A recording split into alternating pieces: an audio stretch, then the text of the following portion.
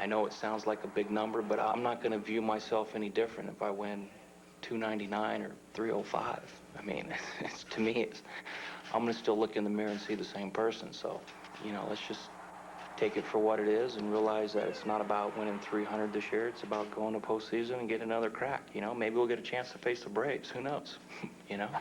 We saw Roger Clemens get number 300 last year, one of 21 men to do it. Well, Maddux can do it today. If he does, yes, he'd be one of 22 to do it. What I like, the 2.93 earned run average over 19 years in this day of the long ball, plus the 13 gold gloves, helping himself out defensively, getting those wins. Maddux on deck. Who is next, Kevin? Well, it's got to be Tommy Glavine for me. He's 41 away. That's why he signed a 4-year deal in New York. Randy Johnson with 241, needing almost 60. Yeah, that's going to be tough. I don't know if Randy can pitch that long and get those victories, especially if he stays in Arizona. All right, log on and vote. Maybe we should be asking what the next Nomar rumor will be. Exactly 1 week ago today, he was traded from the Red Sox, and still he dominates the Boston headlines. His response? It doesn't matter. I'm a Cub now. It was a surprise to me, you know, going in, you know, you go and getting ready for the game and you get called in and you find out you're traded. For me, you know, being so long with one team, my whole career has just been in one team, and that's all I know. And now you're jumping into a new environment. But the teammates are just incredible. The guys are awesome. The organization's been great. The fans have been unbelievable. So, you know, I got a big smile on my face for a reason. Historically, there's been a lot of spin in Boston when they want to get rid of one of their stars. Nomar is no different. This guy is a great player and a good guy. Let me tell you, 323 lifetime batting average, 5-time All-Star, 2-time AL batting champ. In reality, he was probably going to be a free agent anyway. Boston knew that, and I think he stays long-term in Chicago. He's going to love Wrigley Field just like he did Fenway. This Cubs working in a little bit. Earlier today, the Cardinals and the Mets got to work, and that's still tied. How about Johan Santana?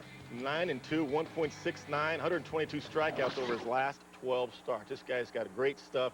Getting it done once again today. All right, we got to get you out to your ball game. History awaits Greg Maddux. The Cubs starter will go for his 300th win against a pitcher who'll be looking for his very first. And it won't be hard for his former teammates to keep an eye on Maddux today. If your destination is the desert, you better believe we'll keep you updated while the D-backs and Braves do battle. The greatest is about to leave his mark. It's the Poker Superstars Invitational. Begins next weekend, only on FSN.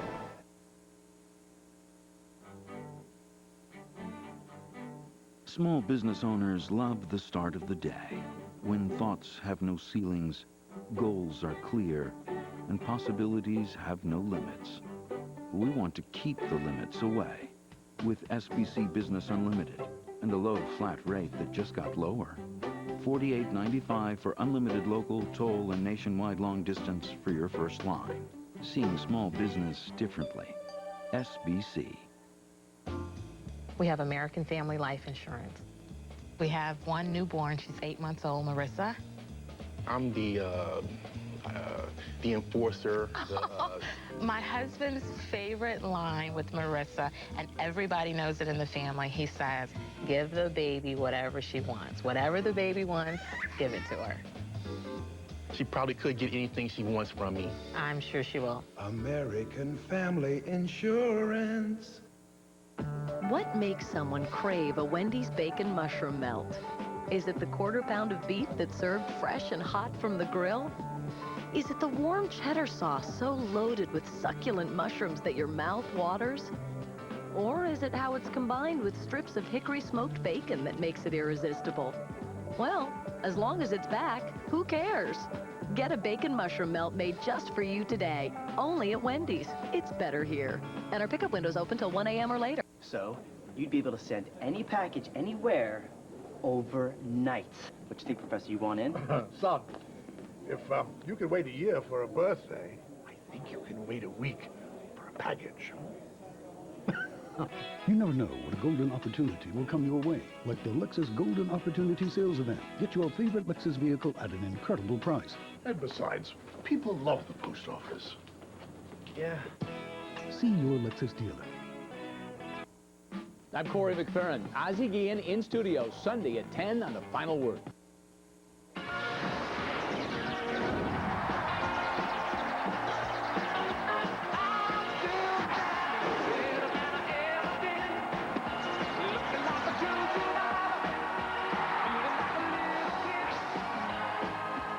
Still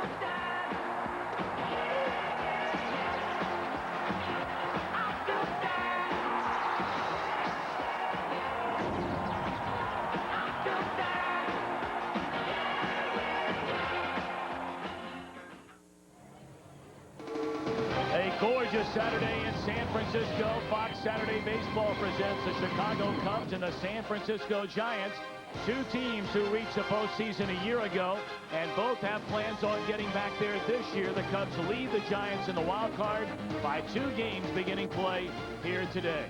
Hi again, everybody. Alongside Steve Lyons, I'm Tom Brenneman. Welcome, as always, to Baseball on Fox, a playoff-like series, and further enhanced by the fact that Greg Maddux, who started his career in 1986 with the Cubs, back with the Cubs again, and Steve today tries to become a 22nd pitcher ever to win 300 games in a career. That is so amazing to me to know that only 21 other guys in the history of the game have ever won 300 games.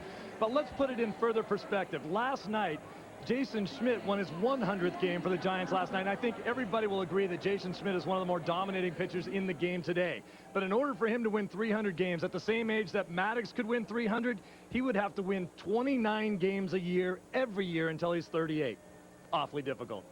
The amazing Greg Maddux today goes for win number 300 against one of the great sluggers of all time, Barry Bonds. Sammy and the Cubbies in town for Game 2 of this weekend set next on Fox. Every 4 years, the world comes together to watch the best. The Fox Summer Games. With primetime marathons of the season's hottest comedies. Watch me fly! The Gladiators take the field for the NFL on Fox. Plus, the return of Family Guy. What? The games begin Friday with the ultimate athletic competition. Very close! Man versus Beast. It all starts at 8, 7 Central, Fox, Friday. This August, Fox takes home improvement to the extreme when these 8 couples move into 4 rundown Malibu condos. Oh my God! There's no bed! They'll have 6 weeks to turn these dumps into dream homes. Nobody's gonna sleep tonight. They'll live here 24/7 and work in total chaos. Bad, bad! Oh, really bad! As they go face to face in a fierce renovation competition. Open that door, I'll beat you sideways. And everything needs to be done in time, under budget, and under pressure. You're being stupid! Make yourself useful and use something. Which couple will survive to win it all? You know what? Do everything yourself! All right, now you're talking, baby! The Complex Malibu. I'm exhausted, and I want to jump off this balcony. Breaking ground this August on Fox. They come from all over America with a dream to be the best and the support of the people who believe in them. She's my partner, she's my best friend, she's everything to me. I'm with him to the end. If it wasn't for you, I don't think I would be here right now. This fall, the producers of Fear Factor and boxing legend Oscar De La Hoya present You ain't got a chance in the world unless you knock this guy out. a 12-man battle to see who will be crowned. Once the bell rings, that's what we do best. If I have to manipulate the system, I will manipulate the system. This is the opportunity of a lifetime. Don't blow it. The next great champ coming Fox Fall. Reality has never hit this hard. Welcome back to SBC Park in San Francisco. A homecoming for Dusty Baker. He managed the Giants for 10 years, left to take over the Cubs last year and led them all the way to the National League Championship Series. His lineup today brought to you by Citibank. Corey Patterson now batting leadoff in center field. Nomar Garcia-Parra is at short. He came over a week ago today. Moises Alou in left field. Sammy Sosa is in right. The red-hot Aramis Ramirez at third. Derrek Lee at first, with a ladder third of Todd Walker, Paul Bacco, and Greg Maddux. Maddux going for win number 300. Brad Hennessy is looking for win number 1 here today. Oh, welcome to the big leagues, Brad Hennessy, and you get to go up against a guy who's a legend in the game. This is a guy, the first-round pick in 2001, has battled health problems. Missed the entire season a couple of seasons ago because they had to operate twice on benign tumors in his upper back area. Had to fuse 2 bones together in his neck. Let's look at the scouting report. He's got to keep the ball down. He knows it. He throws a slider almost any time for a strike, and he's got to be able to control those emotions out there today, Tommy. He's going up against a guy that's going for his 300th victory. And let's check out that slider and bring in Scooter to tell us about it. What's up? Scooter here. A slider looks just like a fastball, but at the last second slides away. Pretty tricky, huh? Strike 1, strike 2, strike 3. You are out! You know, if Scooter would grow his hair a little longer, he'd look a little bit like Steve Lyons. Yeah. Sounds like me, too.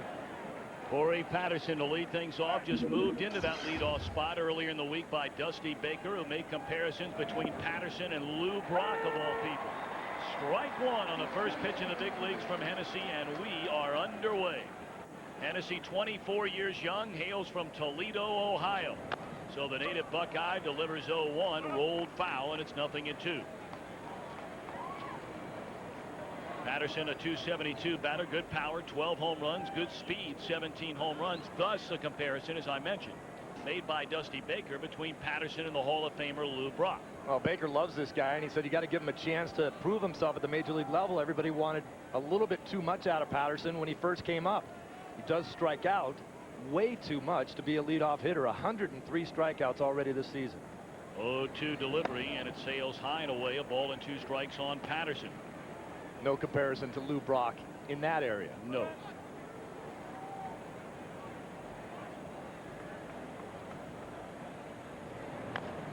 Bouncing ball slowly hit to J.T. Snow. He'll feed Hennessy at the bag, and in time, one away.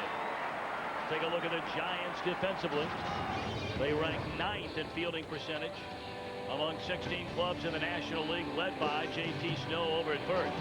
Ray Durham, Davey Cruz, Edgardo Alfonso in the infield. Grissom in center, flanked by Barry Bonds and Ricky Leday, who came over from the Phillies in the trade deadline. The battery of A.J. Pierzynski and Brad Hennessy. As if on cue, speaking of the trade deadline, perhaps the biggest deal made last Saturday, Nomar Garciaparra.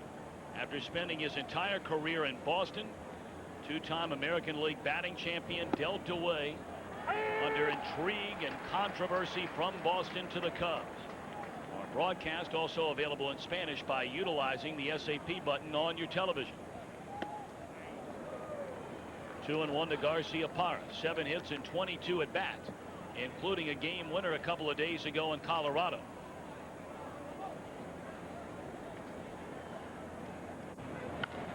Line by a diving Davey Cruz into left field. Garciaparra, the game's first base runner, with a 1-out single here in the opening inning. You see Garciaparra do a lot of this since he's been with the Cubs, out on his front foot a little bit on that slider, pulling the ball to left field because he gets out in front, just drops the bat head on it and drives it past Cruz at short. Garciaparra playing with a tender Achilles tendon on the heel area. Only 1 stolen base attempt since coming over. He was successful, and now it's Moises Alou. .275 hitter, 25 home runs, 64 runs batted in. Of course, Moises playing against his father here today, the skipper of the San Francisco Giants, Felipe Alou. You think he knows him? I would certainly hope so. I think he calls him about a week before he shows up and says, hey, how you swinging the bat these days? What's your weakness? 1-0 the count on Alou. Garciaparra at first. 1 out, just underway here from San Francisco. Too low, 2 balls and no strikes. Good shot of Felipe there, and you know, Moises has fared pretty well against his father, and all the teams that he's managed has been right at a 300 hitter anytime he's playing against his dad. And of course, most importantly of all, Moises' teams have won far more than they have lost against Felipe. That one ripped foul. Talk about family law. There you see the numbers, and now 41 games Moises has played in games against his father. A .301 batting average, 34 batted in the 41 games, and a 25-16 record. They keep trying to throw a fastball on the inner half of the plate to Moises Alou. That win-loss record is going to go up considerably in the favor of the Cubs. In the air down the left field line, Bonds giving chase and has room in foul ground for the second out of the inning, and Garciaparra back to first base.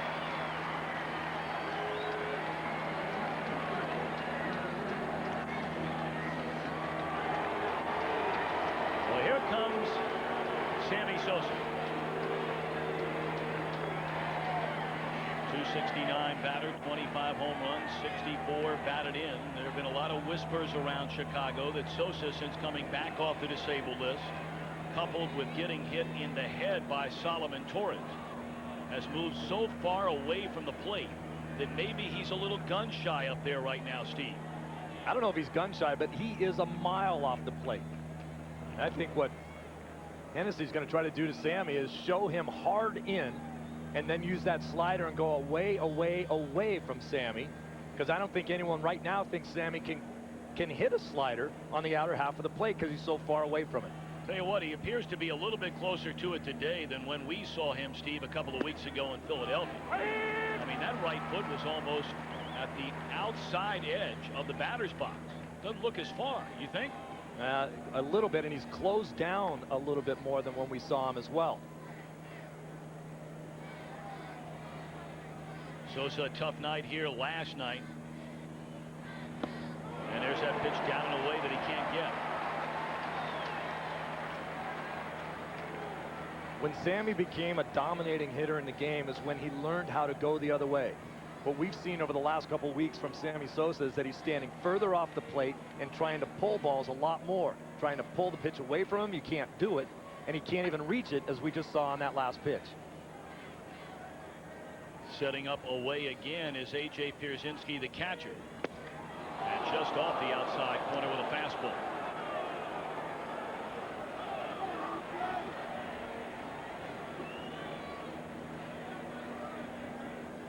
Now, having said all that, as you look at Hennessy looking pretty calm, facing one of the most dominating hitters in the game, but don't make a mistake out over the plate.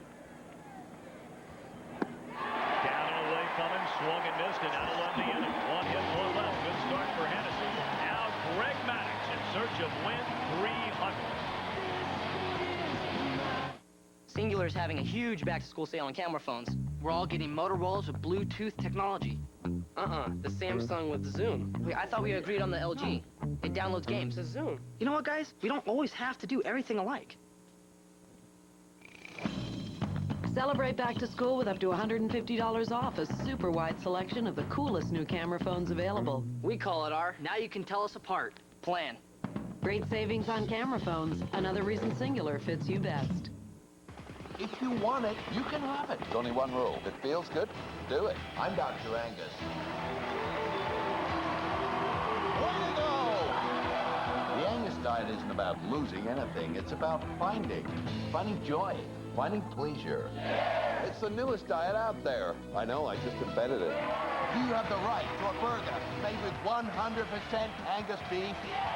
Yes! Respect the Angus. Respect the king. To cure athlete's foot, you've got to be fast on your feet. And nothing lets you treat faster than Lamisil AT. Lamisil AT cures athlete's foot with just 1 week's use.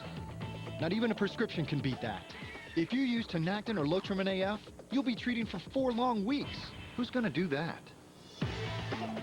When proven to kill the fungus and keep you athlete's foot free for 3 months. Lamisil AT. There's no better way to cure athlete's foot.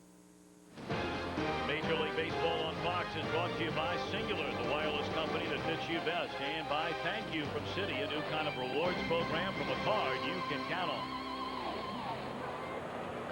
Giants coming to bat, bottom half of the first inning against Greg Maddux. Felipe Alou starting lineup brought to you by Citibank. Ray Durham at second, Ricky Leday in right, JT Snow at first, Barry Bonds in left field, Edgardo Alfonso at third, A.J. Pierzynski catching. Marquise Grissom in center field, Davey Cruz at shortstop, and Brad Hennessy on the mound. 299 wins in the Hall of Fame career of Greg Maddux. 4 consecutive Cy Young Awards. His first came with the Cubs in his last season as a Cub, then won 3 in a row thereafter in Atlanta. Came back to the Cubs this season. In his career, he has struggled most frequently in the first inning. It's strike 1 to Ray Durham, and it's interesting to note the Giants have scored more first inning runs than in any other inning during their season this year. And Ray Durham with 6 leadoff homers this year. 80 runs this season in the opening inning for the Giants. And Maddux in his career has allowed 286 runs in the first, the most of any inning. 2 balls and a strike, and that held true last week when Maddux went for win number 300 the first time against Philadelphia. He gave up a couple of home runs in the opening inning. In the air, right field by Durham. Drifting back is Sosa. Not going to get it off the wall. This may be 3. Durham making a turn. Coming to third. He's in there with a triple.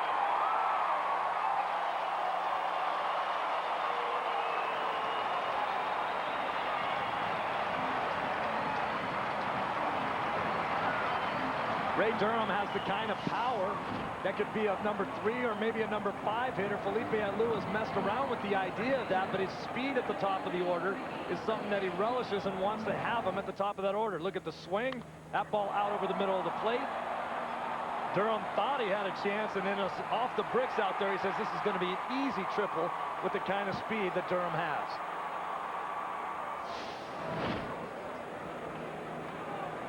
Sixth 3-base hit of the season for Ray Durham, and now Ricky Leday getting the start today in right field. The Cubs infield conceding the run unless it's hit right to the third baseman, Aramis Ramirez. You see him there, a step on the grass at third. Everybody else will give away the run and take the out. A glaring contrast in these two ball clubs, Tom. The Giants get the hits or do the fundamental things to get runners in when they have them on base. The Cubs have done a poor job of that throughout the entire season, of moving runners over and getting them in when they have to. Those were the numbers we mentioned a moment ago before the leadoff triple by Durham, who stands at third with nobody out. Rolled foul by Leday, 2-1.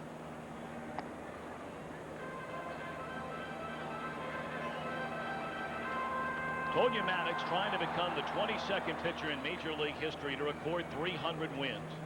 He would be the first National League pitcher to accomplish the feat since Steve Carlton 21 years ago. 2-2 on Leday. He would be the second Cub to reach the milestone, as Grove old Pete Alexander also did so in his last win of the 1924 season. Coincidentally, it came against the Giants. Tommy, I think the very real possibility exists that we will never see another 300-game winner. Possibly Tommy Glavine, his former teammate, who needs 41 more victories. Glavine is the type of guy that will pitch until his arm falls off to get the 300. Fouled away. Still 3-2 on Leday. Check out the scouting report on Greg Maddux. Throws strikes early in the count. That's why he conserves his arm, doesn't have to throw many pitches. He's the master of control. We all know that. He works both sides of the plate as good as anybody. And the changeup is the equalizer. And when you watch that Fox box and you see the 83 miles an hour, that's his fastball. That's the change. And gone swinging is Leday for the first out of the inning.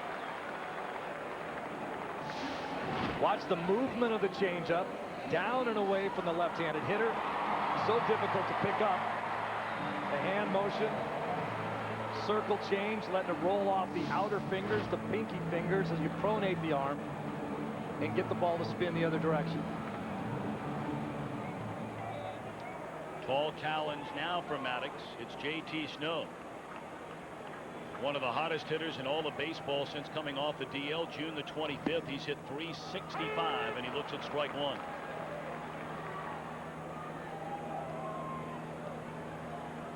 He was talking yesterday and said, you know, nobody ever really talks about you when you're in the lineup every day, and then when you're not in the lineup, as he has been in and out, he says they only talk about you when you're not playing if you're hitting well.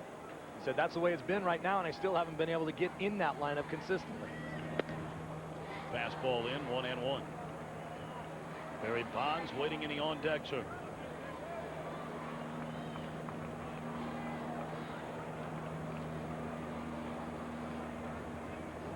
Runner at third, one out here in the bottom of the first inning.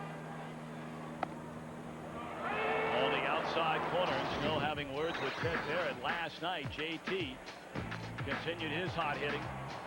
Homered off Matt Clement. Came in the fifth. Boy, that looked like the playoff home run he hit a few years ago against the New York Mets. Of course, they went on to lose that ball game, but that was a huge home run, and he ran down the baseline exactly the same way. There's that cut fastball. Then Maddux starts at a left-handed hitter. It looks as though it's going to hit the left-handed hitter and then moves back over the inside part of the plate. It is a devastating pitch. It's a beautiful pitch to watch on television. Bottom fell out of that pitch. Gone swinging. Are they saying foul tip? He foul tipped. Maddux certainly, over the history of the game, is not the only guy to try that pitch. Here's a changeup that JT Snow just gets a piece of. But certainly, over the last 19 seasons, Maddux has been the best at that comeback fastball that you were talking about. Throw it in off the belt buckle of a left-handed hitter, watch it tail back and nip the inside part of the plate. It freezes left-handers. They can't pull the trigger on it.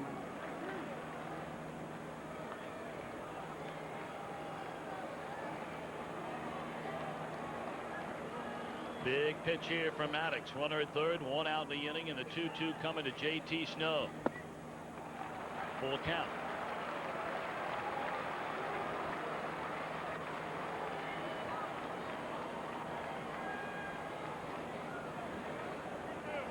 Barry Bonds has hit more career home runs against Greg Maddux than any other batter the right-hander has faced in his career. Barry waiting in the on-deck circle. Payoff pitch to Snow is ball 4. And Bonds may get a chance to swing the bat.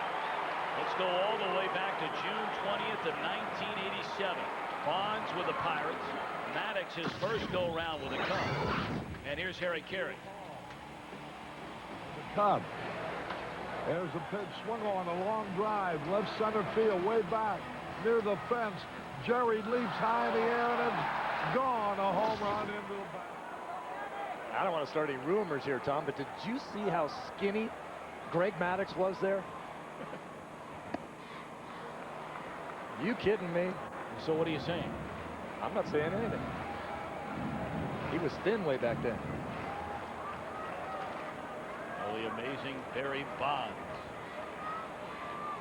with 2 on and 1 out here in the opening inning. In the air, straight away center field.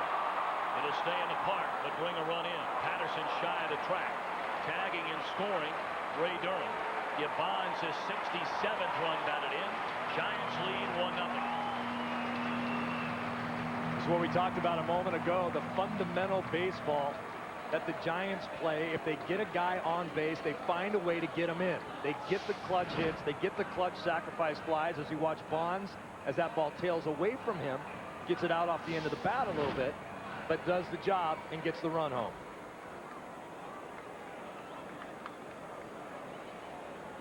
So Maddux surrendering a run here in the opening inning. And the Giants, as if on cue, scored more runs in the opening inning than any other inning this season, and an early 1-0 lead. We'll look at Maddux in his career, the ERA in the first, then all the other innings this season. An earned run average in the first inning of over 6, and thereafter under 3.5.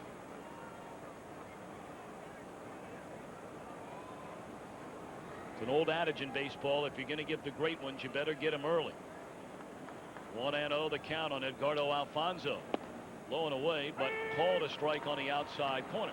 We talk about it all the time.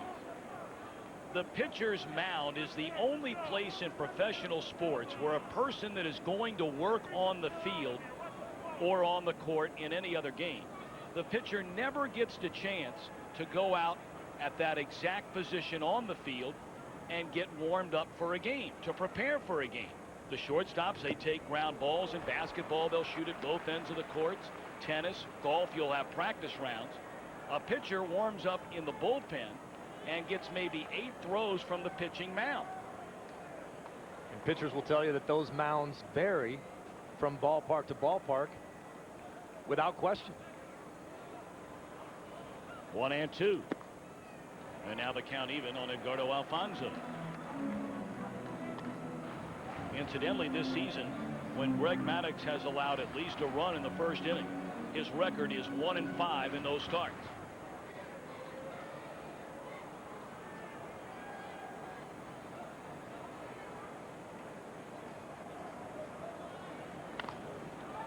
Still 2-2.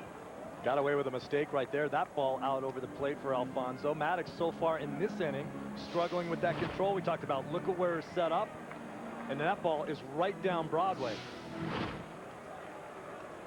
Thrown 25 pitches already in this inning, which is also very uncharacteristic of a Maddux ball game. 2-2 to Edgardo Alfonso. And it's muscled down the left field line. Will fall in fair for a base hit. Alou giving chase. On his way to third, J.T. Snow, and pulling up with a double, Edgardo Alfonso.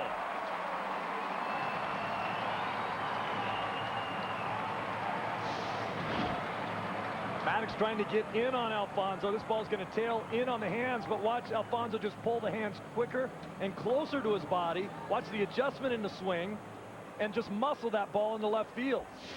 Worked hard to try to get the fat part of the bat on that ball. Even though he still got jammed, he got enough on it to get it over the head of the third baseman and down the line for a double.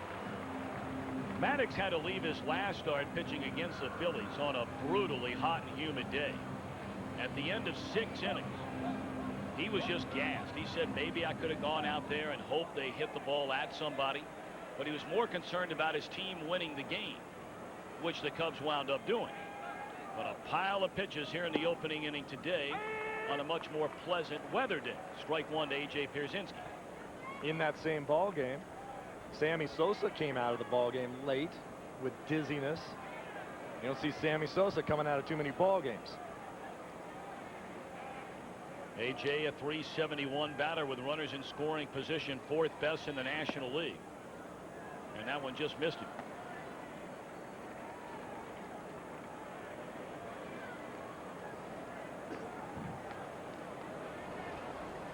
Spectacular SBC Park here in downtown San Francisco. Runners at second and third, and it's in the air down the left field line. That ball slicing away from Alou. And he makes a running grab. Running over the bullpen mound. What a play that was by Alou. But Maddux gives up a run. The Giants strand 2 and lead 1-0. Oh, you must be having a boy. What do you do, huh? I'm not pregnant. You're not?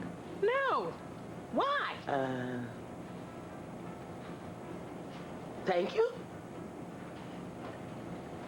Me?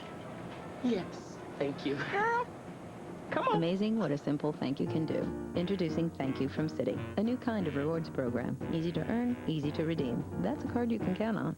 This Friday, It's time to pick a side. it's our planet. It's their war. AVP, Alien versus Predator. Rated PG-13. That's not tough enough to stop athlete's foot. Hit that with boom, tough actin Tinactin. Tinactin's the only one proven to prevent athlete's foot. Lamisil can't say that. Get boom, tough actin Tinactin. Cigarette smoking is addictive and causes serious diseases. Smokers are far more likely to develop serious diseases like lung cancer than non-smokers. There is no safe cigarette. At philipmorrisusa.com, you can find this and other information on the serious health effects of smoking and links to reports from public health authorities, including links to sites that can help smokers quit. For more information, visit philipmorrisusa.com. Center field is definitely my home. And I'm always ready to hit that wall. Sometimes I hit the wall so hard, it rattles my brain. But I'd rather rob a home run than hit a home run any day of the week. Just to see the expression on their face, that's the best feeling ever. I live for this. Catch Major League Baseball all season long on Fox. Don't miss it. The Teen Choice Awards isn't a normal show. Who better to host than Paris and Nicole? Join all your favorite stars with performances by Blink-182, Lenny Kravitz, and Ashley Simpson. The Teen Choice Awards at 8/7 Central, Fox Wednesday. Loves it. Dusty Baker managed the San Francisco Giants from 1993 through the 2002 season. Now in his second year in Chicago, he took the Giants to the playoffs 3 times during his 10 years. And then last year finally got a postseason series win when they knocked off Atlanta in the division series in 5 games and lost that heartbreaking National League Championship Series in 7 to the Florida Marlins. think that series was the series that showed the world how good the Marlins were as they go on to win the World Championship against the Yankees. Dusty, a 3-time Manager of the Year in San Francisco. And of course, in 2002, took the Giants to the World Series. We talk about a heartbreaking loss. That one to the Anaheim Angels, when much like last year's Cub team, they came within 5 outs of winning the World Series in 02, getting to the World Series in 03. And I don't know if you're like me, Tom, but on that last play to end the first inning where Moises Alou hustled all the way over the right field line, almost tripping over the mound and getting close to the seats when he caught that ball. Flashes of Steve Bartman running through my head. I am sure you are not alone.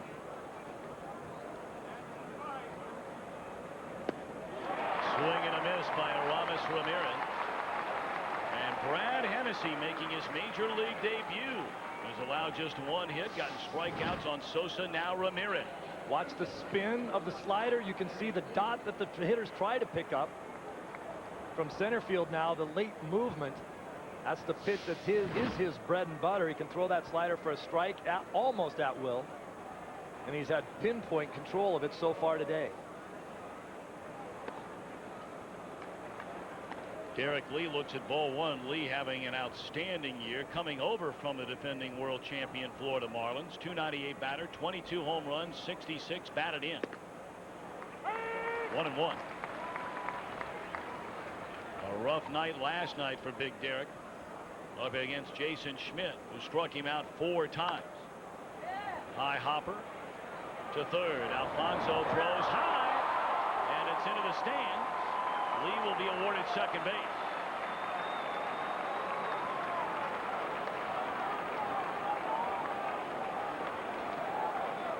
This is a play that just sets up for disaster. He had to wait on this play. Now he knows he's going to have to hurry, and he just airmails it. Most infielders, if they have to try to throw the ball too hard, if they get out of their normal rhythm of throwing the ball, they either hang on to it too long and throw it hard into the dirt, or they release too early, as you see right there, and the ball just sails on you and gets up over everybody's head. Is the idea to charge and get it before it takes that second hop? I don't think he could have done that, because then he would have made it a do-or-die play that he didn't have to. Todd Walker in the lineup at second base today, and looks at ball 1 down low. Walker can hit, no 2 ways about that. A 285 batter, 13 home runs, 35 batted in. One of the stars for the Boston Red Sox during their run through the American League playoffs last year, losing in 7, of course, to the Yankees. 1-1. The Brad Hennessy story is just an amazing sequence of events after being the Giants' #1 draft pick, the 21st pick overall in 2001. They sent him to rookie ball. He pitched there about 30 innings after being drafted. Then he went down to the instructional league in Arizona. He'd go to bed every night, could barely roll over. His back hurt so bad, was in tremendous pain all the time.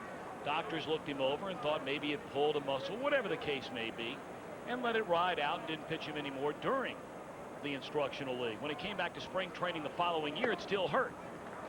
So they decided to take a look, underwent an MRI, and they found out that he had a benign tumor, as Steve mentioned earlier, on his spinal cord. It required not 1 but 2 surgeries to get it out of it. So he missed all of 2002, came back last year for 15 games, and thank God been healthy ever since. 3-1 to Walker. Is ball 4 high. I think a lot of the people were talking about whether or not he'd be nervous, #1 in his first major league start, which brings a lot of nervousness with it. But going up against Maddux, going for his 300th win, when you sit in the doctor's office and the guy looks across the table at you and says you have a tumor in your back, I don't think this game's scaring him too much.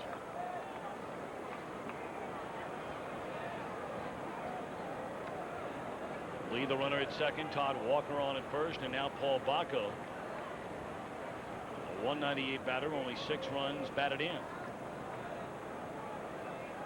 Bacco has pretty much become the personal catcher with the Cubs for Greg Maddux, as he was when the 2 were in Atlanta. There's ball 1 down low to Bacco.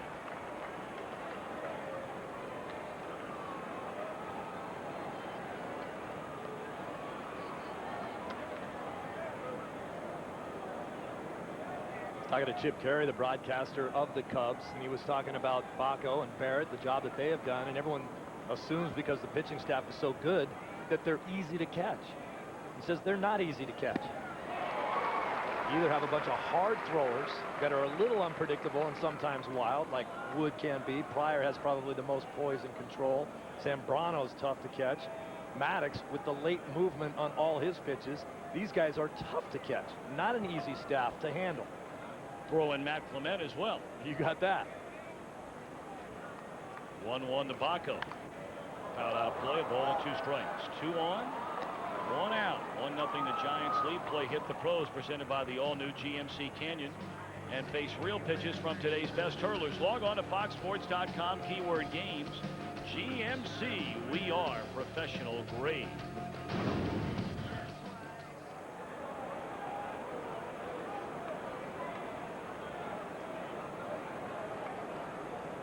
Hennessy looking in, ahead in the count to Baco at a ball and 2 strikes, and it tails away at even a count.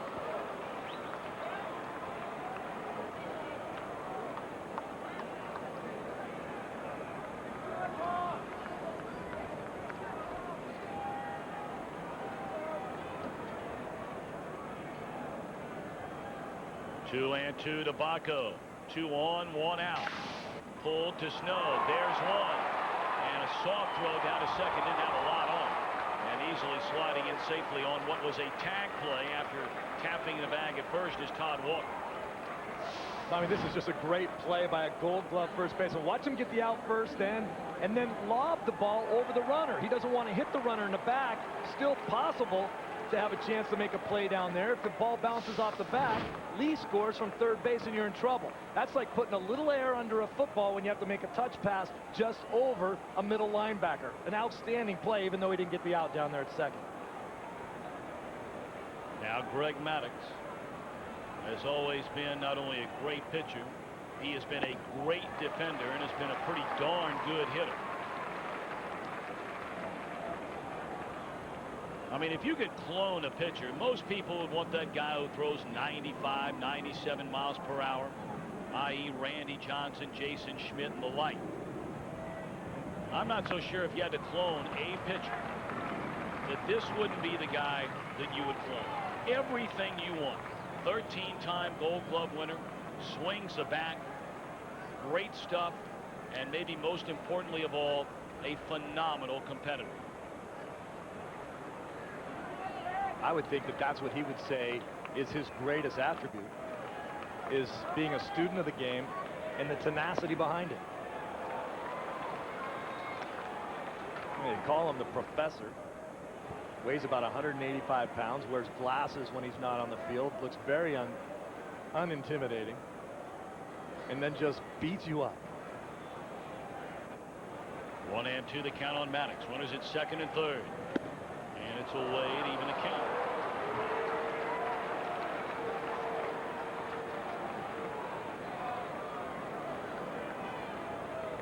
Corey Patterson standing in the on-deck circle. Hennessy trying to put Maddux away and keep it a 1-0 ball game.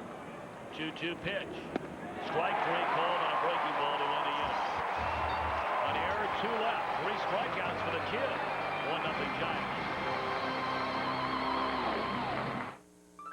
If a concert hall can be acoustically tuned, if a 60,000-seat stadium can have a retractable roof, if an 80-ton bullet train can glide on air, why not your SUV? At GMC, our engineers don't just ask questions, they have answers. The GMC Envoy line of SUVs, professional-grade engineering. It's not more than you need, just more than you're used to. Cholesterol becomes grilled, fried, slow-cooked, and twice-baked. But did you know it also comes from Mom, Dad, Grandma Ethel, or Grandpa Sam? Your bad cholesterol doesn't just come from food. It's also produced naturally by your body, based on heredity. So, now you know, everyone's bad cholesterol comes from 2 sources, food and family. If you're having a hard time lowering your cholesterol, ask your doctor about the 2 sources of cholesterol. I like things in life that are the best. My best friend. The best shortcuts. The best cuts. And of course, the best place for these, my son. Chris, let me call you back. I'm a little busy. For the best deals in wireless, it's your neighborhood Radio Shack. Now get this LG 3200 color screen phone from Verizon Wireless for just $19.99 with 2-year agreement. Did I mention the best sport? Radio Shack.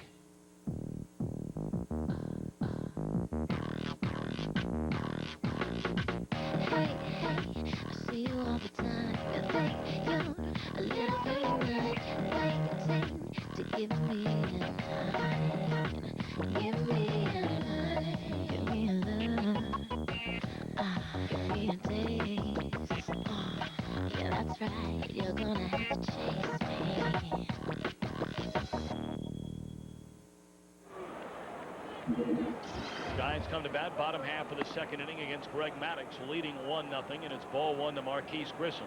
Latter third in the batting order coming up. Grissom, Davy Cruz, and Brad Hennessy. Maddux threw 29 pitches in the opening inning. On the ground down to third.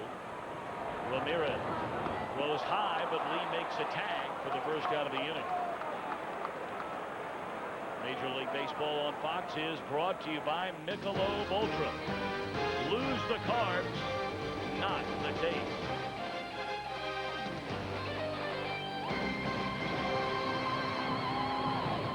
Grissom set down to open up the second inning, and here comes Davy Cruz. Boy, what a year this guy's having. Basically saw 0 playing time early in the year when the Giants brought him on board. But carries a .290 batting average with 24 runs batted in.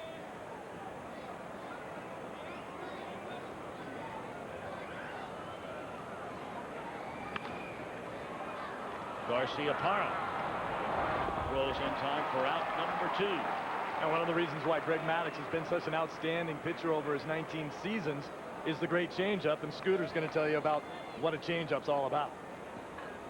Hello, friends. It's Scooter. A changeup is just another word for a slow ball. While the batter is looking for a real fast pitch, the pitcher throws me really, really slow.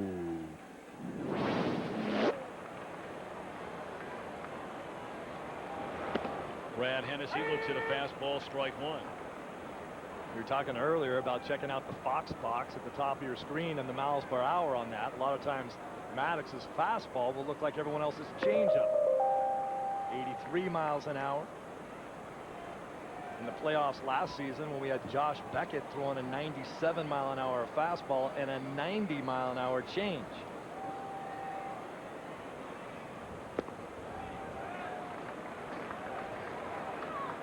Same thing we saw from Jason Schmidt here last night.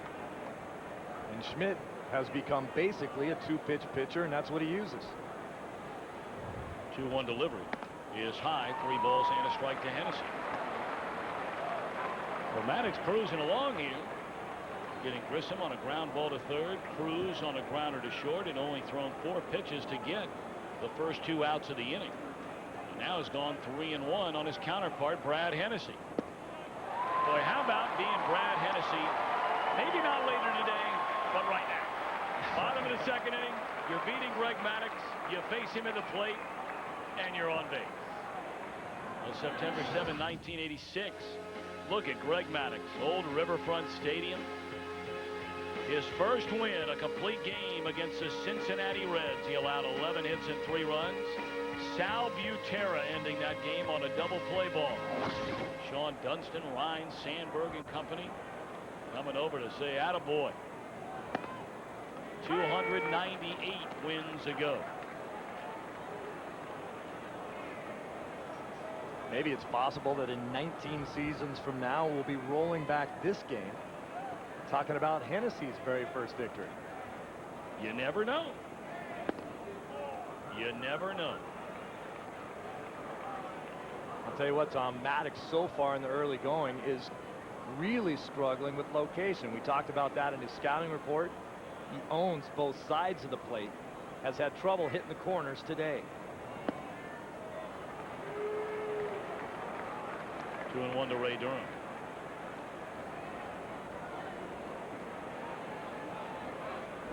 .41 pitches now for Maddux, and there you see the balls and strikes. Steve, precisely what you were just talking about. Only one more strike, than ball. Full foul. Ball dude down there a little tardy. It's hard to get off those little seats they give them, though. They got to keep them low enough not to block the fans sitting right behind him. It's not the seat. It was hard to get his stomach out of the way to go over there and make that play. Now, why do you got to be that way? It's the truth. 2-2 to Derrek. Popped up. Man, you are cold. Left side of the infield, Garcia Parra's got it. Nomar and company coming up in the third. When we return to San Francisco, we'll take a break from your local Fox station.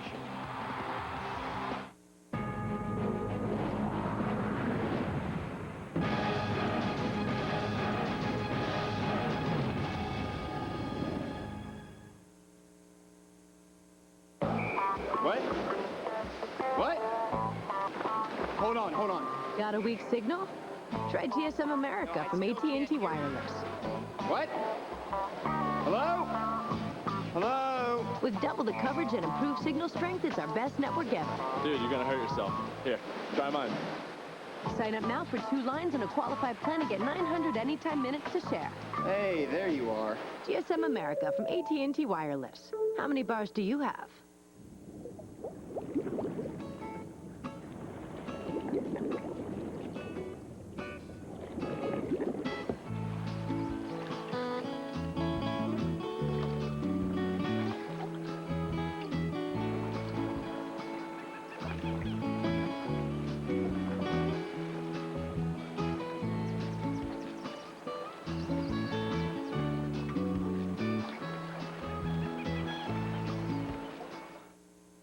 Want business technology that gets the job done for less? Then you want Dell.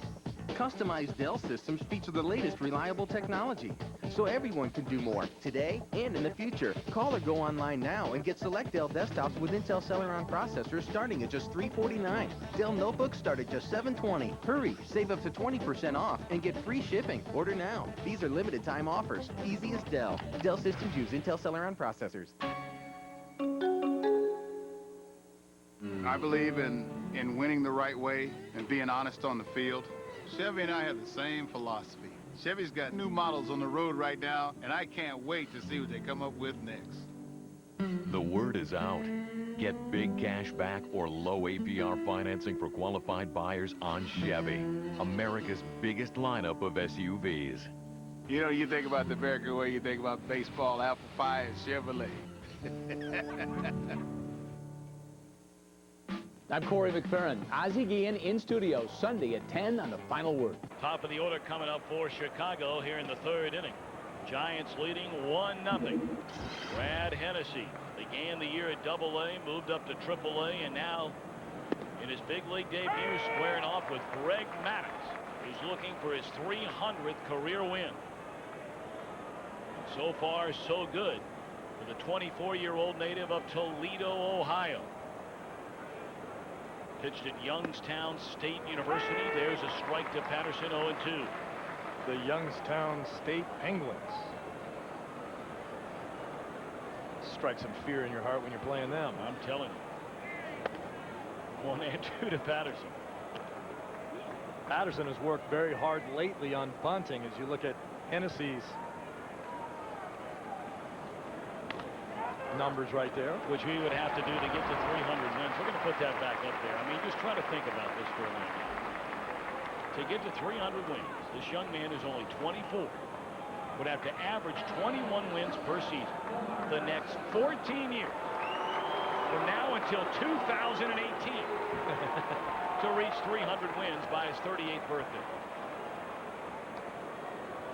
Wow. Amazing. Well, you look at what Maddux has done. 16 straight seasons with 15 wins or more. Unbelievable. Roger Clemens a couple of years ago got to number 300, or last season, I beg your pardon, on his 4th try, you may remember, with the New York Yankees. Steve mentioned Tom Glavine at 259 and then Randy Johnson at 241. Johnson will be 41 years old in a little more than a month from now. been in his late 30s. It's just impressive when you see the names of the great pitchers that we've come to know and love in this game and see that they're nowhere near 300 victories. Pedro Martinez. I mean, Pedro's been around for a long time. He's been a dominating force in the game. He's one of the best in the game. He's got 177 wins. 3-1 to no more on the ground to Davy Cruz. He bobbles, and Garcia Parra is safe at first. Second error of the game against the Giants' left side of the infield. This ball takes a funny little hop on Davy Cruz. He's down on it.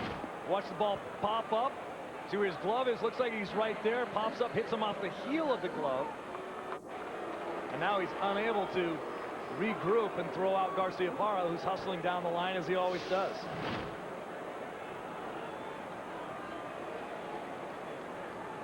Moises Alou fouled out down the left field line to Barry Bonds, his first time up. You know, getting back to that run by Maddux you were talking about a moment ago, it's obviously a testament to his greatness, which goes hand in hand when you're going to pile up that many wins with staying healthy. He's only been on the disabled list one time in his career, and that was for a foot injury, never an arm injury. Had some tenderness at back as well. But the other part of it, it's also, again, a reflection of the unrivaled success that the Atlanta Braves organization has had. All the years Maddux was there, they won their division every single year. They were winning 90-plus games a year. Runner goes, throw to second. And in there safely is Garcia Parra. His second stolen base since coming over from Boston. I like the fact that Garcia Parra is running over here with the Cubs a little more than he was with the Red Sox. And it might be a little bit of the back and forth that's going on between the Boston media and the Boston organization and Garcia Parra. A little wink wink about saying, my foot's just fine, my ankle's fine, my heel's good, I'm gonna run, I'm feeling strong. Boy, Garcia Parra still leads the headlines in Boston on a daily basis, and he doesn't play for him anymore. 2-0, a strike call to Alou. The tying run out there at second base, one out here in the third inning. Well, that whole story, I mean, there is something really wrong about that story, because somebody is not telling the truth, and nothing even close to the truth. And there's two aspects of it. When was he originally hurt? And was he thinking about going on the DL if he stayed in Boston? And again, I don't know who's right and I don't know who's wrong, and we may never find out. But it is impossible to have the disparity to each side of the story that is going on as it pertains to Garcia Parra and his final season with the Boston Red Sox. Well, one thing's for sure, wearing that Cub uniform and speaking to him yesterday as we did, I've never seen him smile more in recent times than he is right now. Yep. Lined hard into center field, but right at Grissom.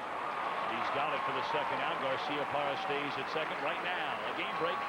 Let's check in and say hello to Jeannie Zelasco. Hi, Tom. Chipper Jones has been on a first-place team every year. He's played a complete season of baseball going back to T-ball. Mr. Jones, the common denominator, singles home 2 runs. Now has 49 RBI on the season. And the Braves taking a 3-1 lead in the desert. Check out the other angle, bottom 3.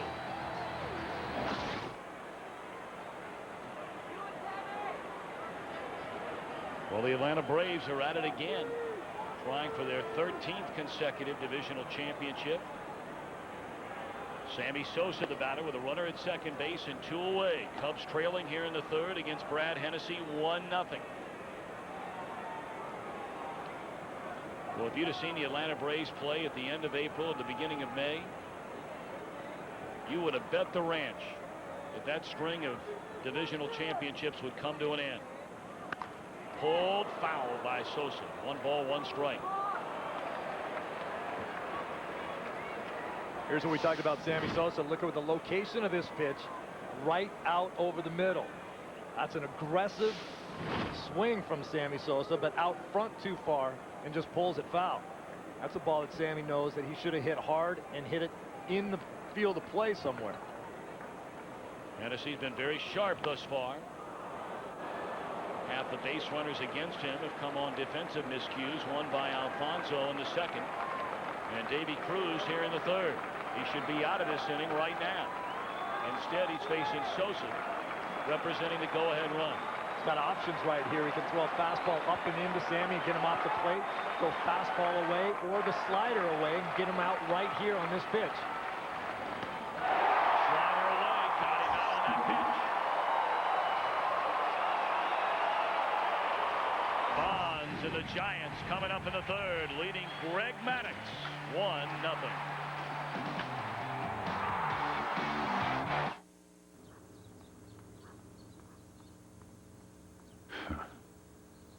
Another man with too much time on his hands and not enough dirt under his fingernails.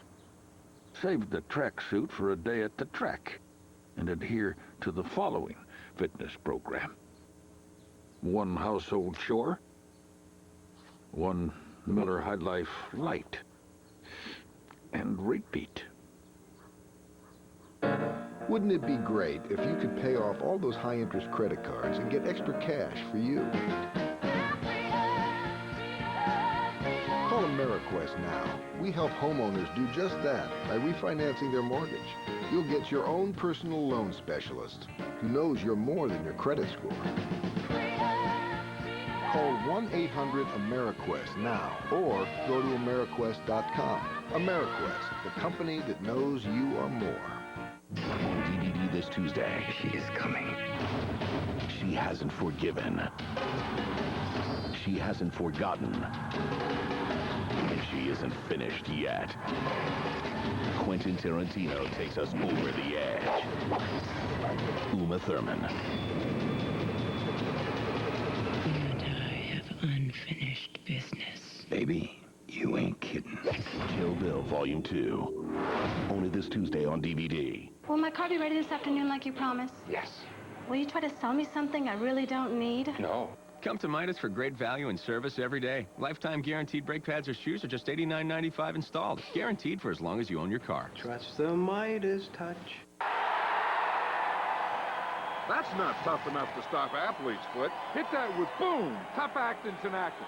Tinactin's the only one proven to prevent Athlete's foot. Lamisil can't say that. Get boom, tough actin Tinactin. A beautiful Saturday afternoon at SVC Park in San Francisco. The Giants trying to spoil Greg Maddux's attempt at winning 300 games. First pitch swinging, a broken bat by Ricky Leday. 1 pitch and 1 out. Maddux trailing 1-0 in his second go-round for win number 300. I'd like to remind you, our regional coverage of Fox Saturday Baseball comes your way a week from today. At 1 Eastern, noon for Central, 10 Pacific. The Dodgers and the Cubs from Wrigley Field. Some will see the Giants and Phillies, others the Cardinals and Braves. And for those out west and back in New York, it'll be the Yankees and the Seattle Mariners from Safeco Field.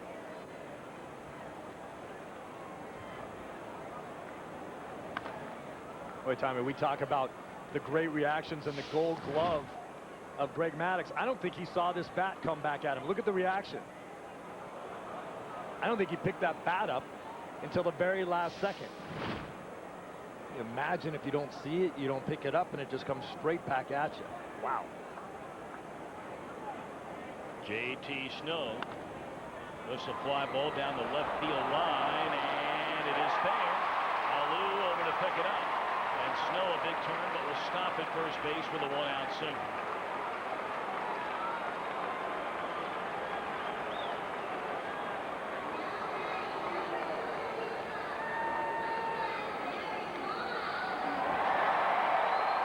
And now Barry Bonds.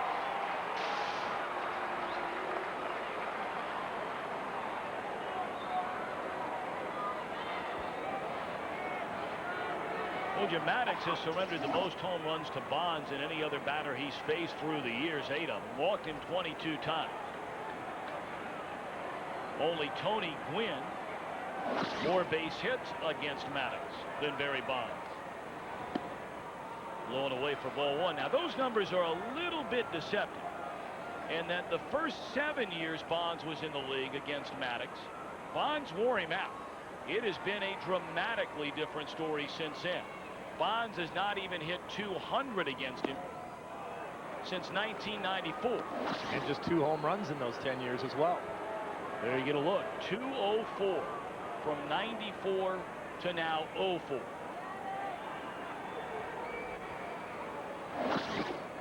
Bonds a sac fly RBI his first time up today. And he looks at a strike. Bonds number 3 on the all-time home run list. Now 687. Next up, Babe Ruth at 714. And of course, Henry Aaron, the all-time home run king, at 755. A legitimate shot, more than legitimate shot now for Bonds. Talk about Bonds' numbers against Maddux. If you look at the lineup that the Giants are throwing out there today against him, in their careers, they're .316 hitters against Maddux. Not too shabby. Not bad at all. 3-1 to Bonds. And he draws a walk. It's amazing what Bonds has done not only in his career, but as he's gotten older, compared with some of the greats of all time. The numbers are overwhelming. Look at the pitch by pitch to Bonds. Change up, down and away. Another change up, down. He's just going to make sure he keeps the ball down again. And then the 3-1 pitch, which I just think is amazing. You're going to see it coming up right here. Bonds is taking. He was taking on 3-1. No intention of swinging at any pitch that Maddux threw up there in that count. I don't know if I've ever seen anybody do that intentionally. There's strike 1 to Edgardo Alfonso. Now this is a little busy, but all you need to look at, the numbers there in the middle in yellow. The number of home runs that Bonds has hit the last 4 years of his career compared to roughly the same time frame for all the great sluggers, or a handful of the great sluggers in the history of the game. Swinging a foul ball back. All of them at 40-something. Bonds just turned 40 on July the 24th. But 90 more home runs than the Babe. Well, Babe looks good, though.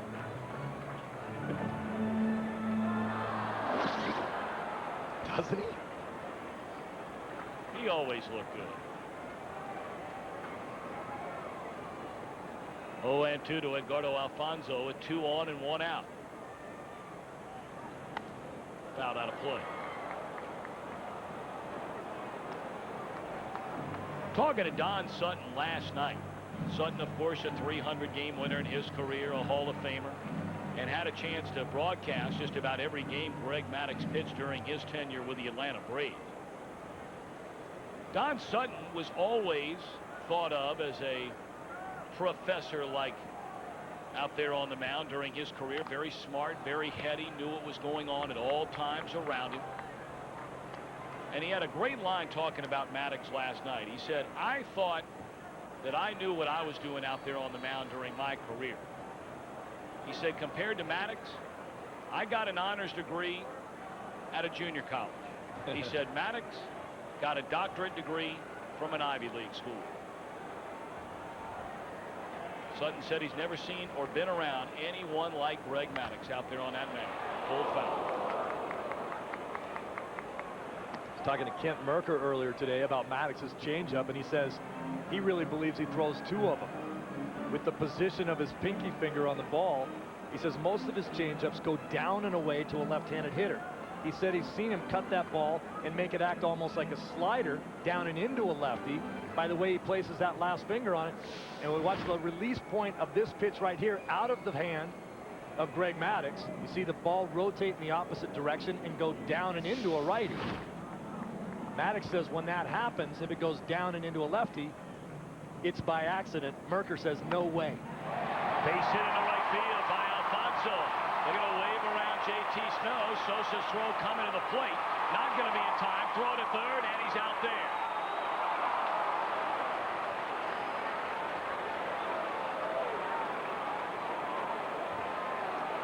So it's 2-0 Giants on the run-scoring single by Edgardo Alfonso. But Bonds cut down trying to go first to third. It didn't look like he was going first to third all that hard. Now watch Bonds get to second. He's looking for this ball to come into the cutoff man. He has a good idea right here when he sees it's a high throw, but he gets a late jump doing it. As you mentioned, going from first to second, if he maybe had hustled a little bit more getting there, he would have had a better idea and would have viewed the play better on the opposite side of second base.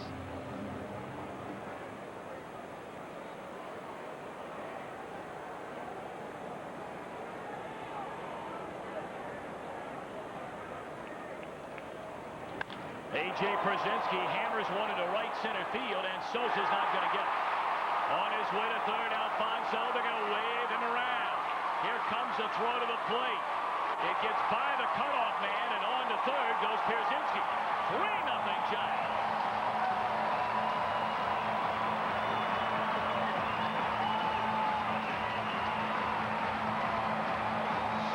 Przinsky just hammers this ball. Look at location again. Way away from where Paul Bacco wanted that pitch.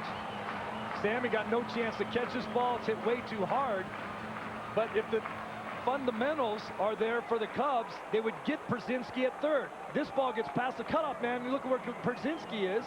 He's dead at third if they just cut the ball off. Boy, that's a good sound, though.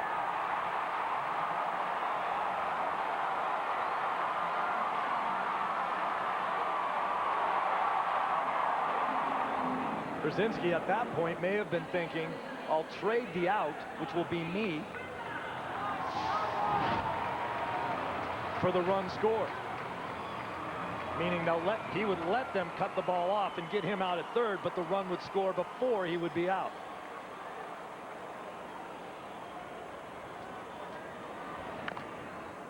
Grissom, a slow roller foul up the third base line. 3 runs and 5 hits for the Giants against Greg Maddux. His second try for his 300th career win. He got a no decision his last time out against Philadelphia. He allowed 3 runs, 2 of them earned in 6 innings, but just ran out of gas on a very hot day through only 87 pitches in the 6th inning. 1-1 to Grissom.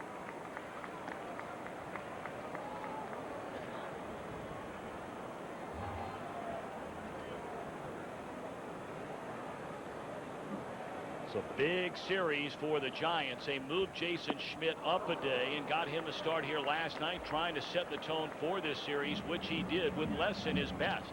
Admittedly so last night. But the Giants starting this series 3 games behind the Cubs in the wild card race. Got the win, now within 2, and they've got a 3-0 lead. And they have Maddux working hard. Well, the thinking there was to get the first win of the series, and they did. 2 more in the Giant third. They lead Maddux 3-0.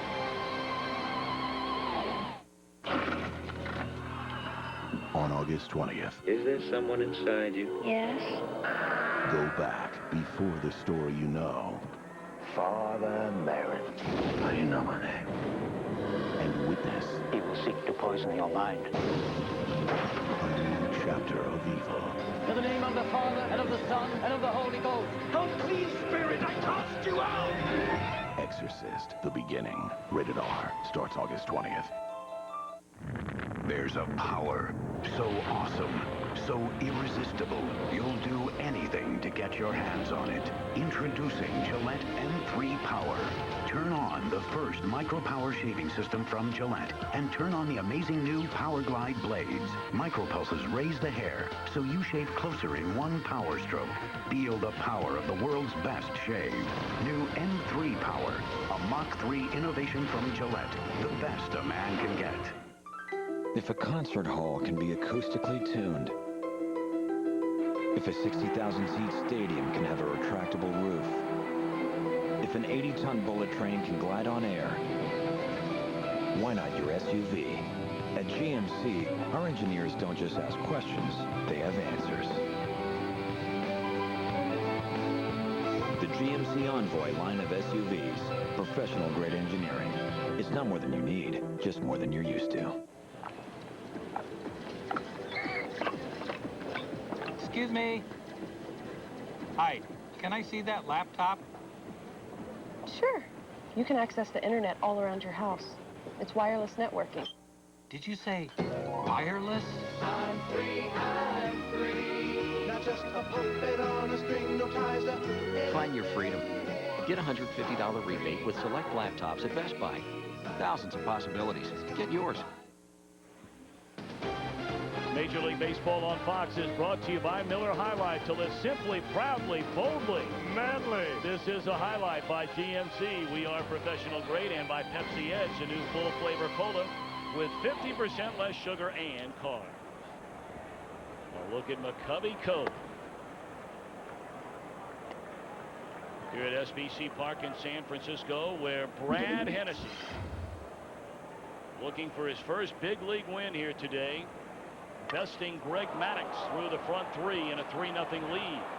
That one down the right field line, a fair ball off the bat of Aramis Ramirez.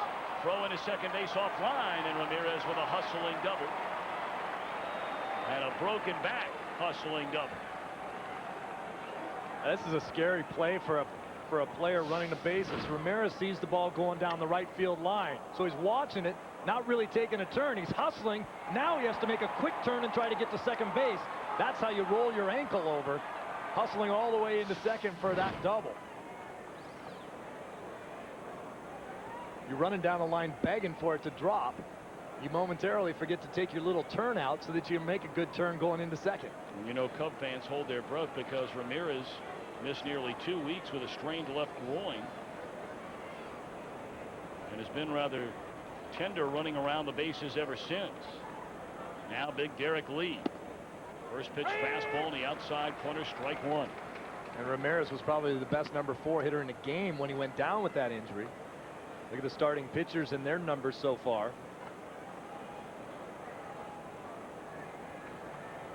Not coincidentally, is when the Cubs started to fade in the division race was the same time when Ramirez went down.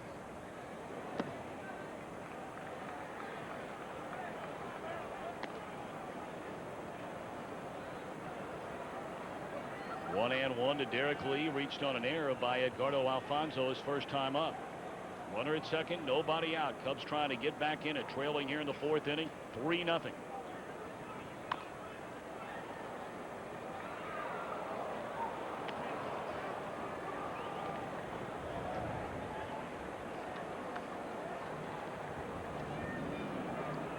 We talked about the contrast between these two teams. This is a situation where the Cubs have struggled. Down 3-0 in this ball game with a guy on second base. You do have a guy in the middle of your order here that you expect to drive in runs, but at the very least, they have to move the guy over. Which he's going to do and get him in, maybe. Base hit into right field. They're going to hold Ramirez at third base.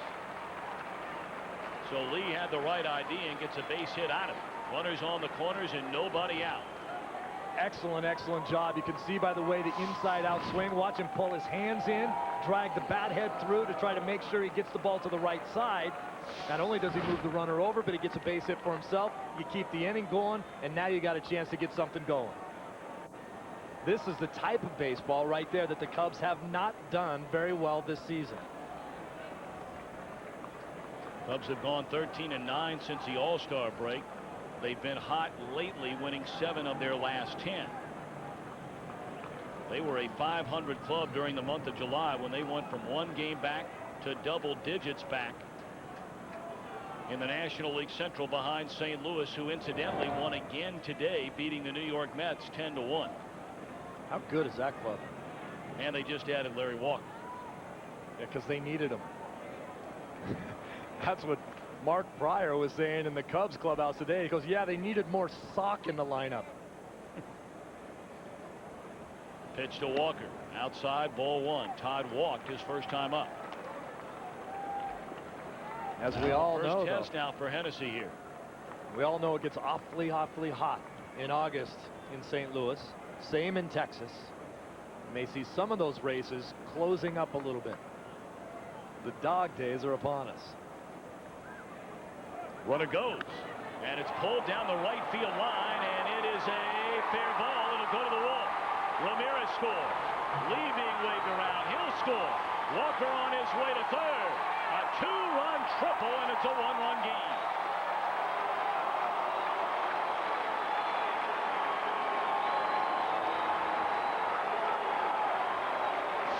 You said it before, Tommy, this kid can always hit. Boston didn't like his defense. You see Derrek Lee at second base, not sure where that ball was. They couldn't pull it out of the corner, Ricky Leday. But Walker can put his bat on the ball. Nice swing.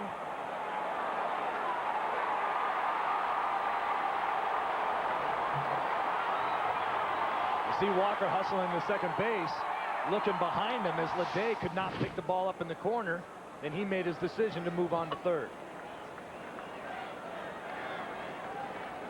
Well, they're scoring that a double and then an error on the right fielder, Ricky Leday. He had a few problems down in that corner. That's why you saw Walker taking a peek back. You know, and that's a play right there for a player that no one can help you with. The play isn't technically in front of you anymore because you're running to second base. That ball's down in the right field corner. You have to do it yourself. Can't really look at the third base coach for help in that situation. He's not any closer to the play than you are.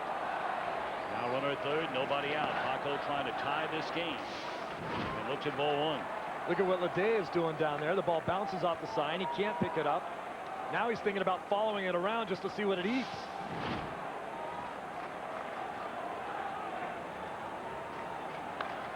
Fouled out of play. Now Alfonso about even with a bag at third. Likewise for J.T. Snow over at first. Anything hit right at them if Walker breaks for the plate. And with a pitcher on deck, you got to believe he would be coming on contact. Middle infield conceding the run.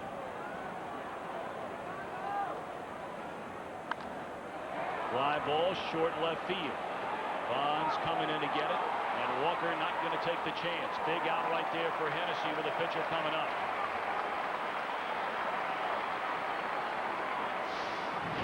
This is a tough decision for any third base coach. We know Bonds does not throw well anymore. Walker, decent speed on third base. Bonds does a good job of just making an accurate throw to the cutoff man in case you have to relay it.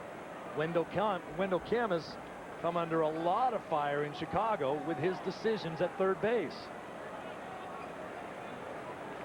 Well, now Felipe Alou is going to bring his infield in with Greg Maddux at the plate.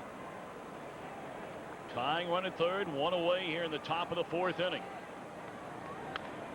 Maddux, a two-hopper at Durham who bobbles and still got the out.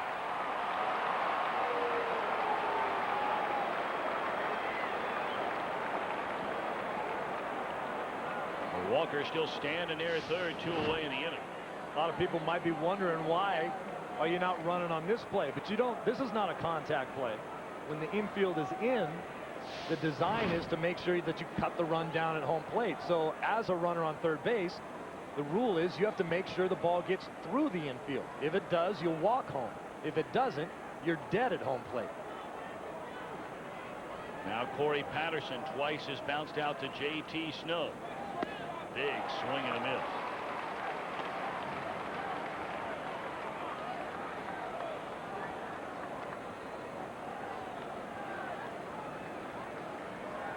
Three runs, 5 hits for the Giants. 2 runs, 4 hits for the Cubs against Brad Hennessy.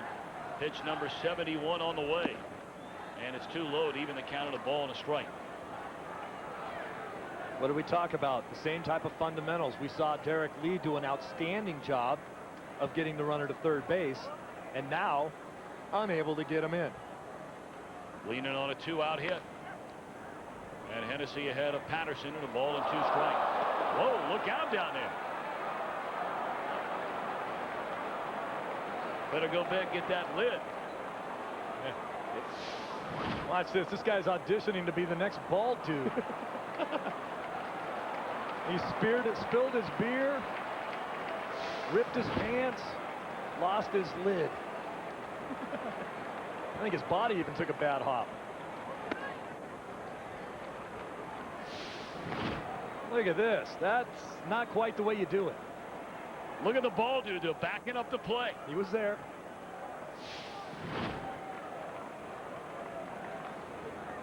Now, you know what I like about here in San Francisco? They don't keep this guy out of the game. Innocent mistake. Swing and a miss by Patterson to end the inning. The Cubs get 2, but they had a tying run at third. Nobody out. Failed to get him in. The prospect of a dance class can fill even a battle-tested war hero with mortal terror. For all our kin with machinery, concrete, or hand tools, who dares imagine he has command of his footwork? Who dares work the ladies at the dance hall with the handsome efficiency of Fred Astaire? If you want to stay off of her feet, you want to stay light on yours. Avoid the punch. Be thankful there's a light way to live. The High Life. One of these things is not like the others. One of these things just doesn't belong. Can you tell which thing is not like the others by the time I finish my song. From the bread we bake fresh every day to the fresh ingredients we prepare right in front of you. Everything we do fresh. What do you choose? Then you're absolutely right. Tom, look at me. Are we ever going to get married?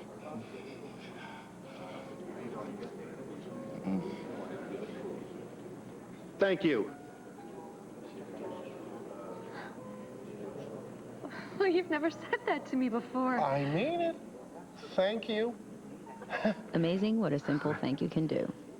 Introducing Thank You from Citi, a new kind of rewards program. Easy to earn, easy to redeem. That's a card you can count on. Your car has many natural enemies. One is rather surprising. Startup. The critical time when engine wear is more severe. Now there's new Castrol GTX Startup with unique polarized molecules for advanced startup protection. Now there's help with one enemy. The others, you're on your own. New Castrol GTX Startup. Protection from the moment you turn the key. Behind every great champion is someone who believes in them. Oscar De La Hoya. Giants come to bat here in the bottom half of the fourth inning. First pitch swinging. Davey Cruz, a high hopper down to Aramis Ramirez. One gone against Greg Maddux. All right, now this is classic Maddux. Throws strikes early on and gets guys to take swings like this. That's an excuse me hack on the first pitch of the at-bat. There are a lot of first pitch swingers. I was myself, but you got to get a better pitch than that. If you're going to go up hacking on your first pitch, you got to get dead red and air it out. Ball one to Brad Hennessy, who walked his first time up. 3 runs and 5 hits for the Giants against Maddux. 2 runs, 4 hits for the Cubs against Brad Hennessy. A ball and a strike. Maddux, a Cubs second-round draft choice back in 1984. The scout who signed him, Doug Mapson. Got him out of Valley High in Las Vegas. High hopper foul up the third base line. Spent 84 in Pikeville, 85 in Peoria, 86. Started in Double-A, went to Triple-A, came to the major leagues. Told you he got his first complete game win against Cincinnati that year. The following year, he lost 14 games and had an ERA of over 5.5. Now, do you think anybody could have honestly told you, and there are those that'll tell you, hey, I thought he'd be a good pitcher. Dick Pohl, now the bullpen coach for the Cubs, and of course he'd been around a long time, and he was Maddux's pitching coach both in the minor leagues and at the major league level with the Cubs. Thought he would be an outstanding pitcher. But when you watch a guy's first full year and he's getting banged around the way Maddux did, I mean, are you thinking that's a 300-game winner? No chance. And Maddux wanted that call right there, too, for strike 3 against the opposing pitcher in his first game ever. Didn't matter. Got it anyway. Time now for our multi-award-winning rendition of the Pepsi Fan Cam. What awards has the Fan Cam won? The list is so long. Oh, out in McCovey Cove. No wedding out there today.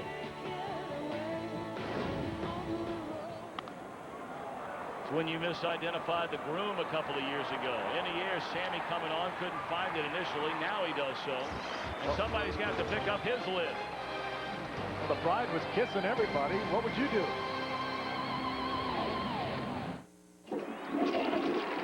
The conditions at today's venue are perfect. Not too hot, not too cold. Henry scores some points early with the hand wash. Good move avoiding the pants there. No surprises in this routine. Wait a minute.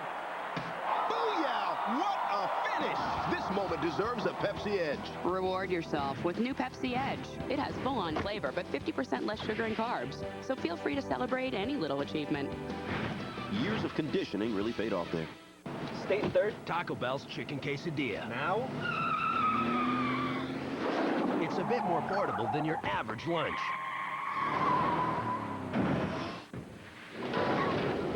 The chicken quesadilla from Taco Bell. Grilled all-white meat chicken and 3 melted cheeses neatly folded inside a tortilla for a taste that goes anywhere. Hey, you got a little... Hey, thanks. To get the chicken quesadilla, think outside the bun. Spice up the night. Open till midnight or later. I'm wherever I want to be as I'm riding on the boulevard. If you want, you can come with me. We can ride on down the boulevard. I'm wherever I want to be as I'm riding on. Introducing the Suzuki Boulevard line of cruisers. Choose your Boulevard. That's not tough enough to stop Athlete's foot. Hit that with boom, tough actin Tinactin. Tinactin's the only one proven to prevent Athlete's foot. Lamisil can't say that. Get boom, tough actin Tinactin. Is it true that you guys do more brake jobs than anyone else? Yes. And they're guaranteed for as long as I own my car? Yes. Come to Midas for great value and service every day. Lifetime guaranteed brake pads or shoes are just $89.95 installed. Guaranteed for as long as you own your car. Trust the Midas touch. From a cornered fugitive who won't come out to a suspect who won't give in.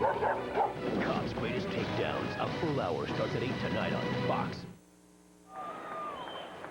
3-2 ball game. The Giants got one in the opening inning. A sac fly run batted in from Barry Bonds. Got a pair in the third on singles by Alfonso. A double by Pierzynski. The Cubs got two back in the fourth inning on a 2-run double by Todd Walker. And now Nomar Garciaparra drops a base hit down the left field line. Bonds able to cut it off. But into second base goes Nomar with a leadoff double representing the tying run. His second hit today. Well, Nomar is a first pitch hacker. You should come nowhere near the strike zone on the first pitch. He's got more hits than anybody on the first pitch. Look at the balance through his swing. He goes up there ready. He wants to hit the first pitch. When you talk about extra base hit power for a middle infielder, especially a shortstop, over 40% of his 1,290 career hits have been for extra bases. Tyler Walker will start to get loose in the Giant bullpen. A much maligned Giant bullpen. That pitch in the dirt gets away from Pierzynski. Got away from him twice. He kicked it. A reminder that Singular Wireless has put you, the fans, in command of today's Singular Player of the Game. Register by text messaging PLAY to 369 on your Singular Wireless phone, or log on to foxsports.com on MSN, keyword PLAY, and you will vote on our Singular Play of the Game. You know, Tom, just to illustrate what I was talking about with Garciaparra, in the last 7 years, he's got 340 hits on the first pitch. And we're talking about first pitch hackers, guys like Vlad Guerrero and Vinny Castilla. And this guy right here. Moises Alou will go up there hacking. Garrett Anderson. You know, you're talking about some classic guys that go up and do not waste any time. Garcia has more hits in the last 7 years than any of those guys on the first pitch. Now, why would you throw him anything close? 1-1 to Moises Alou. Pulled hard into left field. Bonds racing back. He's got it. And back to second goes Garciaparra. One away in the inning. Well, here comes Sammy Sosa. Hennessy has struck him out twice. Well, he did a great job of pitching. Little slider away. And go in on Sammy just to show it. He pulls it foul. Now he's going to go back away where he cannot reach that slider off the end of the bat. See you later.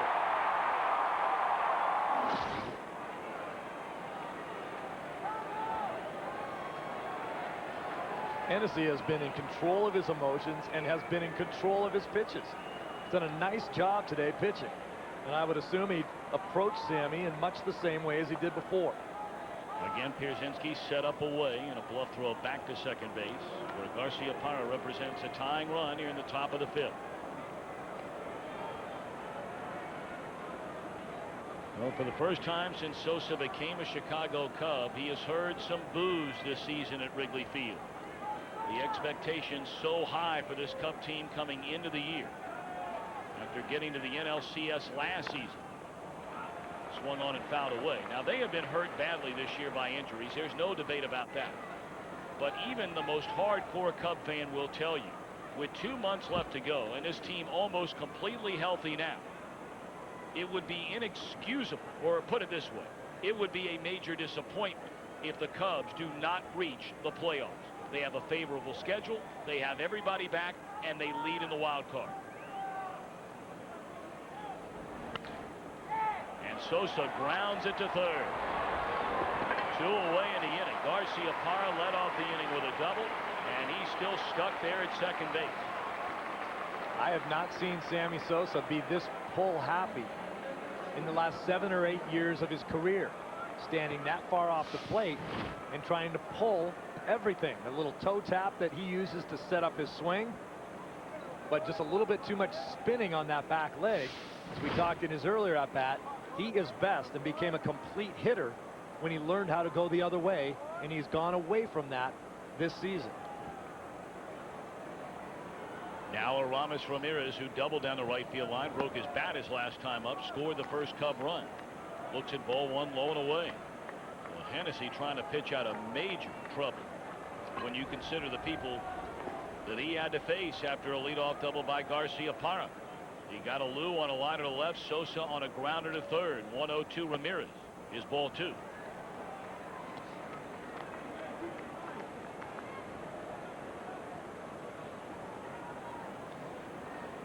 Boy, I would be very careful with Ramirez right now in this situation. If I'm Hennessy's behind in the count, 2 balls and no strikes, I would not give in and not worry if I walked him. I'd rather face Lee. Terrific breaking ball there on a 2-0 pitch. Well, there aren't a lot of youngsters coming up making their major league debut throwing 2-0 breaking balls for strikes.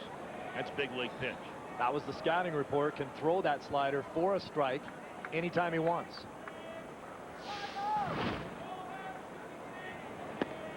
And then a fastball paints the outside corner, strike 2. Ramirez has something to say to Ted Derrek.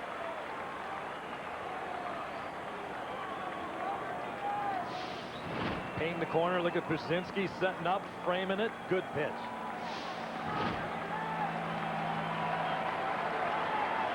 Tying run at second base. 2 away. 2-2 pitch to Ramirez. Fouled out of play off to the right side. I asked A.J. Brzezinski what he was going to do to keep Hennessy in the ball game. He said, I was just going to try to keep him calm. Knows how to pitch. He's got good numbers as you look so far in this ball game. This is my job, just to keep him in the ball game. Calm him down. Look at Brzezinski as he's waiting. Just letting him settle down before he has to throw the next pitch. On the ground into center field, a base hit, and we are tied as Garciaparra comes home on the base hit by Aramis Ramirez.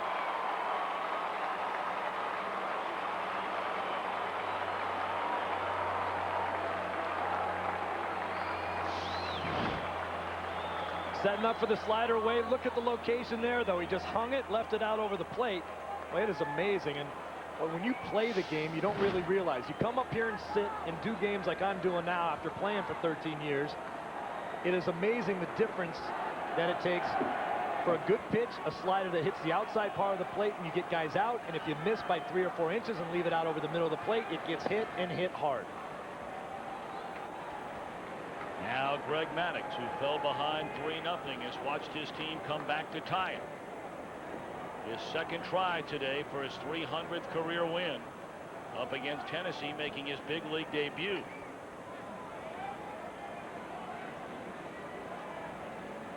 One and 0 to Derrek Lee. Pitch on the way and fouled out of play. Well, we have a moment. Our Budweiser Fantasy Player of the Week is Mike Cameron of the New York Mets. Log on to foxsports.com, keyword fantasy baseball. And today's game brought to you by Budweiser. Grab a cold, fresh Budweiser. It's game time. I was giving him a chance to give that last line there, Psycho. Hot, hot, hot, hot, hot, hot. I knew you were a big Ashford and Simpson fan.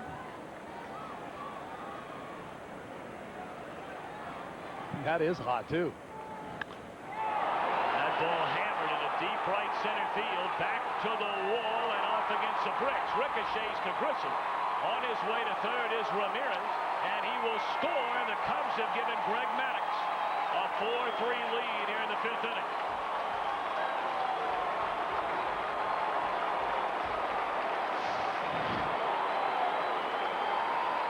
Another ball left in the middle of the plate. Watch Pierzynski's reaction as soon as he sees it. Watch him tap his glove saying, that's not where I wanted it. And a great job by Grissom on the carom off the wall. Look at the positioning of Marquise Grissom. Didn't matter, couldn't get the ball in time to cut down the run at the plate. But Grissom does a better job than anybody in this ballpark of knowing where the ball's going to bounce off the wall. Big 2-out hits here in the Cubs 5th inning by Ramirez and Lee to chase Hennessy. Cubs 4, Giants 3. Walker comes on from the pen.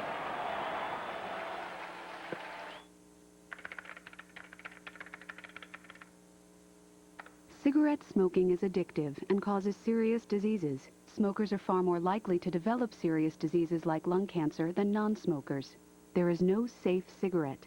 At philipmorrisusa.com, you can find this and other information on the serious health effects of smoking and links to reports from public health authorities, including links to sites that can help smokers quit. For more information, visit philipmorrisusa.com.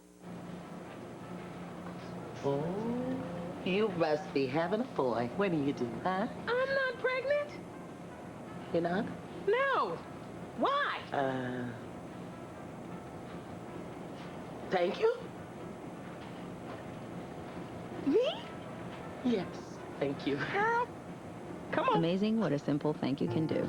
Introducing Thank You from Citi, a new kind of rewards program. Easy to earn, easy to redeem. That's a card you can count on. Singular's having a huge back-to-school sale on camera phones. We're all getting Motorola's with Bluetooth technology. The Samsung with Zoom. Wait, I thought we agreed on the LG. It downloads games. It's Zoom. You know what, guys? We don't always have to do everything alike.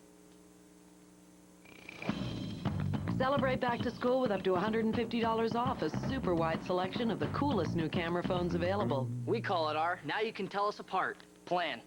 Great savings on camera phones. Another reason Singular fits you best. This Friday, we're in the middle of a war. It's winner take all. It's time to pick a side. AVP, Alien vs. Predator, rated PG-13, Friday. Enterprise rent-a-car for our trip? Yeah, they're everywhere.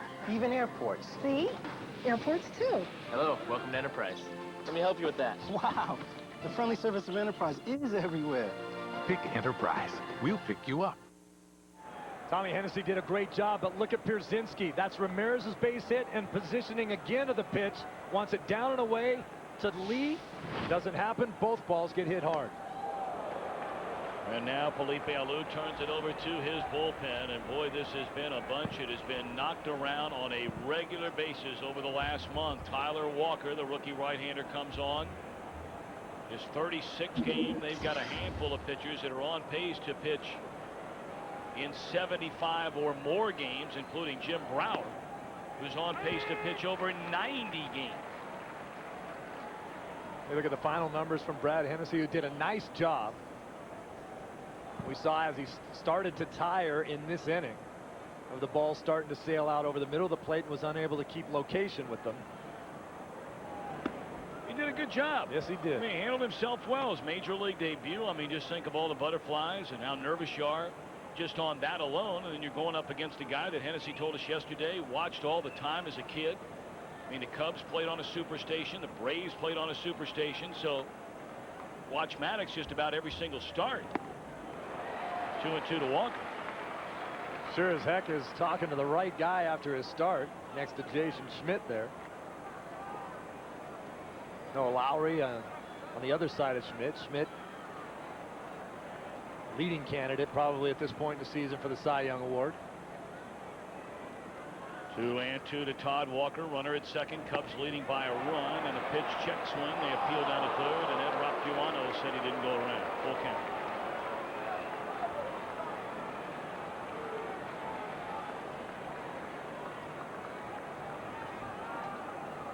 Well, I think Walker right here is looking dead red.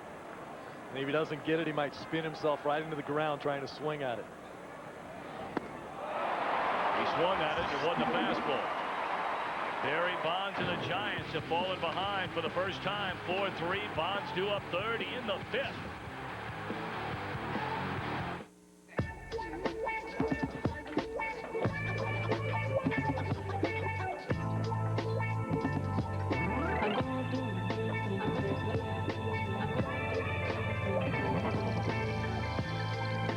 Will my car be ready this afternoon like you promised? Yes.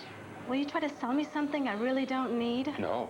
Come to Midas for great value and service every day. Lifetime guaranteed brake pads or shoes are just $89.95 installed. Guaranteed for as long as you own your car. Trust the Midas touch. Yo, who got this new Angus steak burger with bacon and cheese? Me, baby. Ha ha! Angus burger with extra steak sauce? Man, what are you watching? Beat. Satisfy your instinct for beef with a fierce new steak burger made with 100% Angus beef and jammed with fire grill taste. The new Angus. I'm the king of the shop! What's gotten into Flacco? The Angus. Have it your way. Singular's having a huge back-to-school sale on camera phones. We're all getting Motorola's with Bluetooth technology. The Samsung with Zoom. Wait, I thought we agreed on the LG. It downloads games. The Zoom. You know what, guys? We don't always have to do everything alike. Celebrate back to school with up to $150 off a super wide selection of the coolest new camera phones available. We call it our Now You Can Tell Us Apart plan. Great savings on camera phones. Another reason Singular fits you best. Most home improvement shows take you from this to this, but they never show you the reality in between.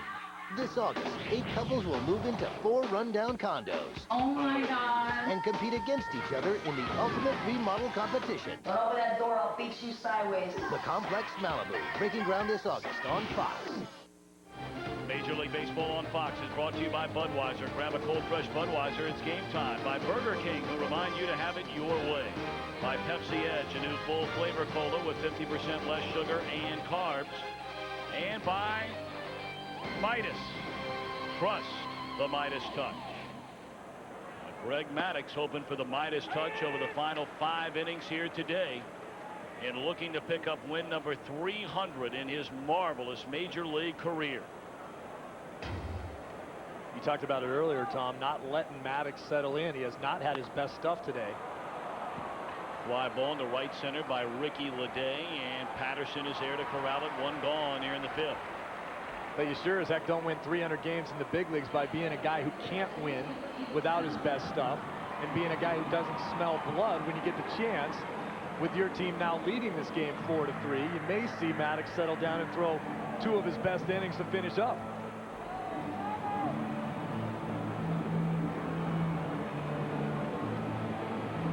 .300 wins, a level reached by only 21 pitchers in Major League history.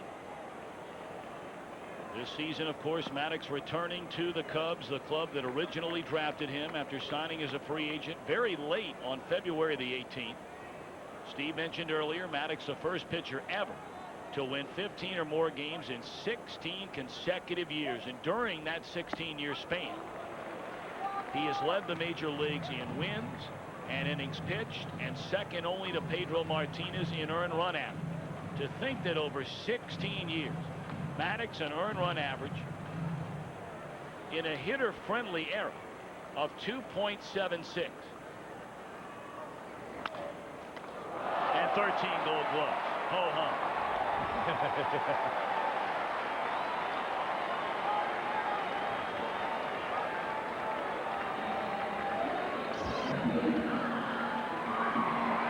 We welcome those of you watching the Atlanta Braves and the Arizona Diamondbacks.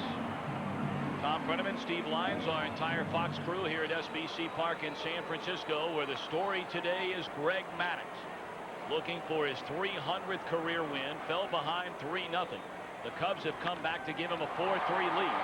And now Barry Bonds on the first pitch to right center field. Sammy is there, and Maddux sails through a 1-2-3 fifth. His first time to get Bonds here today.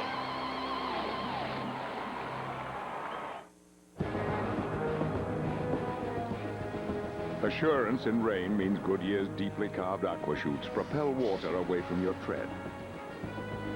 Assurance on ice means Goodyear's interlocking threads deliver gripping power. Assurance on dry pavement means Goodyear's reinforced shoulders give you confident maneuvering. The revolutionary new Goodyear Assurance with triple tread technology for assurance in any weather on the wings of Goodyear. We're here live where Big Donald Faison is wrestling with a very tough opponent. Faison's really struggling today, Rich. Well, if you can't take the heat, stay out of the kitchen, right? You gotta give credit to the pickle jar. It's putting up one heck of a fight. Yeah, that's some vacuum it's packing, huh? Wait, Faison's loosened its grip. He's done it! Folks, this moment deserves a Pepsi Edge. Reward yourself with new Pepsi Edge. It has full-on flavor, but 50% less sugar and carbs. So feel free to celebrate any little achievement. Tell you what, that would have been an embarrassing loss for Faison.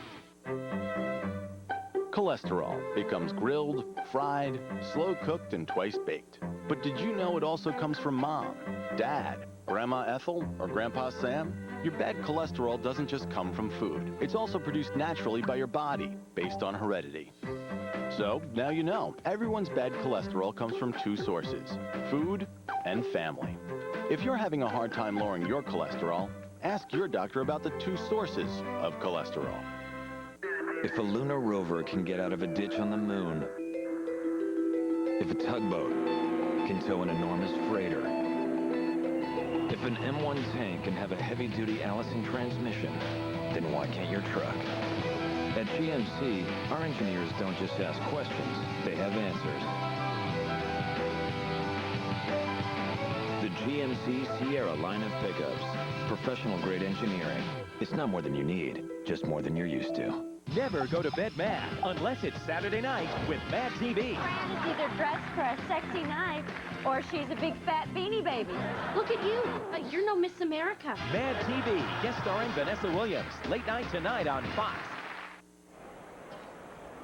Tyler Walker on in relief of Brad Hennessy, who allowed 4 runs in his 4 2/3 innings. Cubs got 2 in the 4th, 2 in the 5th to give Greg Maddux his 1-run lead. Maddux drew up second behind Paul Bacco, then the leadoff man Corey Patterson. Bacco 0 for 2. Has bounced to first, flied out to left. 1-1.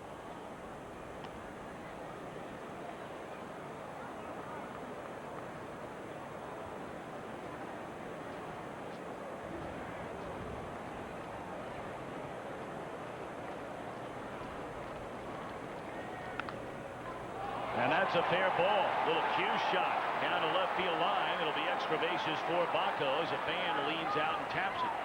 And a ground rule double for Bacco to begin the 6th inning.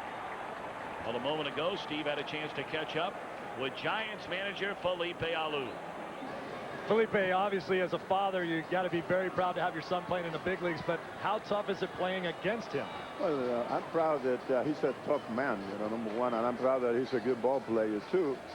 And today, yes, he's in the big leagues, but he's been in the big league for a long, long time and been a very productive guy, a tough guy.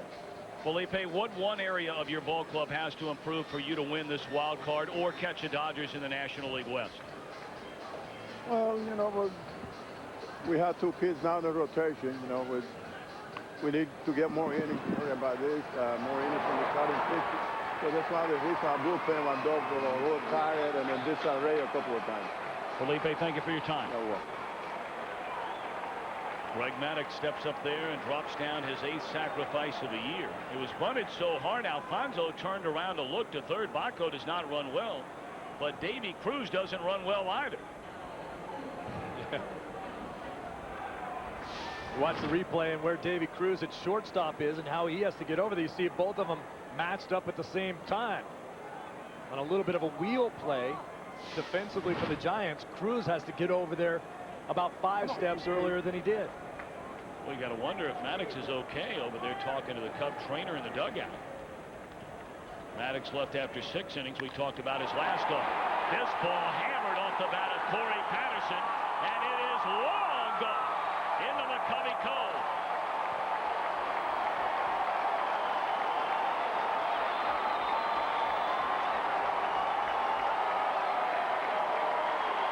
Patterson, number 13. And the Cubs extend their lead. It's now 6-3.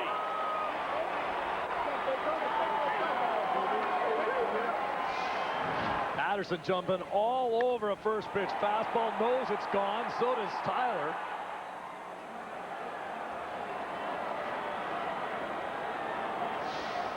Patterson's one of those guys that the Cubs project to be a 25 to 35 run home run hitter as he develops into his career. Just needs to cut down on the strikeouts.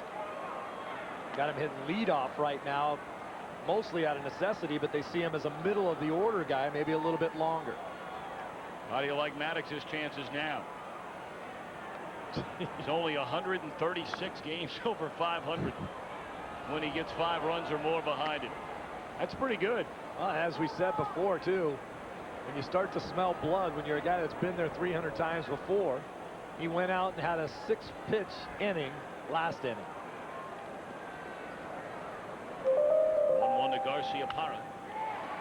And a soft liner to second baseman Ray Durham for the second out here in the 6th.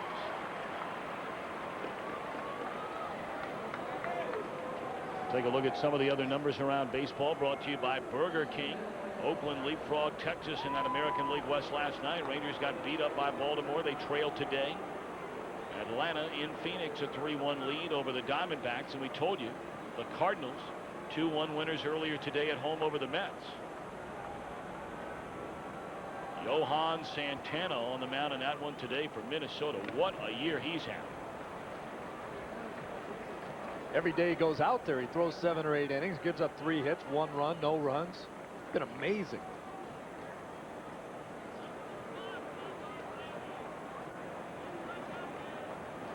Oh, and 1 to Moises Salou. 2 down, 2 in, nobody on. Lewis hit the ball right on the screws twice in 3 at-bats. Back into third, a liner right at Marquise Grissom in center. Then lined out to Bonds, his last at-bat in the 5th. 1-2. That's a pitch right there. A little cutter, a little slider on the outer half of the plate that will give Alou trouble. For my money, as you watch the replay of that pitch, pinpoint location, he still has the quickest hands of any guy on the Cubs team if you try to throw him inside. So they go outside and get him swinging. Greg Maddux coming right out of that dugout. Stake to a 3-1 lead after the 2-1 bomb into the bay by Patterson. Is it true that you guys do more brake jobs than anyone else? Yes. And are my pads and shoes really guaranteed for as long as I own my car? Yes. Even if it's 20 more years? Absolutely. Do you ever cry at weddings? No. It's peak driving season. Come to Midas for great value and service every day. Lifetime guaranteed brake pads or shoes are just $89.95 installed. And they're guaranteed for as long as you own your car. For mechanics known for their work and their word. Trust the Midas touch.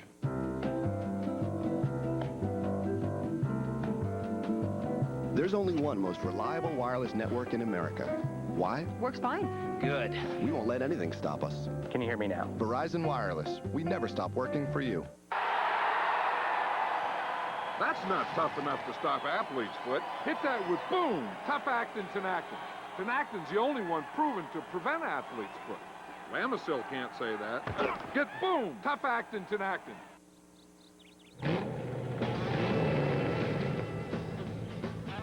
Cool.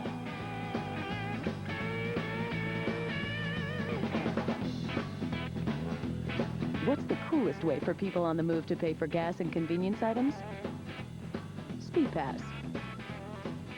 Cool. Really cool. How do we know? We're drivers too. Link Speed Pass to a credit or check card you already use, and you can make one of the cool moves Ryan Newman does. You just sent that email to the whole company. What? What were you thinking? That's funny. Really a nice one, Squid. Kevin! Mr. Lee?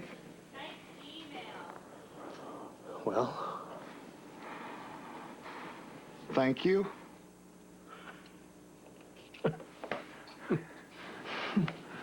Amazing what a simple thank you can do. Introducing Thank You from Citi, a new kind of rewards program. Easy to earn, easy to redeem. That's a card you can count on. This copyrighted telecast is presented by the authority of the Office of the Commissioner of Baseball and may not be reproduced or retransmitted in any form. And the accounts and descriptions of this game may not be disseminated without express written consent.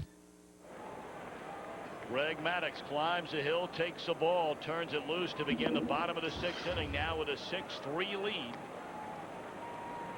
He's retired the last 7 batters since giving up the RBI double to A.J. Pierzynski in the 2-run third. 78th pitch of the game by Maddux is hit sharply, knocked down by Ramirez, but he can't find it.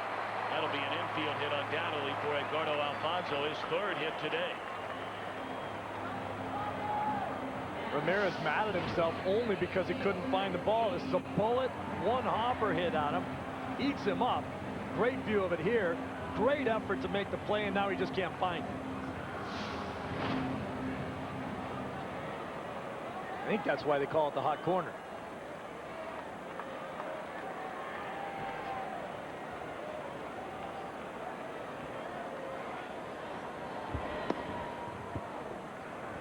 Now A.J. Pierzynski, who just missed homering his last time up in the 5th inning, when he doubled to knock in a run into right center field.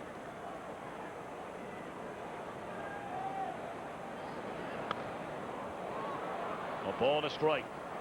Pierzynski this season, coming over from Minnesota, got off to such a slow start with the Giants. Big adjustment to playing in this big ballpark, clearly a pitcher's park. Daytime the ball travels a little bit better. I asked him if the park started getting in his head a little bit. He said, I'd hit my best bolt, wouldn't go anywhere. But he said, you know, it wasn't really the ballpark. He said, I was just crappy. He said, now I'm starting to swing the bat a little bit better. Well, he had a monster month of July. As you get a look at the Cub bullpen, busy here. Maddux has reached the 80 pitch mark. That ball hammered down the right field line, but foul.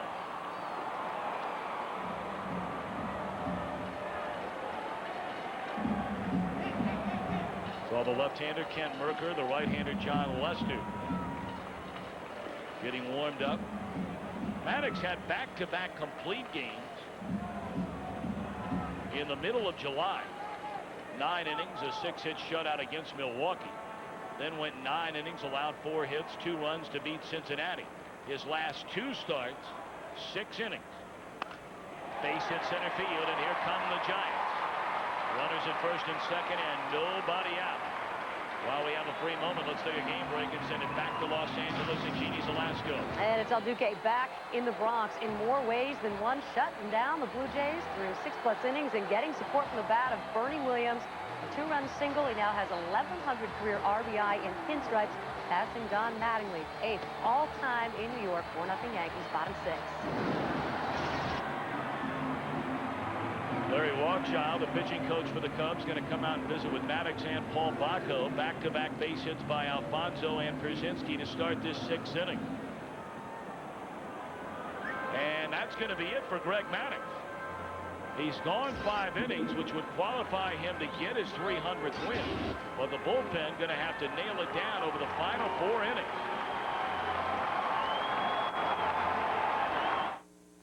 Enterprise Rent-A-Car for our trip? Yeah, they're everywhere. Even airports. See? Airports, too. Hello, welcome to Enterprise. Let me help you with that. Wow, the friendly service of Enterprise is everywhere. Pick Enterprise. We'll pick you up. That's not tough enough to stop Athlete's foot. Hit that with boom, tough actin Tinactin. Tinactin's the only one proven to prevent Athlete's foot. Lamisil can't say that. Get boom, tough actin Tinactin.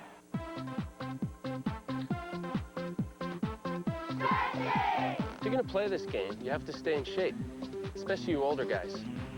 Ready, begin. Now everybody start hopping.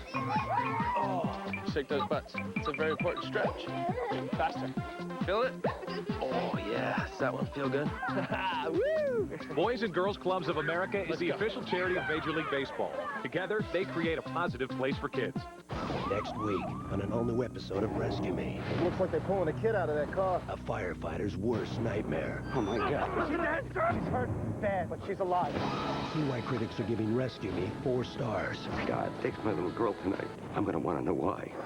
Rescue Me, all new next week only on FX. Very warm reception for Greg Maddux from the crowd here in San Francisco. as he leaves after 5+ innings. Steve, his last at bat when he put down the sacrifice in the top of the 6th inning. We saw Maddux talking with the Cubs trainer down in their dugout. And again, this is all speculation, but you just got to wonder if he's all right. I don't think he is. He's only thrown 81 pitches in this game. It's the chance to win his 300th, and you look at the numbers on John Lester, has been outstanding. But all due respect to him, Greg Maddux does not hand the ball over to anybody after 81 pitches in the 6th inning, if he's healthy. Has not had his greatest stuff today, has battled through this entire game, but Maddux doesn't come out in this situation unless he's not healthy. 2 on and nobody out. Marquise Grissom, the batter. 6-3, the Cubs lead it. We're in the bottom of the 6th inning, and a strike 1 to Grissom, who was grounded to third and struck out.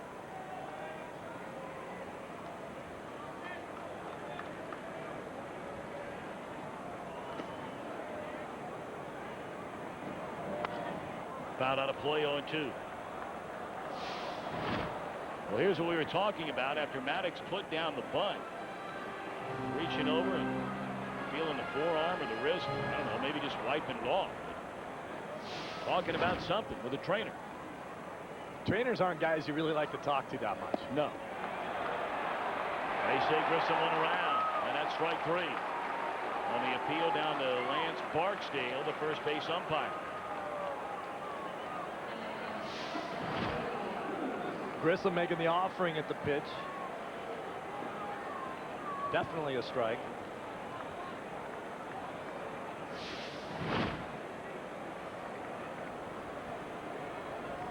Now Davy Cruz, a batter. Number 8 hitter in the lineup, has bounced to short and grounded to third. Ball 1 low. A pinch hitter has moved into the on-deck circle. That's why I'm a little bit surprised that they weren't bunting in that situation with Grissom to try to move the runners over. You let Cruz take a crack at it. You know you're going to bring a pinch hitter up for the pitcher anyway. You got to get or try to get a run back in this game. Popped up behind the plate and out of play.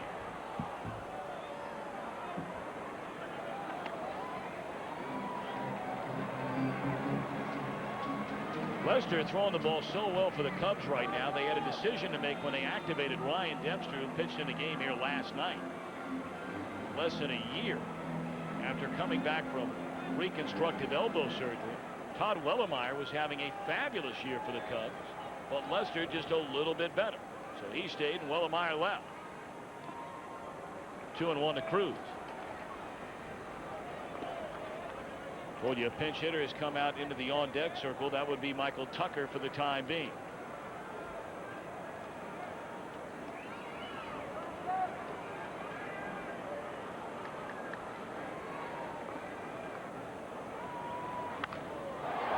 Hammered foul.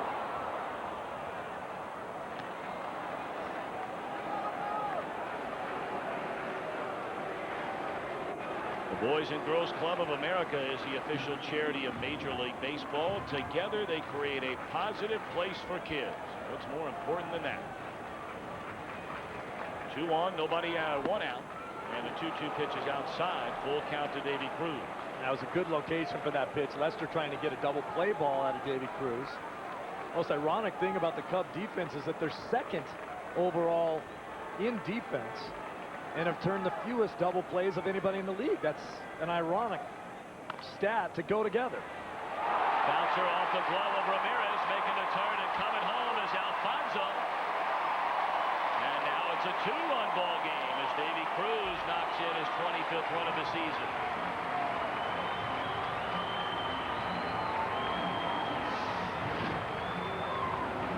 Cruz just beaten down on that ball, gets the high hopper. Ramirez can't come up with it. Ramirez jumping as high as he can, gets it off the webbing of his glove and can't keep it in. Alfonso taking a good look at it, and after the ball gets past Ramirez, knows that he's going to try to score. Now Dusty Baker going to summon the left-hander Ken Merker to face Michael Tucker. We'll see if he bats after all. Every 4 years, the world comes together to watch the best. The Fox Summer Games. With primetime marathons of the season's hottest comedies. Watch me fly! The Gladiators take the field for the NFL on Fox. Plus, the return of Family Guy. What? The games begin Friday with the ultimate athletic competitions. Very close! Man versus Beast. It all starts at 8, 7 Central. Fox, Friday.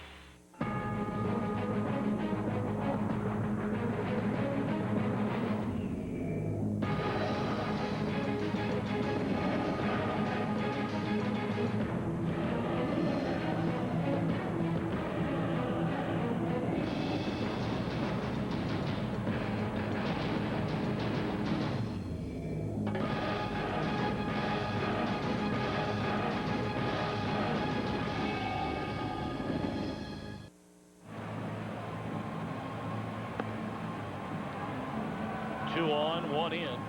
Giants trailing the Cubs 6-4 here in the bottom half of the sixth inning. Now Michael Tucker was announced as the pinch hitter. Dusty Baker made the decision to bring on the left-hander Ken Merker.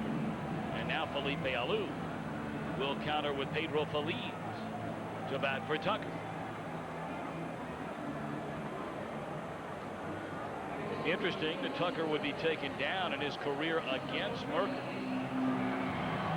He has 4 hits and 7 at-bats. Feliz against Merker is 0 for 3.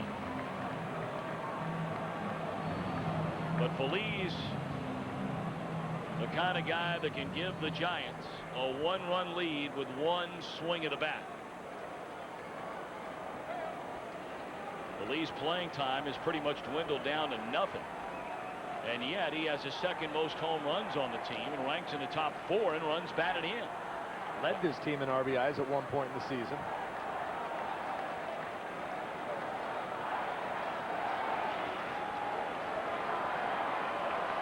Pierzynski and Cruz aboard. And it's low and away to Pedro Feliz. Merker said he figured to get in this game at some point with the left-handed hitting Giants at the top of the order. And now Feliz being the pinch hitter at the back end of it. Swinging a foul ball back out of play. 1-2 to Pedro Feliz.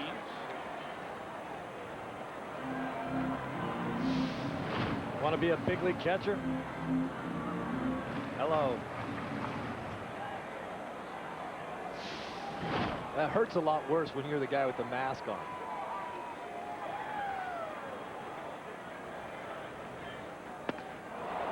Fastball up in the zone, and Feliz chases it, comes up empty.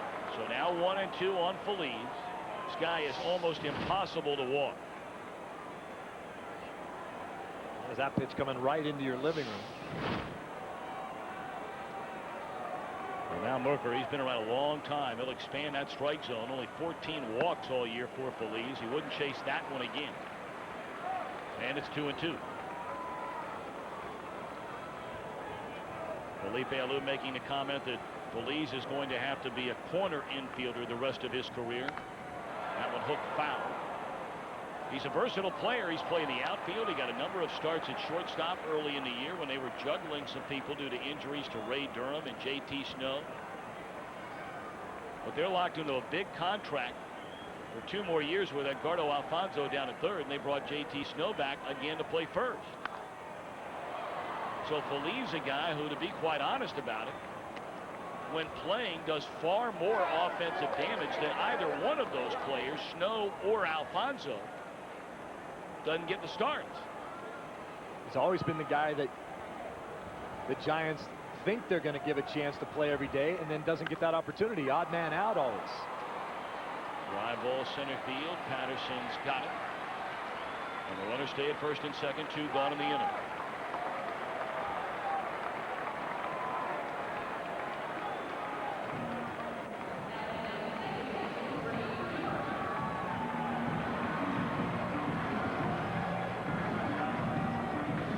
Now Ray Durham, for the first time today, turns around to bat right-handed. Went 1 for 3 against Maddux, led off the bottom of the first inning with a triple and scored. Durham hitting .321 as a right-handed batter. .254 from the other side. Strike 1 from Merker. It was a lot of fun to be in that Cub dugout earlier before the ball game, and you look at the mentality of a relief pitcher like Merker, him and Glendon Rush doing a good job, the left-handers out of that pen, and how they think the ways they can get into a game. He saw the left-handers, and of course Durham the switch hitter, but then Ledet and Snow said, that's my opportunity to get in this ball game, and now you see it realized. He said guys used to joke with him all the time when he was a starter. Steve Bedrosian used to say when he was the long man on the team when they played together, he'd look at Merker during his starts and say, oh, you're pitching today? I guess that means I'm going to be pitching too.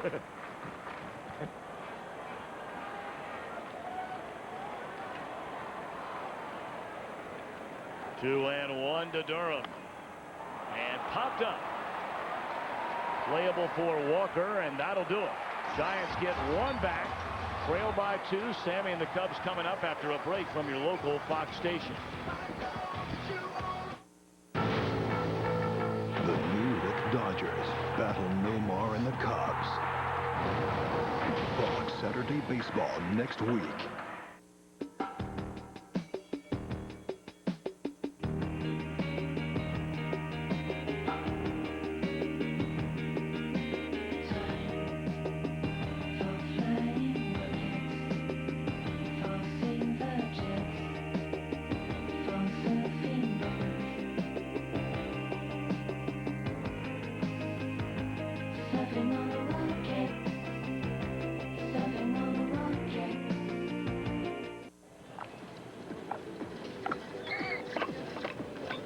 Excuse me.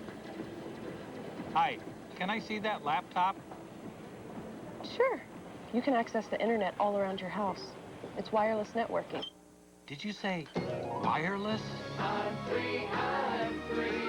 Not just a puppet on a string, no ties to... Find your freedom. Get a $150 rebate with select laptops at Best Buy. Thousands of possibilities. Get yours. When Jerry gets his dad a caddy. What do you think you're such a big shot now? Because you got a Cadillac? Some seniors get suspicious. My son bought me that car! Your son could never afford that car! You could put a fence around these condos and call it an insane asylum. Nobody would know the difference.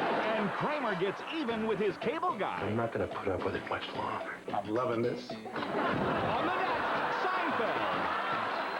Monday at 6:30 on Fox Chicago. Dunkin' Donuts Real Iced Latte, the drink that brings you back.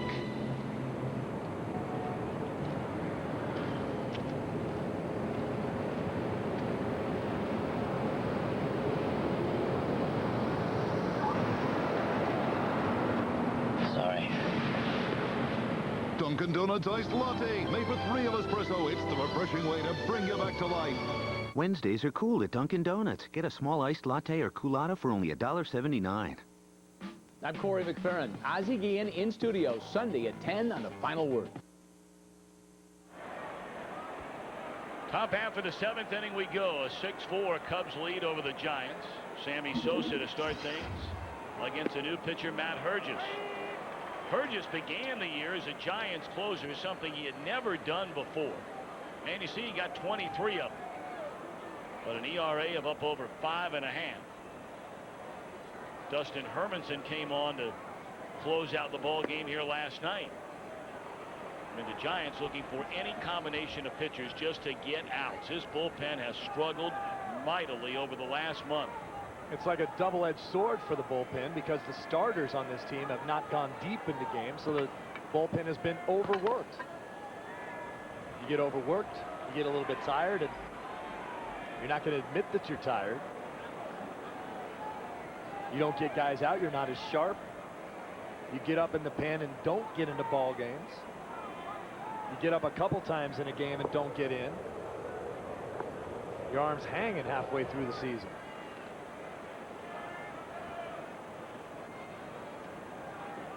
One-two delivery. And a fastball is on the outside corner. Strike 3 called. Sosa has struck out for the 3rd time today.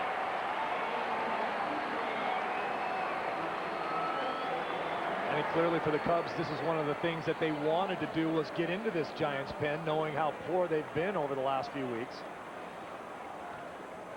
Steve, as you look at this wild card race, and the Cubs come into play today, 1 game better than San Diego, 2 better than the Giants, and there are others, I mean more than a handful of others that feel like at this point they have a legitimate chance to still win the wild card, including Philadelphia and Houston. The defending world champion Florida Marlins only 5.5 back. As you look at the final 2 months of the season, if you had to handicap it, who do you like in that group? Well, I like the Cubs for one of the reasons that you had said before. All of a sudden they're healthy and ready to play again, and they played 20 of their last 32 ball games against teams like Pittsburgh, Milwaukee, Cincinnati, teams that they should be beaten up on. Montreal, another one of those clubs where they have to beat those clubs if they think they're going to be a playoff team. Of course, as Cub fans know, Cincinnati and Milwaukee have played the Cubs very, very tough this season. And Milwaukee's certainly a much improved team over the Milwaukee teams that we've seen in the past, but those are teams that you have to beat. If you're San Diego and the Giants, I mean, you're talking about having to face one another for at least a couple of more series. You have to face the Dodgers a couple of more series. You have to play Colorado. Now, in their ballpark, they can be tough to handle. And then, of course, even if you run into Arizona, the worst team in the league, if you happen to catch them like the Marlins did this week, where they've got Randy Johnson and Brandon Webb going in a series, that's no trip to the beach or the desert. Yeah. 1-1 pitch. Swing and a miss. Of course, the Cubs are already finished with the St. Louis Cardinals. They are already finished, except for one more set against Houston, which will come later this month. They still have a trip against the Florida Marlins.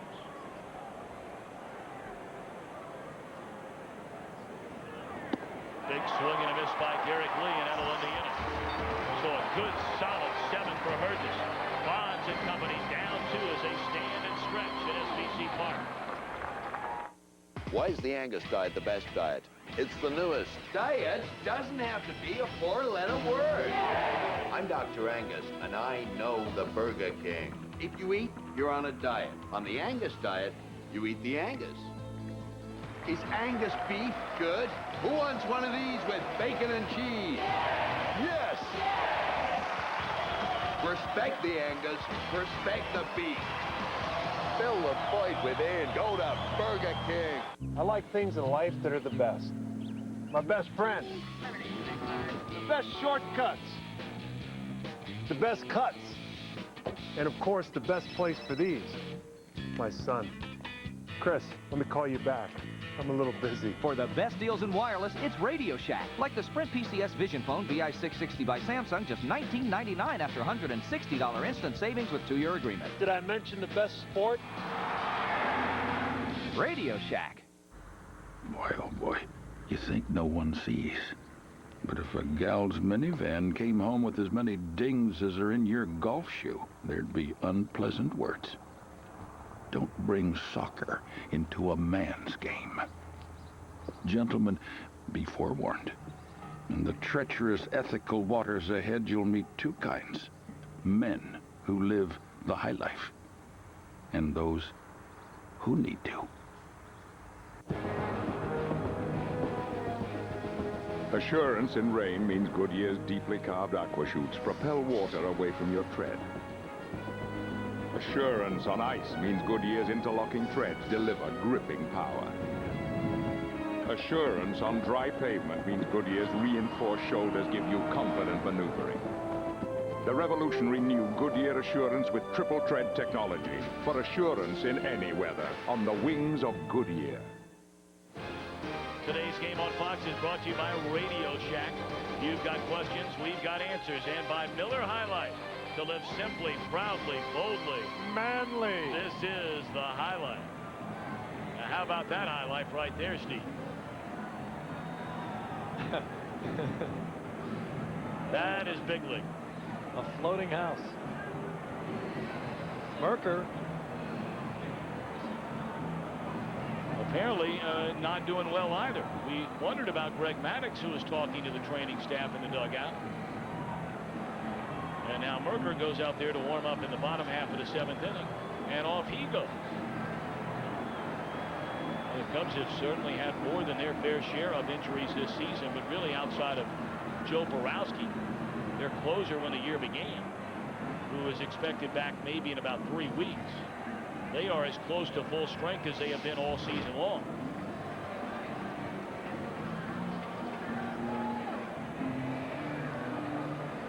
I don't know if Merker was pointing to his lower back, like maybe he's got a back spasm there, or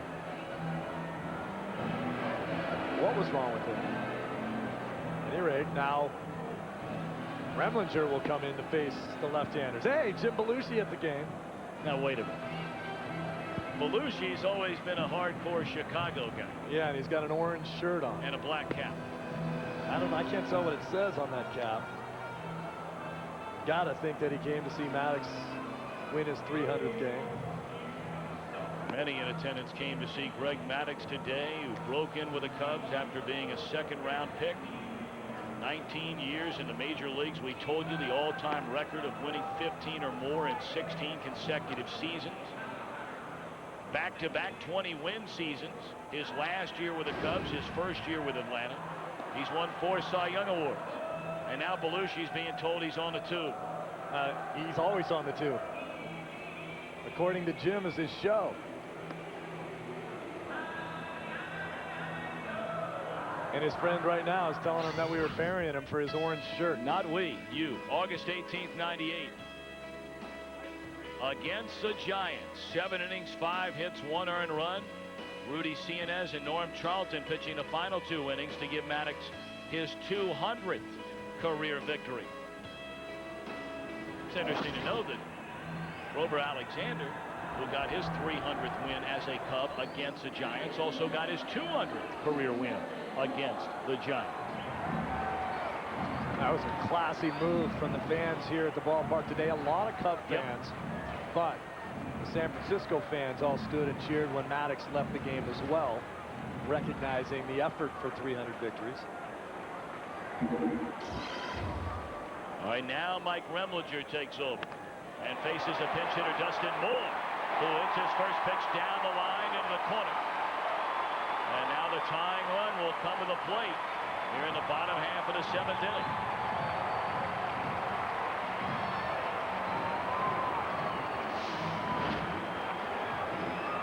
You know, the Cub bullpen has had its ups and downs this season as well.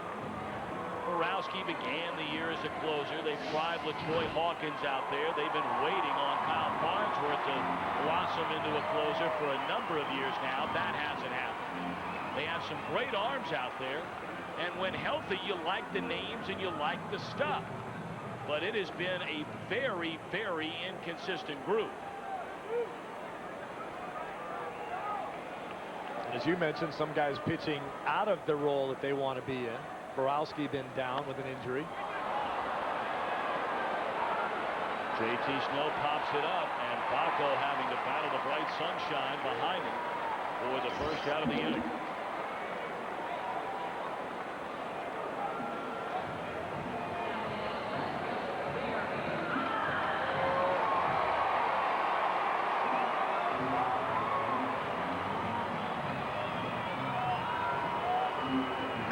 Welcome those of you watching the Diamondbacks and the Braves in Phoenix.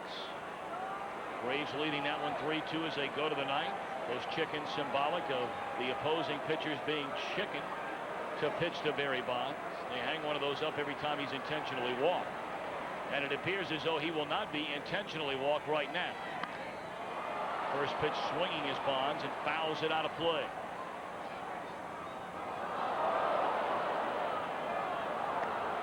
Bonds 6 of 17 in his career against Mike Remlinger. Of the 6 hits, 4 of them are home runs.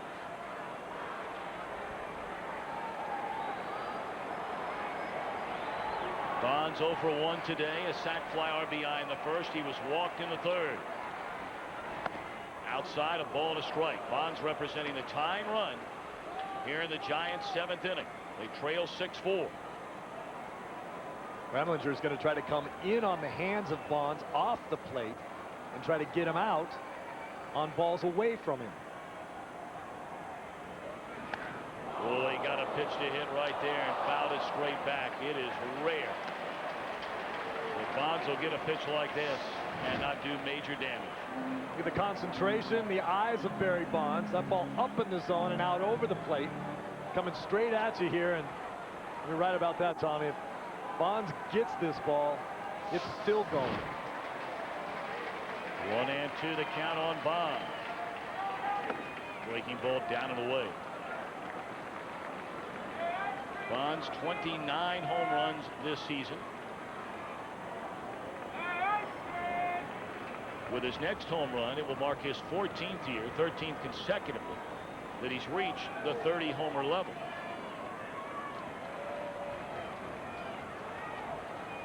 Two-two pitch coming. In the air, deep right center field, but it will stay in the park. Patterson runs it down.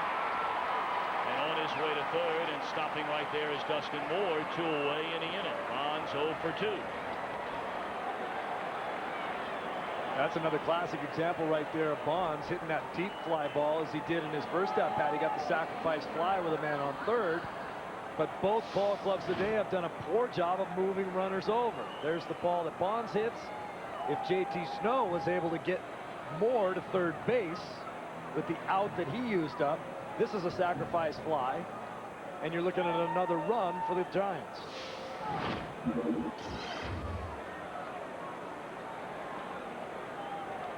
Now they'll need a 2-out hit, if not a wild pitch, pass ball, whatever the case may be, to get that runner in from third. And there's strike one to Edgardo Alfonso, a perfect 3 for 3 today. A double in the first down the left field line, knocked in a run with a single to right in the third. Had an infield hit in the sixth.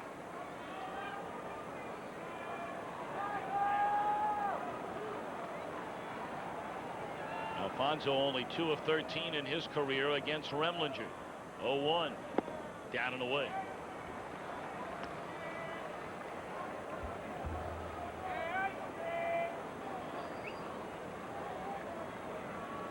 Remlinger just looked at Todd Walker and asked him to move about 4 steps to his left into the 2-hole between first and second base. Which tells you what? I think that Remlinger wants to pitch Alfonso away, and he has a better opportunity to be hitting it in between the first and second baseman, and that's why he wanted to move him over. Now, the worst thing that can happen to you is to move your second baseman over and then have the guy hit one right up the middle. 2-1 to Edgardo Alfonso. Moore at third base with 2 away. He lifts one the other way. Sosa coming on, and he's got it. That'll end the inning. Good work by Remlinger after allowing a leadoff double. We go to the 8th, 6-4 Chicago. If a skateboard can have an active suspension, if a 60-foot fire engine can have rear-wheel steering, if a commercial airliner can check its own tire pressure, then why not your SUV? At GMC, our engineers don't just ask questions, they have answers. The GMC Yukon line of SUVs. Professional-grade engineering. It's not more than you need, just more than you're used to. I'm wherever I want to be, as I'm riding on the boulevard. If you want, you can come with me. We can ride on down the boulevard. I'm wherever I want to be, as I'm riding on. Introducing the Suzuki Boulevard line of cruisers. Choose your Boulevard.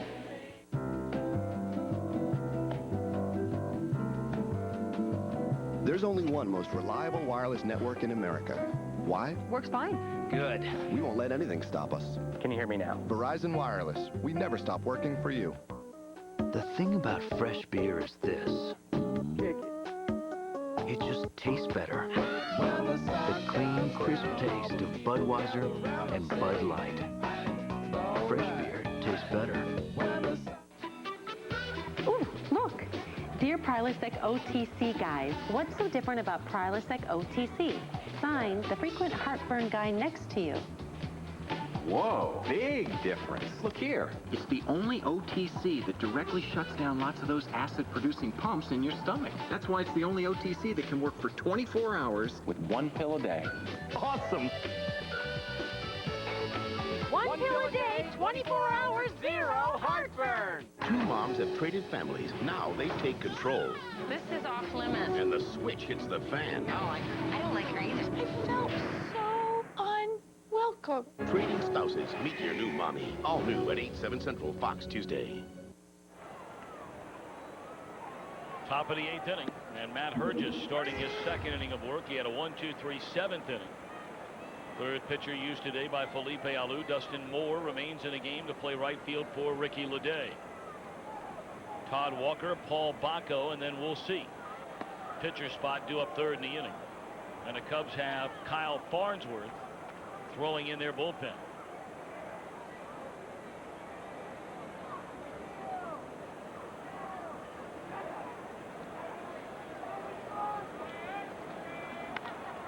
Hooked into right field, a base hit by Walker. His 2nd hit, 3rd time he's been aboard.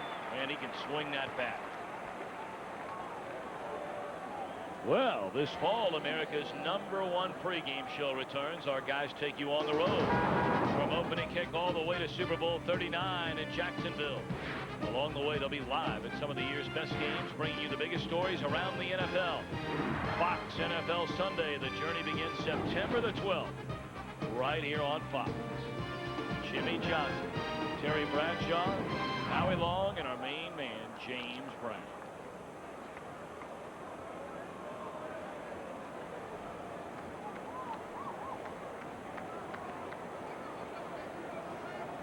Psycho, I know you're getting geared up for another season of NFL. Love the NFL. Can't wait for it.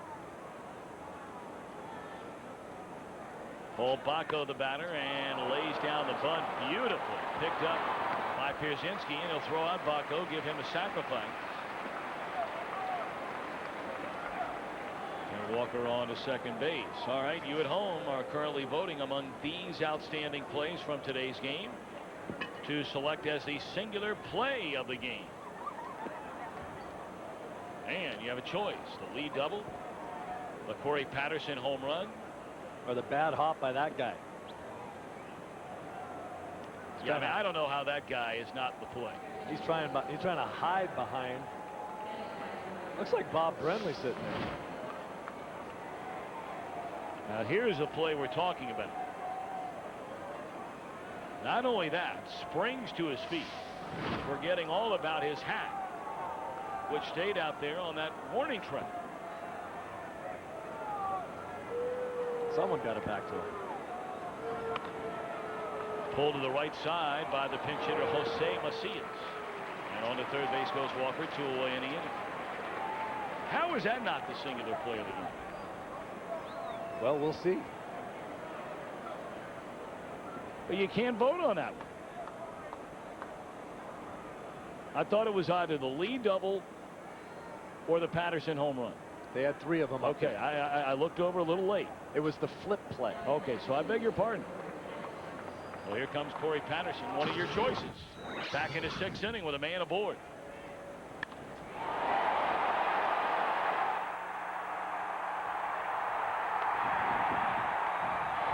Fans here in San Francisco don't like it when they see opposing players hit the splashdown home runs. Nope.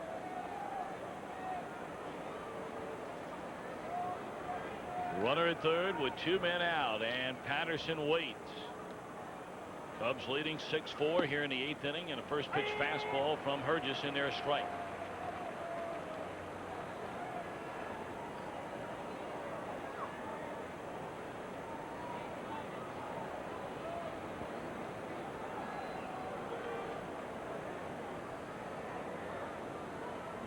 Oh, and 1 to Patterson. And it's in there, strike 2. You know, some of the Giants fans have gotten a little down on Hergis. I mean, they asked him to do something this year that he has never done before. I mean, it's like asking a guy to go out and hit 25 home runs. It's not his M.O. Maybe he tries to hit 20 and strikes out 150 times, and then you're wearing him out. Hergis is a very dependable guy and always has been in the 6th, 7th, 8th inning. And at good moments as a closer. He's had some bad moments too, but a lot more good than bad. He did have the 23 saves on the season, but you know, people will talk about getting 3 outs in the 7th inning is a little different than getting 3 outs in the 9th inning. I've always said I think you do have to have a guy that you can count on in the closer's role. But the save stat itself is the most overrated stat in all of baseball as far as I'm concerned.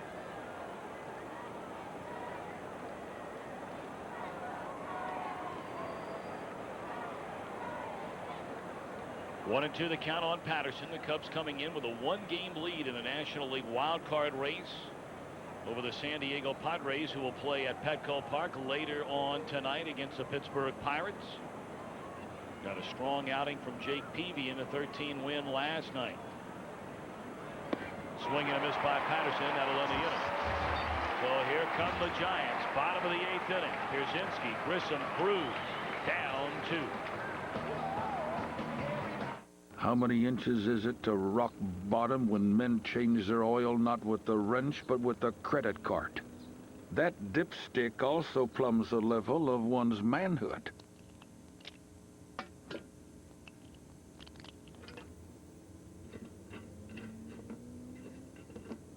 Bless you, brother. For another 3,000 miles, you've topped off your commitment to the high life. Singular's having a huge back-to-school sale on camera phones. We're all getting Motorola's with Bluetooth technology. The Samsung with Zoom. Wait, I thought we agreed on the LG. It downloads games. The Zoom. You know what, guys? We don't always have to do everything alike.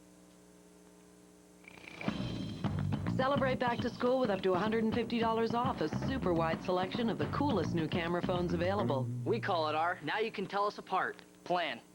Great savings on camera phones. Another reason Singular fits you best. Wouldn't it be great if you could pay off all those high-interest credit cards and get extra cash for you? Call AmeriQuest now. We help homeowners do just that by refinancing their mortgage. You'll get your own personal loan specialist who knows you're more than your credit score. Call 1-800-AmeriQuest now or go to AmeriQuest.com. AmeriQuest, the company that knows you are more. All my life, I've been waiting for the chance. Chance to prove myself. The chance to show my heart. And there's no way that I'm gonna blow it. From the producers of Fear Factor and Oscar de la Hoya comes reality's hardest-hitting new series. This is the biggest fight of their life. 12 will compete, but only one will become the next great champ. Coming Foxball. Major League Baseball on Fox is brought to you by Miller High Life. To live simply, proudly, boldly, manly. This is the High Life by the makers of Tinactin. Tackle athlete's foot with tough actin Tinactin. By Singular, the wireless company that fits you best. And by Goodyear Assurance, featuring triple tread technology. Giants bat here in the home half of the 8th inning, trailing the Cubs 6-4. Greg Maddux left after 5 innings. He allowed 7 hits and 4 earned runs. We don't know if Maddux left because of injury or not, but he is in line to still get his 300th career win if the bullpen can get the final 6 outs. And now the 4th reliever to follow Maddux, flame-throwing Kyle Farnsworth.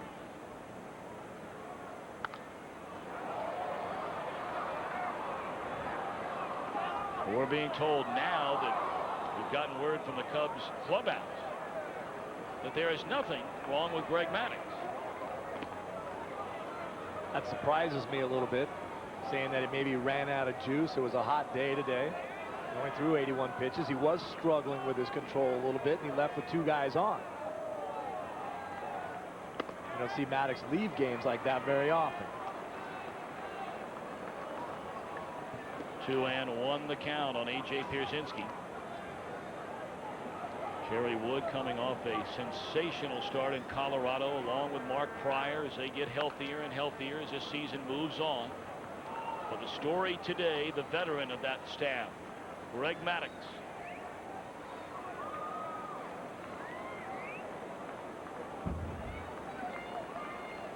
If the bullpen can close it out, Maddux becomes the 22nd pitcher in Major League history to get to 300 wins. And he would be the first in the National League since Steve Carlton did it back in September the 23rd, 1983. So 21 years have gone by since a National League pitcher got his 300th win. No damage down there that time. The ball dude made the play that time. I think he's got it all figured out. Wait till the ball stops rolling and then go pick it up. And hit on the leg is Pierzynski.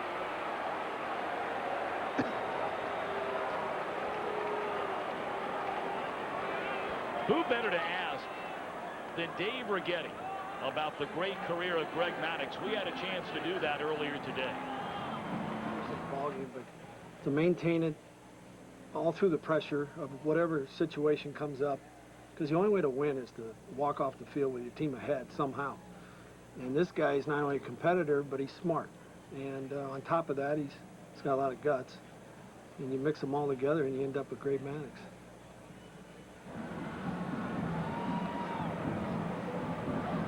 Competitiveness, the ability to pitch. And that's what he does. I mean, to me, you talk about the true definition of a pitcher, and that's what Maddux is. There you go. There's a nice uniform right there.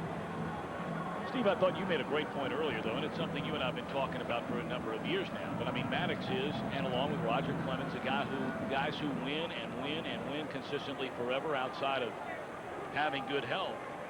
When they go out there with less than their best, and you heard Dave Righetti say it, you find somehow, some way to walk off the field with your team ahead and get the win. Because most pitchers will tell you that over a season, maybe 33, 34, stretch maybe to 35 starts, especially now with 5-man rotations, that maybe on a handful of those starts are you going to have your best stuff. It's what you're able to do with all those other starts that separates the big winners from the middle-of-the-road pitcher. And I think that, to me, the two most important things as to why I don't think we'll see any more 300-game winners, with maybe the exception of Tom Glavine, is two factors: money and 5-man rotations. Base hit center field, so the Giants trying to get back in it against Kyle Farnsworth. Something we talked about a little while ago with Farnsworth. They just feel like they can't count on him yet. And now he's in trouble with 2 on and nobody out. You can throw the ball through the wall, but any major league hitter can hit that fastball right there when it comes right down the middle. And Grissom isn't missing too many fastballs right out over the plate. AJ still feeling it after getting drilled by Farnsworth. You get hit by Farnsworth, you might feel it on September the 7th, not on August 7th. AJ going to lead. Yorvin Torrealba, the backup to Pierzynski, will come on and run for him and stay in the game again. And now the Cub bullpen springs to life. Glendon Rush. Boy, what a job he's done for the Cubs this season. As a starter, now as a reliever. They picked him up off the scrap heap. Once again, now you have to wonder what situation the Dodgers or the Giants are going to put you in right now, whether Davy Cruz is up there to drop a bunt down. You're down by 2 runs in this ball game. We've seen many squandered opportunities in this ball game from both teams that have guys had guys in scoring position and not moved them over. He does bunt and will move him over. Farnsworth plants, throws, got it. Good job by Cruz. So on to third goes Torrealba. And the tying run is Grissom into scoring position. Check out how the defense worked here. Farnsworth gets off the mound like a cat. Great athlete. Almost stumbles here and then plants, throws a strike to first base. That's a difficult play to make. Davy Cruz puts that ball in a perfect position.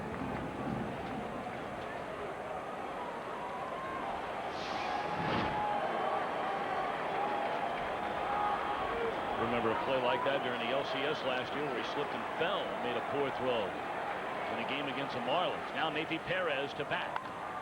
And first pitch swinging, pops it up. Second baseman Walker able to get it. Huge out for Farnsworth and the Cubs. And the crowd booing as Perez chased a pitch out of a strike zone. Jim Belushi down here in front of his Holden court. Standing standing up in front of all the Giant fans, turning around and holding up a finger. One more. Now he's sitting down.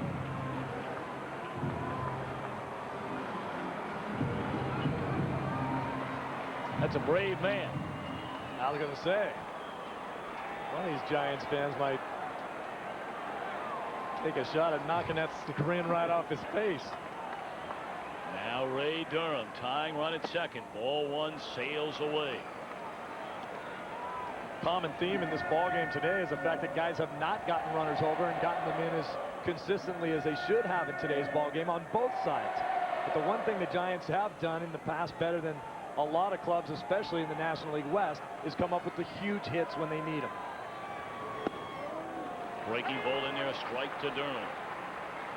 1 of 4 in the game. He tripled in the first inning to right center field off Maddux and scored the first run of the afternoon.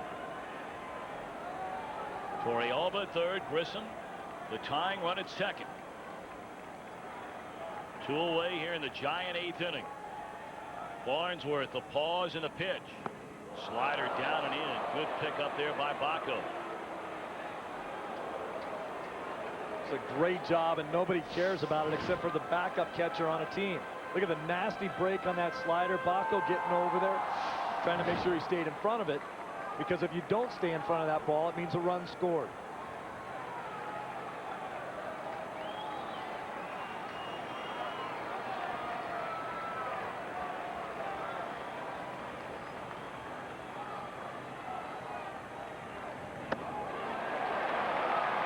Balls and a strike to Durham. This is where I think Farnsworth gets himself out of sync. He's a guy that throws 97, 98, 100 miles an hour, and at times he can fall in love with the breaking ball. He threw a couple breaking balls there, then gets out of sync with his fastball, lets that one ride up and away. Now you're in trouble. You have to throw a fastball to a guy that can put a good swing on a 97-mile-an-hour fastball, and that's Durham.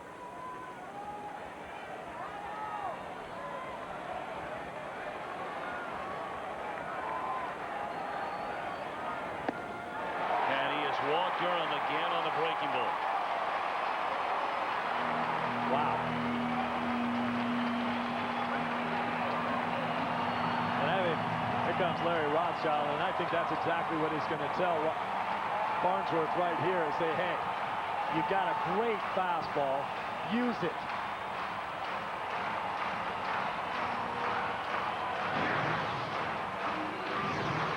Regional coverage continues next Saturday. Some great matchups, including division-leading St. Louis and Atlanta.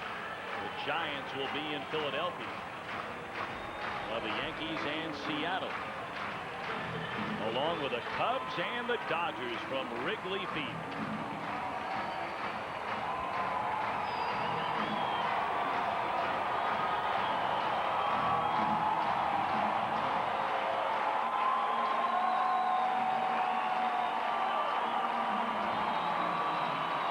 So now they're loaded for Dustin Moore. He had a pinch hit double in the 7th inning. First pitch, breaking ball, strike 1 to Moore. There's the breaking ball again from Farnsworth.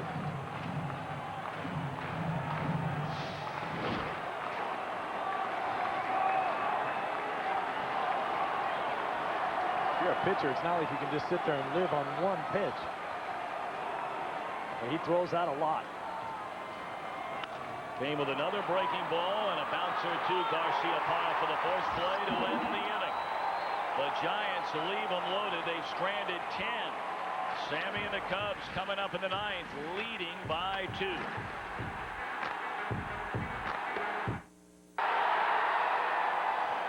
That's not tough enough to stop athlete's foot. Hit that with boom, tough actin Tinactin. Tinactin's the only one proven to prevent athlete's foot. Lamisil can't say that. Get boom, tough actin Tinactin. Is it true that you guys do more brake jobs than anyone else? Yes. And they're guaranteed for as long as I own my car? Yes. Come to Midas for great value and service every day. Lifetime guaranteed brake pads or shoes are just $89.95 installed. Guaranteed for as long as you own your car. Trust the Midas touch. There's a power so awesome, so irresistible, you'll do anything to get your hands on it. Introducing Gillette M3 Power. Turn on the first micro-power shaving system from Gillette and turn on the amazing new Power Glide blades. Micropulses raise the hair so you shave closer in one power stroke. Feel the power of the world's best shave. New M3 Power, a Mach 3 innovation from Gillette. The best a man can get. The conditions at today's venue are perfect. Not too hot, not too cold. Henry scores some points early with the hand wash. Good move avoiding the pants there. No surprises in this routine. Wait a minute. Booyah! What a finish! This moment deserves a Pepsi Edge. Reward yourself with new Pepsi Edge. It has full-on flavor, but 50% less sugar and carbs. So feel free to celebrate any little achievement. Years of conditioning really paid off there. Assurance in rain means Goodyear's deeply carved aqua chutes propel water away from your tread. Assurance on ice means Goodyear's interlocking threads deliver gripping power. Assurance on dry pavement means Goodyear's reinforced shoulders give you confident maneuvering. The revolutionary new Goodyear Assurance with triple tread technology for assurance in any weather on the wings of Goodyear. Relive the greatest moments in history. Eat my pantaloons. When the Simpsons bring you a blast from the past. I'm going to canonize you. I can see my house. The Simpsons at 8/7 Central, Fox Sunday. Top of the ninth inning, the Cubs leading 6-4. 3 outs away from Greg Maddux getting his 300th career win. Brett Tomko coming on to pitch out of the bullpen. And a base hit into right field by Nomar Garciaparra, his 3rd hit today. And again, it comes on the first pitch.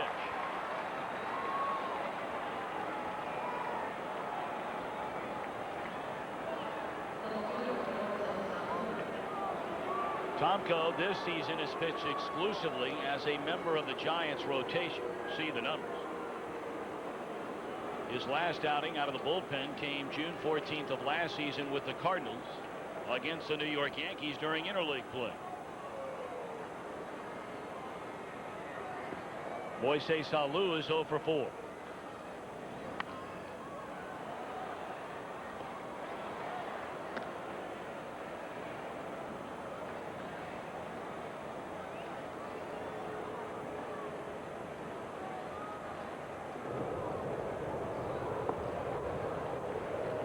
Troy Hawkins down in the bullpen, getting ready to close things out.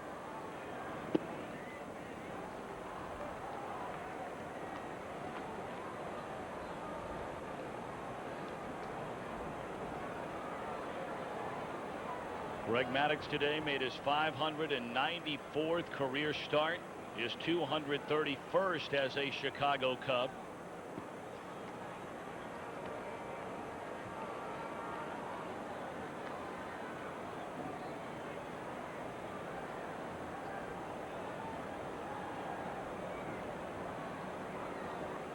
One and one to Alou. Tomko again will throw over to first. Garciaparra got his 2nd stolen base since joining the Cubs. Back in the 3rd inning.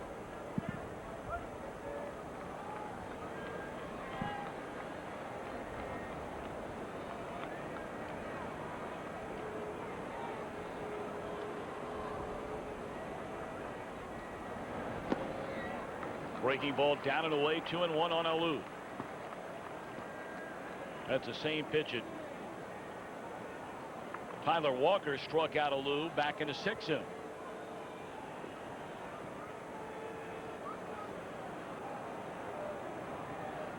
He pitched Sammy Sosa and Moises Alou very similarly, up and in to show him the pitch and then get him out away. Grounded foul again on that breaking ball down and away from him. 2-2 on Moises Alou.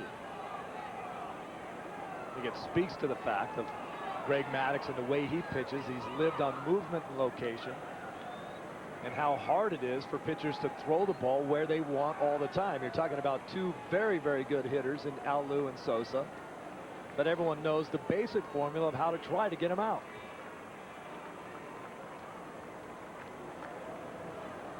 And there's a formula for every batter in baseball. Sure. But there's a reason why guys get hit. And pitchers don't have ERAs at 0.00. They'll make mistakes executing the game plan.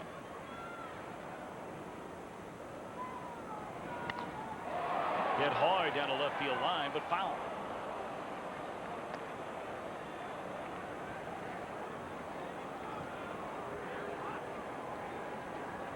Atlanta has won again, 6-2 final, beating Arizona for a second consecutive night.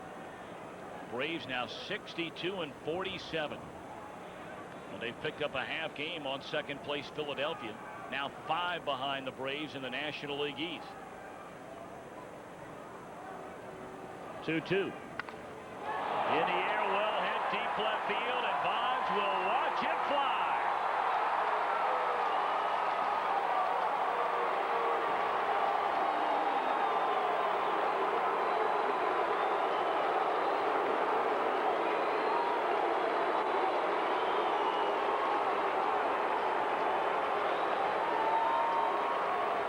Tommy, almost every time we do a game with the Cubs, Moises Alou hits a home run. Look at a hanging slider right in the middle of the plate. Watch the picture-perfect swing from Moises Alou with the balance. Watch the spin of the ball. That's just saying, hit me all over it. You don't get it to the location. And as we've talked all day, even with Moises being 0 for 4 coming into that at-bat, he is the most dangerous hitter on the inner half of the plate that the Cubs have right now.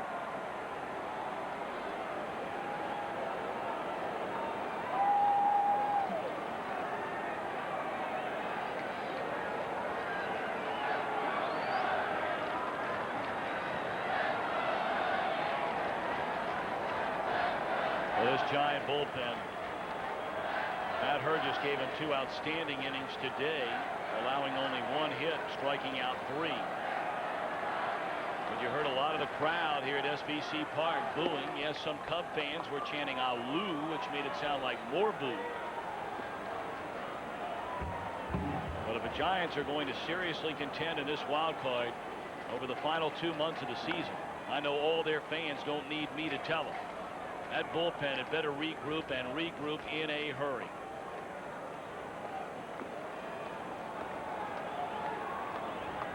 Feel bad for Felipe Alou. He doesn't have a whole lot of options.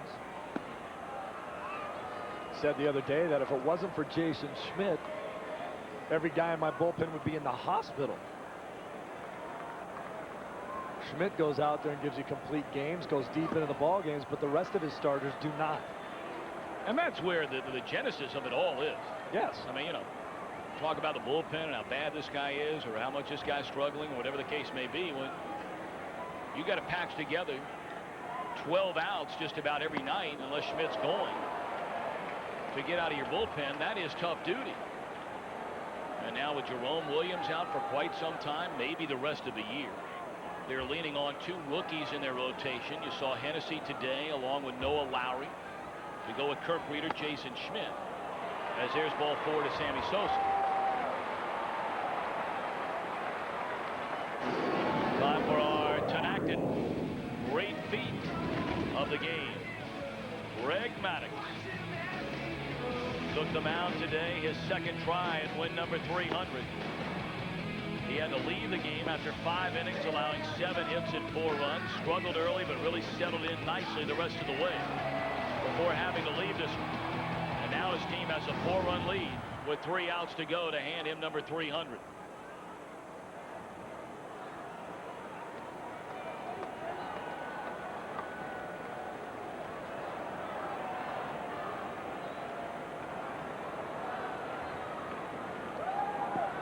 Tomko has come on, not yet recorded in an out. Gave up a single to Garcia Parra, a 2-run home run to Alou. Sosa follows with a walk. And now Aramis Ramirez, 2 of 4 in the game, a double, a single, a run batted in, 2 scored.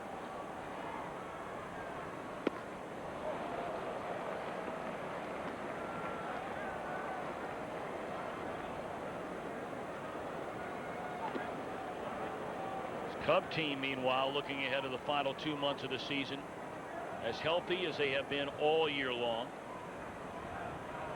A starting rotation intact for the first time all year long. Now that Wood is healthy again, Pryor has come back, arguably coming off his best outing of the season in Denver earlier in the week. to go with Matt Clement, Greg Maddux, and their most consistent starter all year long, Carlos Zambrano.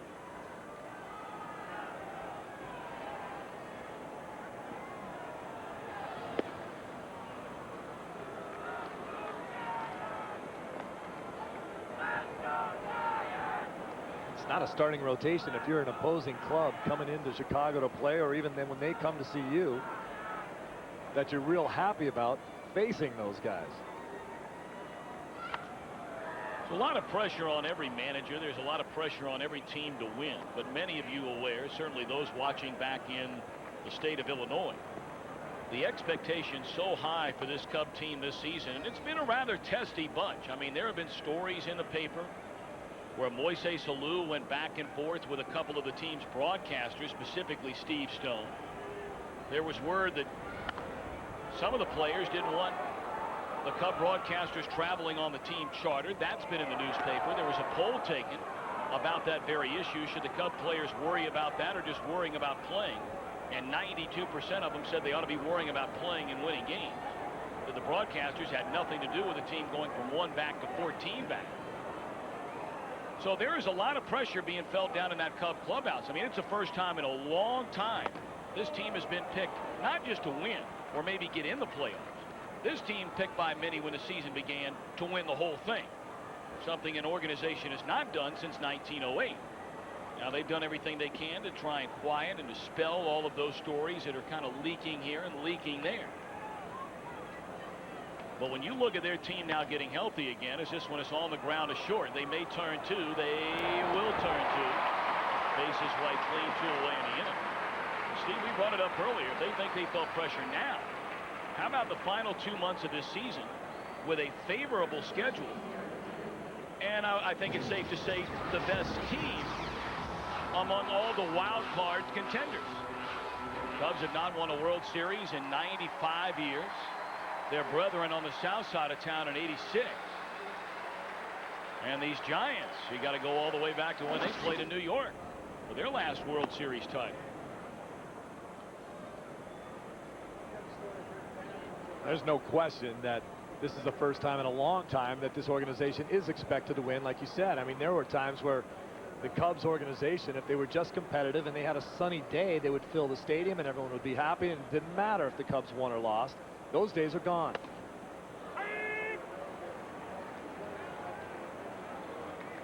Jim Hendry and the executive management of this ball club has changed the thinking, and it's a good thing. But the thing that comes with that responsibility is the fact that you are expected to win, and then you have to go throw numbers up there. Makes it a little more difficult on everybody if you don't. I tell you, the Tribune company, the parent company, of course, of the Cubs, has taken a lot of heat through the years about wanting to win. There's a diving play made in right field by Dustin Moore to end the inning. Moises Alou stretches the lead to 4 as we go to the bottom of the ninth. Fox Monday on a special encore of trading spouses. 2 new moms have traded families. If I was to give advice to the surrogate mom, be afraid. And the fun is just beginning. What is your problem? Then Tuesday, they're taking control. This is off limits. And the switch hits the fan. I don't like her either. I felt so unwelcome. The smash hit Trading Spouses. Meet your new mommy. An encore Monday and an all-new episode Tuesday at 8/7 Central on Fox.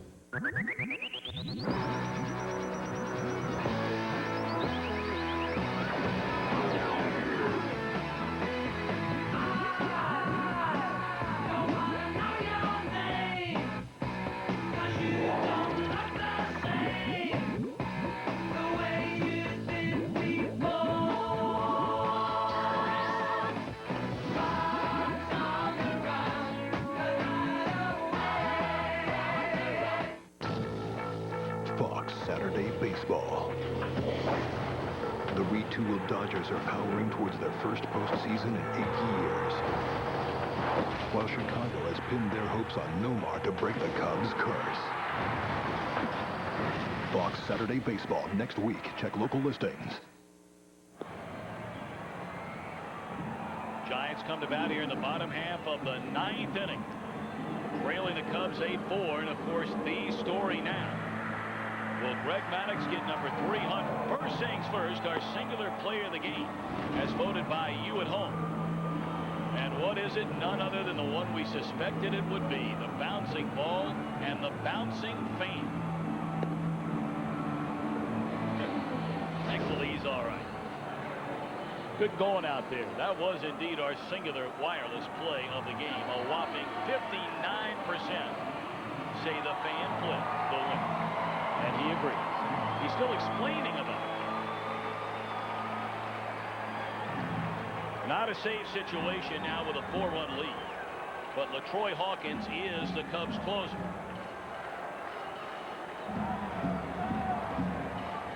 Hawkins having an excellent year. He's nailed down 17 of them. And a 2.86 ERA.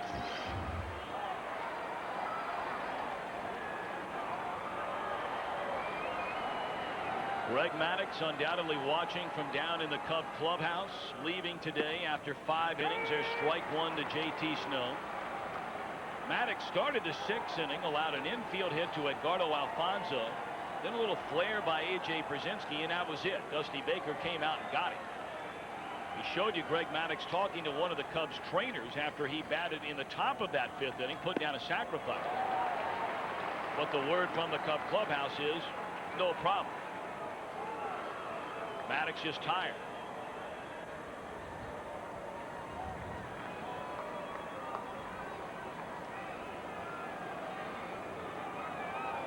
Oh, and 2 the count on JT Snow. And Hawkins pauses and delivers. Pulled down the right field line. Foul.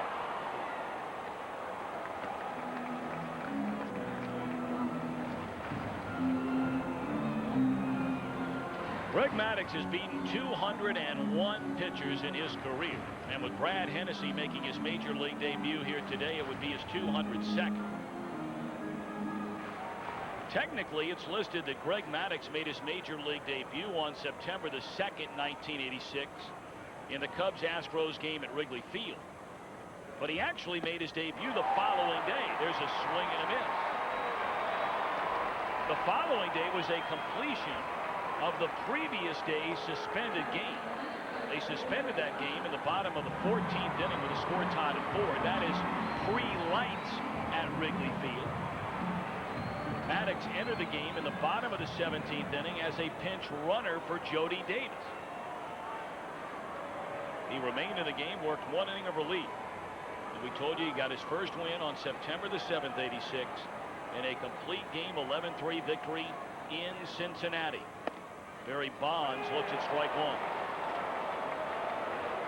Maddux will be the first guy to tell you that all that matters to him is the team winning. Look no further than his last start, his first try at 300 wins. When he left in a tie game, could have stayed in the game. The team wound up getting runs in the bottom of the inning. Had he stayed in the top of the 7th, he would have won the game. But he felt he was gassed, and when asked about it, he said, it's not doing my team any good.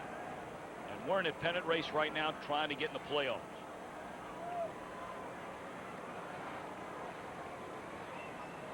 1-1 to Bonds. Pulled foul. Barry 0 for 2 today. Had a sac fly RBI in the first inning. He walked in the 3rd.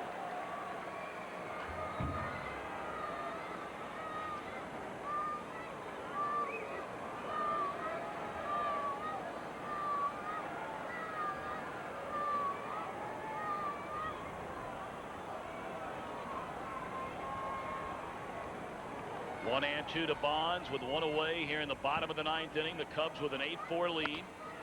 And it swung on, hit down the left field line. They're overplaying so much that Alou will not get there.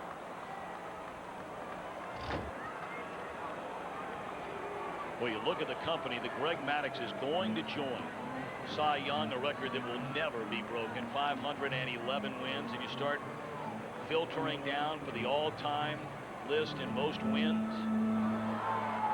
Great Warren Spahn with 363. There are many out there that believe that Maddux in many ways pitches a lot like Spahn.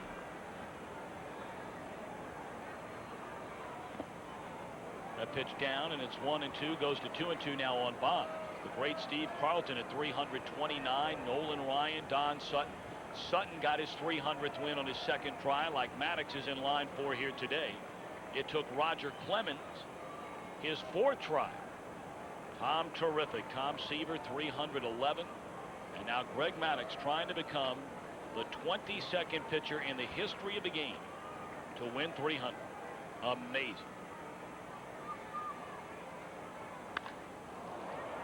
Pulled foul. Steve Lyons has made his way down to the Cub clubhouse. Hopefully we'll have a chance to hear from Greg Maddux after the ball game. We'll let you know.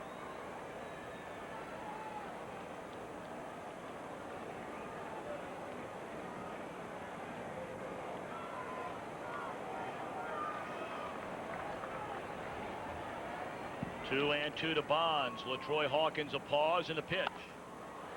Popped up. Baco will come over near the stands, and he runs out of room.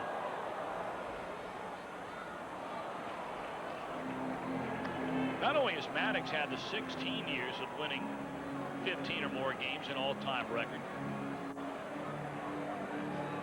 17 years now he's won 10 or more. He's only a year away from breaking or tying the all-time record in that category held by Cy Young.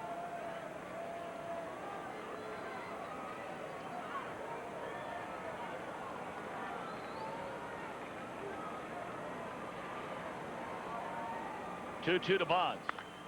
Pulled fair down the right field line into the corner. And the ball touched by a fan, so Bonds will be awarded second base with a ground rule double. Told you Maddux would be the first National League pitcher to get 300 wins since the great Steve Carlton with the Phillies. Got his 300 September the 23rd, 83. The Phillies in St. Louis. Lefty.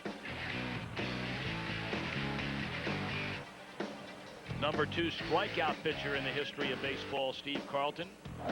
Before being passed this year by Roger Clemens, Randy Johnson will pass both of them before his career is over. Maddux never known as a power guy, but he has a pile of strikeouts in his career as well.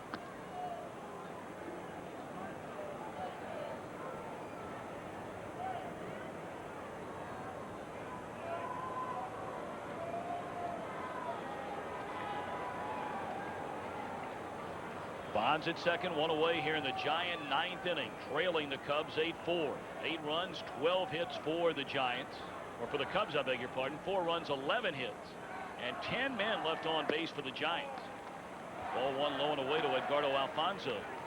3 of 4 today. He's doubled, singled, knocked in a run, singled again, and has scored twice. Told you Maddux never thought of as a dominant kind of pitcher, but he ranks 13th on the all-time strikeout list. He's closing in on 2,900. There's a fly ball to right, caught by Sosa, and now the Giants are down to their final out, and we are 1 out away from Greg Maddux getting his 300th win, and many in the stands are sensing that now, even those perhaps who root for the Giants.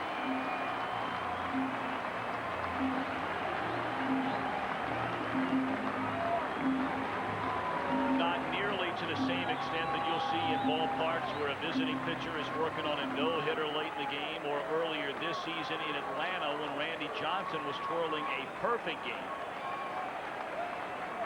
But for the Cub faithful, they know that Maddux, who went 5 innings today, is an out away from win number 300.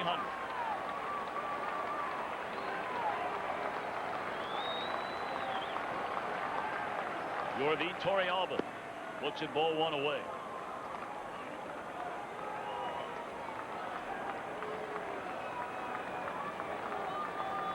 Well, you think about how many games through Maddux's career where he's pitched 7, 8, 9 innings, maybe given up 2, 3 runs, 1 run, and gotten beat. It only figures that sooner or later you're going to get wins like today. Baseball players will tease a guy like Maddux, saying he got a vulture of a win here today, and he'll laugh about it, and he'll be the first one to say, you're right. 5 innings, that's not been his M.O. But for a guy who has pitched remarkably as he has in his major league career, you deserve to get some of these as well.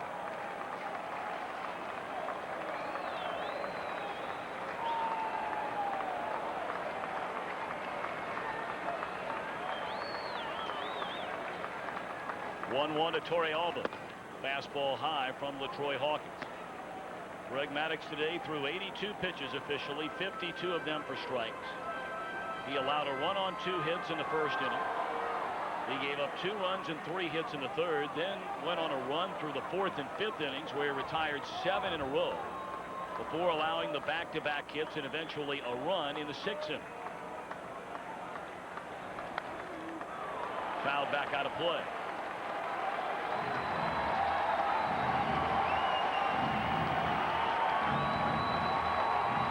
No sign of Maddux down in that Cub dugout.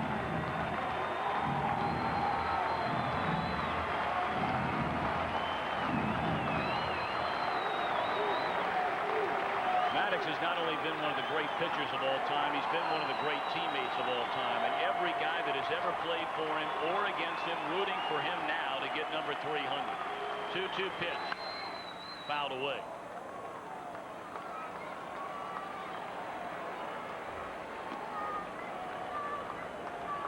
If there has ever been a more unassuming star in the history of baseball, it's hard to think of one more so than Greg Maddux.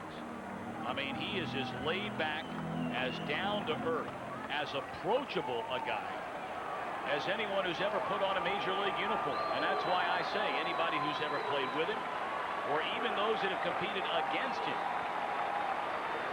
are going to be mighty happy for him in a moment. 2-2, the count on Torrealba. And there it is. LaTroy Hawkins puts the finishing touch to give Greg Maddux his 300th career win, the 22nd pitcher in the history of baseball to collect 300 wins in a career. Congratulations, Greg Maddux.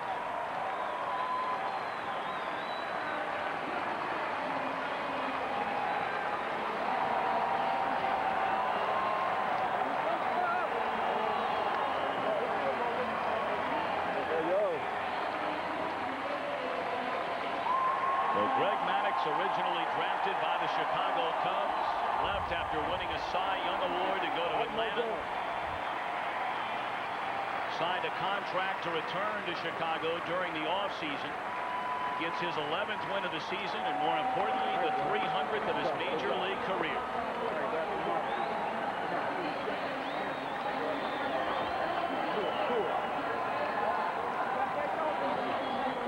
Steve Lyons is standing by downstairs. Again, we're hoping to hear from Maddux. Congratulations to Greg Maddux, yes. On this historic day. Dusty Baker able to walk off the field tonight after getting a win, evening this series at a game apiece, and the Cubs will maintain their lead in the National League wildcard race. They began 1 game better than San Diego. And the Padres will play later tonight in San Diego against the Pirates. While we have a moment, let's check in from Los Angeles with Jeannie Zalasko. Greg Maddux, win number 300. Well, here's what he does best. That 2-seamer down and away to left. He's right off the end of the bat to J.T. Snow in the 5th inning, which would be his final inning of today's ball game. But that would be enough. He gets that out. Then how about the matchup to Barry Bonds, trying to go to the same location. Misses a little bit, but at least he missed down in the zone. Barry a little bit off balance right there, getting out in front of that one. Not enough to go out of the ballpark today. And Greg Maddux, Jeannie, goes on for number 300. This guy has been unbelievable over the years. And knowing what a gamer he is, this may not be the shining moment for him. It'll take him a few years to look back at this and think highly of it. Well, 82 pitches, 52 for strikes. Larry Rothschild goes out there in the 6th inning. A couple guys out. Greg said, hey, I'm done. I've had enough. Let the bullpen do it. I'm not helping the ball club. Much as he did in his previous start. Cubs win! Cubs win! Well, there it is. Yeah. And Omar Garcia Parra, 3 big hits today. Got a double to get things going. Got the scoring going. Of course, Corey Patterson really had the big blow, the 3-run home run. Yeah, Nomar last week. Maddux this week. It's been a pretty good month so far. It really has. The Cubs are looking good right now, at least for the wild card, because we know the Cardinals are hot again. Of course, the Cardinals won 2-1 today over the Mets, but the Cubs, to me, are the team right now to win that wild card. I just like they're on all cylinders. They got 5 great starters. The bullpen's pitching better. Troy Hawkins got it done again today. Cubs are looking good. And the bats are working again, except for maybe Sammy Sosa. Well, Sammy's going to be fine. I mean, he's been hot actually the last couple of weeks. You know, they've got so much balance right now. Right-handed dominant lineup with Derrek, Lee, obviously Nomar Garcia-Parra, or Emerson Ramirez getting it done. Moises Alou, another home run for him, and Sammy Sosa. I wouldn't want to be a lefty to face that lineup, but, you know, Walker's done a pretty good job. Corey Patterson from the left side, that gives them better balance. But, boy, when you got a chance to pick up Nomar, they've been on fire since Nomar's come to that ball club. Yeah, and can you say enough about Greg Maddux? He did not want to get caught up in the frenzy of 300, but Greg, come on! Look at these numbers, Kevin. Well, unbelievable. Walter Johnson, Grover Cleveland Alexander. Since 1920, Greg Maddux, the 3rd youngest to win his 300th game. Only on his second try to do that. 1920. Took Roger Clemens, of course, 4 times last year before he got it. But we've seen it happen now 2 years in a row. And it'll be a few more years till we see it again. Yeah, and I'm not sure who this guy is, but maybe he's a new kid coming up. No, okay. I think he's the mystery guy coming out of the pen for the Giants. I think his former teammate Tom Glavine is going to get there. I know he had a tough year last year with the Mets. He's got a 4-year deal, a couple more years on his contract.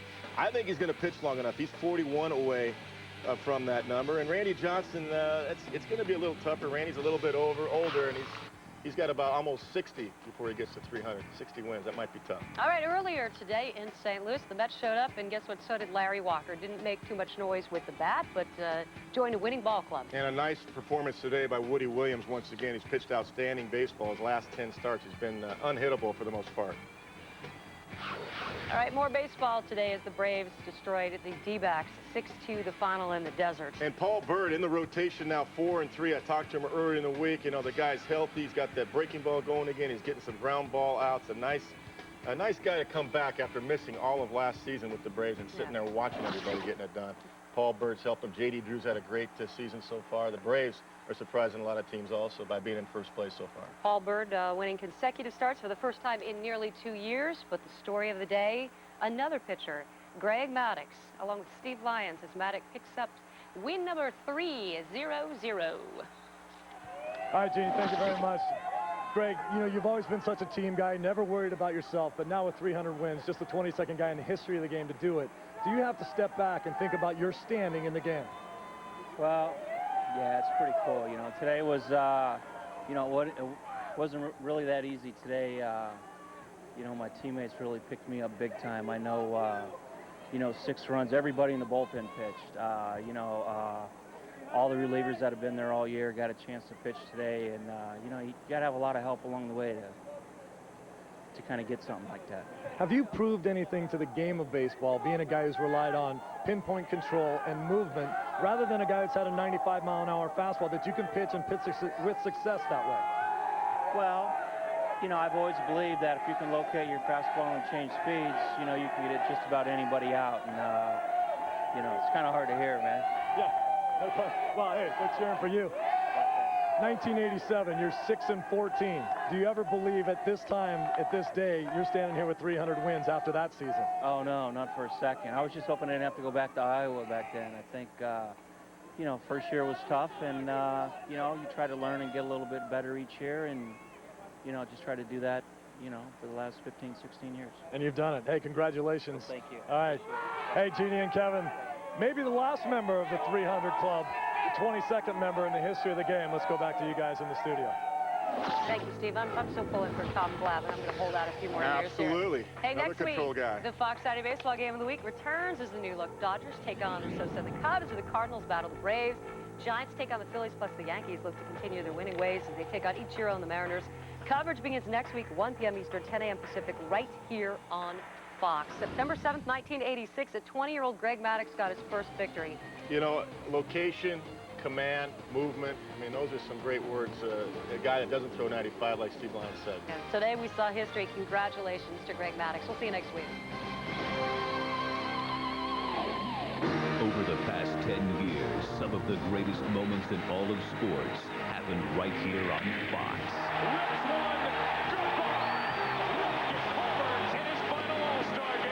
This has been a presentation of Fox Sports, celebrating 10 years of excellence.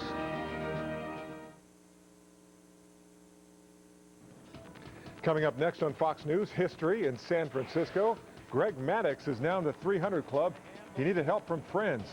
He got it. We'll have post-game reaction from his teammates, a live report from San Francisco. Also, an American apparently beheaded on the internet. It's received worldwide attention.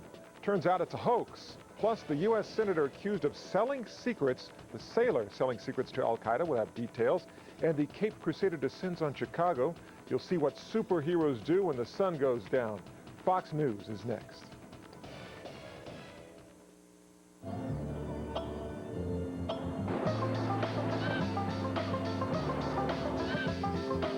Who says you can't enjoy summer in the city? Who says a light beer can't taste great? Low calorie, low carb, Amstel Light. They were designed to protect us. They were created to keep us safe from a world surrounded by danger. Now, this summer, get defensive. Ford Freestar with a side curtain airbag that protects all 3 rows. And now during the One Big Event Ford authorized clearance, you can get 0 for $60 or $6,000 cash back. Ford Freestar with the government's highest crash test rating. Now playing for a limited time. Your mom took these?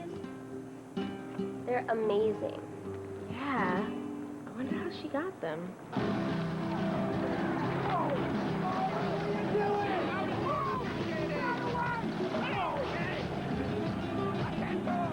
Download photos faster with SBC Yahoo DSL. Sign up online for just $26.95 a month and get 100 free prints from Yahoo Photos. For a great-looking roof, shop Menards. 25-year Castlebrook premium designer shingles have an architectural appearance and are Class A fire and wind rated. In 5 attractive colors, just $11.77 a bundle. If you're tired of patching flat or low-pitched roofs, we've got space-age EPDM rubber roofing that's simple to install and on sale for as little as 35 cents a square foot. Put on a new roof and don't pay till spring. Now at Menards. Save big money at Menards.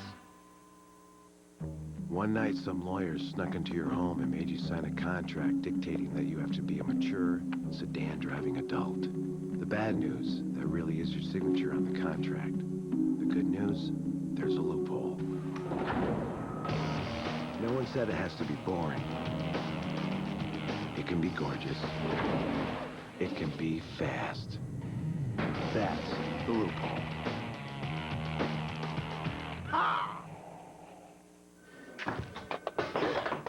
Dancing. That'll play. Who says you can't mix business with pleasure? Who says a light beer can't taste great? Low calorie, low carb, Amstel Light.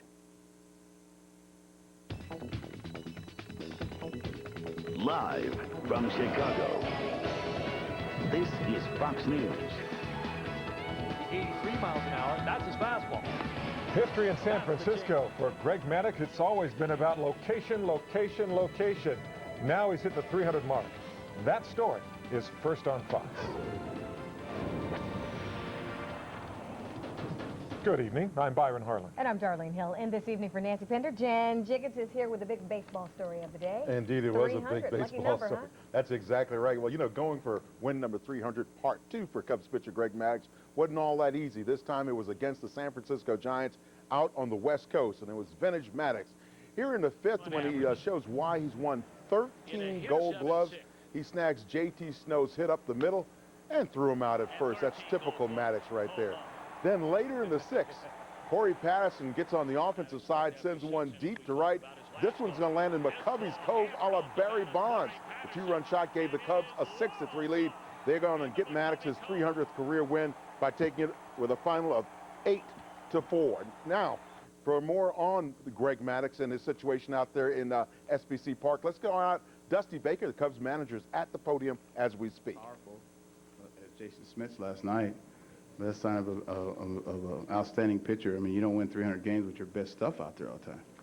You know, there are days when you don't have your premier stuff, and you depend on your defense and your offense and some timely outs. Did you show any extra motion in coming into the dugout after that?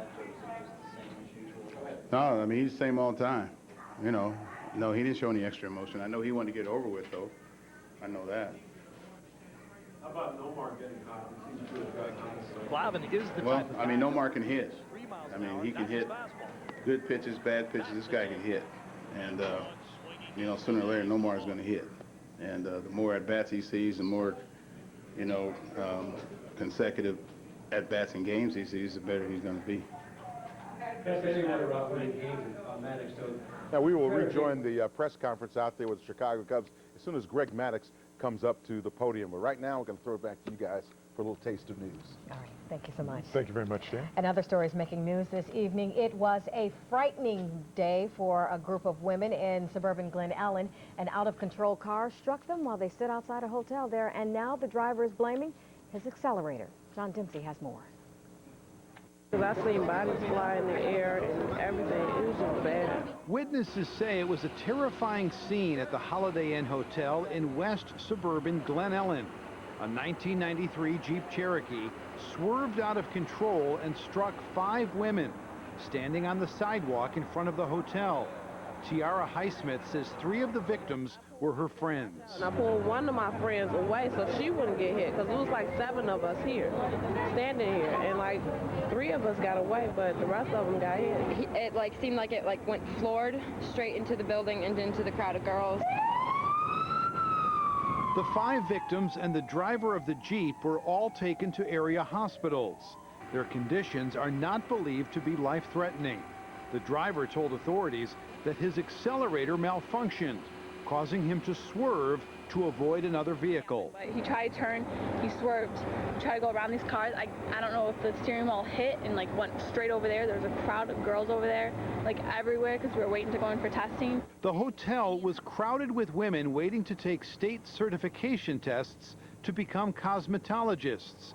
Many were counting their blessings that they themselves avoided injury, since there was such a crowd outside standing nearby the victims. John Dempsey, Fox News, Chicago.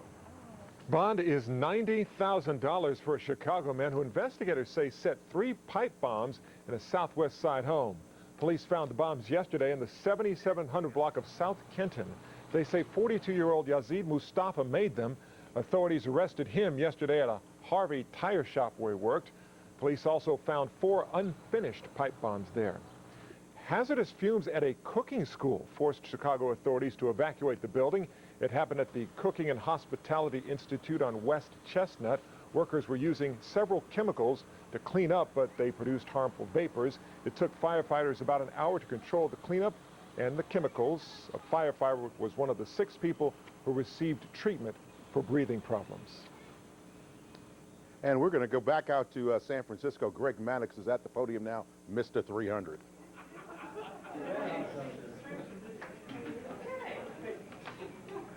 Quick questions for Greg. You said all along it's been about the team, and today you really got a lot of help from your teammates. Well, definitely. You know, I mean, I didn't really pitch all that good today, obviously, but you know, 6 runs, you know, some big home runs, good defense. The play Mo made, running down the fly ball down there by the bullpen, I thought that was one of the best plays he's made all year. And you know, then he hits the home run, and everybody in the bullpen pitched, and I mean, it was you know, total team effort, and it was great to see. There were a couple of tight spots for the relief pitchers getting out of bases loaded situations. Where were you when all that was going on? Were you watching them? Were you on the bench? Yeah, I mean, I was just doing what I always do. I just go up in the clubhouse and try to watch the game and ice down, whatever, you know. In a hitter 7-6. It's more of a sense of a relief than joy. As you mentioned, it's kind of a distraction. Well, yeah, I think you know, it is a sense of relief in a way, but you know, it's hopefully we can move on. You know, I don't think anybody got too caught up in it to begin with, but you know, we could put it behind us and do what we can to get to postseason now. I think guys weren't really all that worried about it to begin with, but at the same time, it's just maybe one less question that they won't get asked about for the next 5 days. Hey, Greg, what was the sense of the excitement for you when you saw that ball in the last ball fly in the same as the glove when you had that 300? It's more of a sense of relief, you know, more than anything. I think, you know, glad we won. You know, after last night, it's nice to come back and win again today and kind of get going again. And just kind of a sense of relief about all the, I don't know, the hype or whatever that's gone on, you know, for the last couple starts or whatever. And, you know, obviously it feels very good. And obviously to win 300 games, you got to have a lot of help. And I've played on a lot of good teams over the years, and a lot of times you're only as good as the guys behind you, you know, and today was a good example of that. And, you know. That's about as exciting as Greg would have gotten had he won his 400th game today.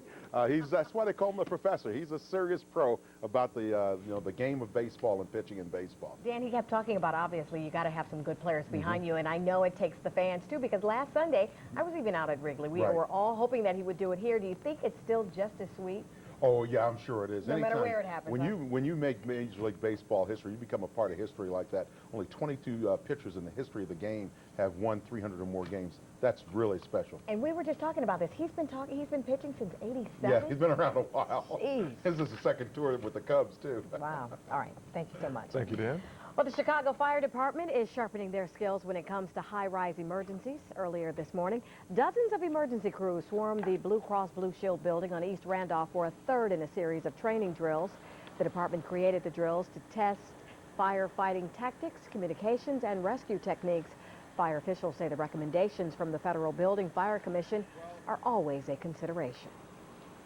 I'm pretty sure that some of the things that you'll see in terms of what we respond to we have already been putting in place, and some of the things that you'll see some new things that I think take some of the recommendations and some of the things that we do now to another level. Fire officials say one policy they'd like to change as a result of the drills is to send more crews as early responders to emergency calls.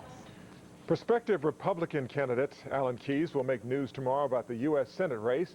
Today, news about an already serious campaign debt. Keyes has campaign debt and a tax lien involving his campaigns for president.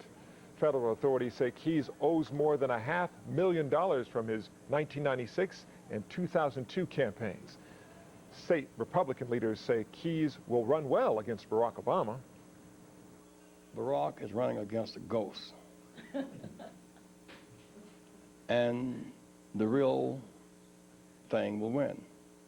It is sinister to replace Thurgood Marshall with Clarence Thomas and then sent in a phantom from another state to run against Barack Obama is sinister.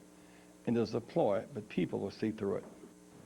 Keyes is planning to announce his intentions tomorrow at a rally in Arlington Heights. We're going to take a break this afternoon, but still to come on Fox News Chicago, a spy scare in the Navy. Why investigators think a U.S. sailor may have sold secrets to Al-Qaeda. Also coming up, a gruesome hoax. A California man who pretended to be beheaded. The image ended up on Arab TV. You'll see why he says he did it.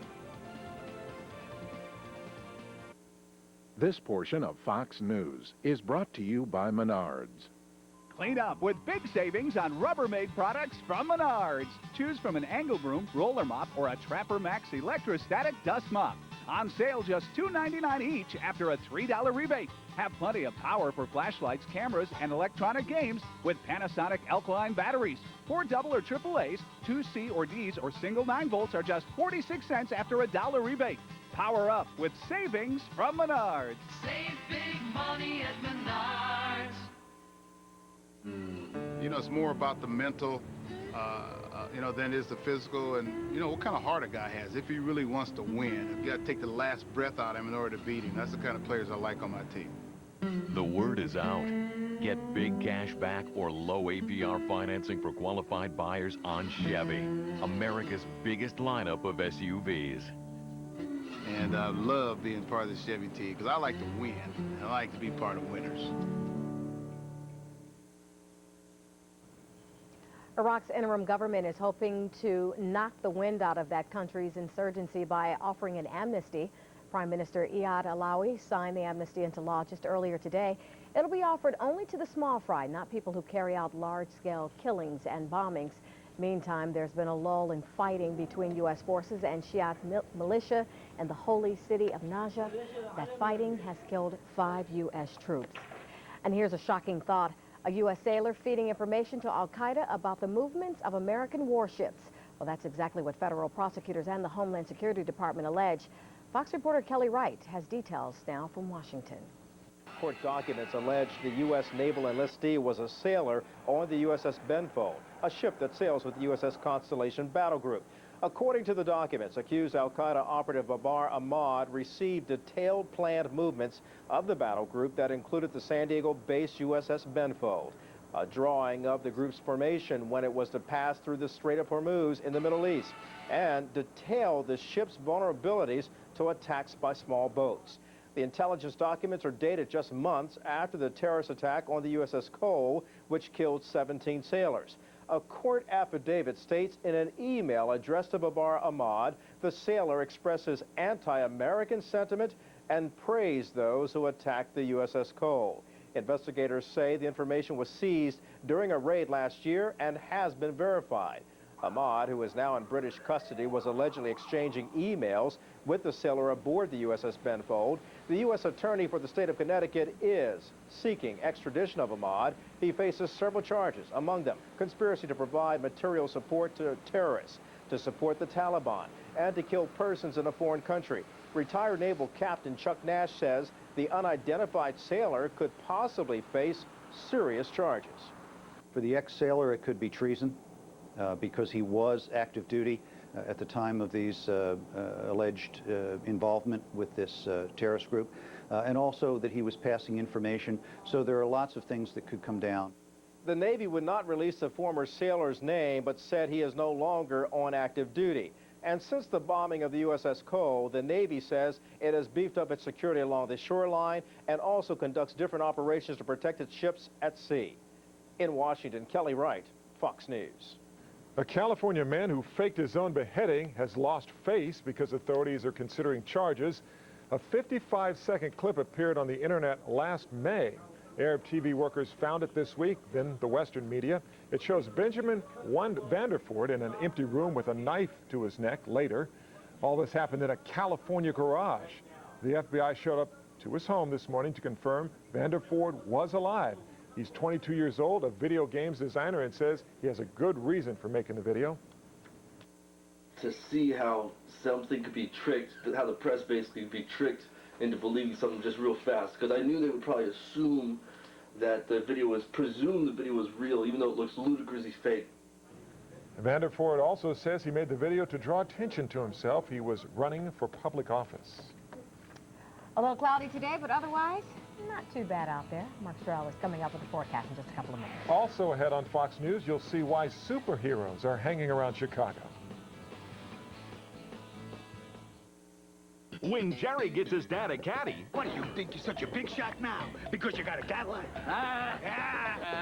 Some seniors get suspicious. My son bought me that car! Your son could never afford that car! Well, you could put a fence around these condos and call it an insane asylum. Nobody would know the difference. And Kramer gets even with his cable guy. I'm not going to put up with it much longer. I'm loving this. On the deck, Seinfeld.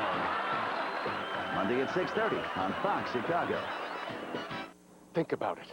Casinos, dancing girls, swimming pools, surrounded by a sea of neon lights. We'll make millions, I tell you.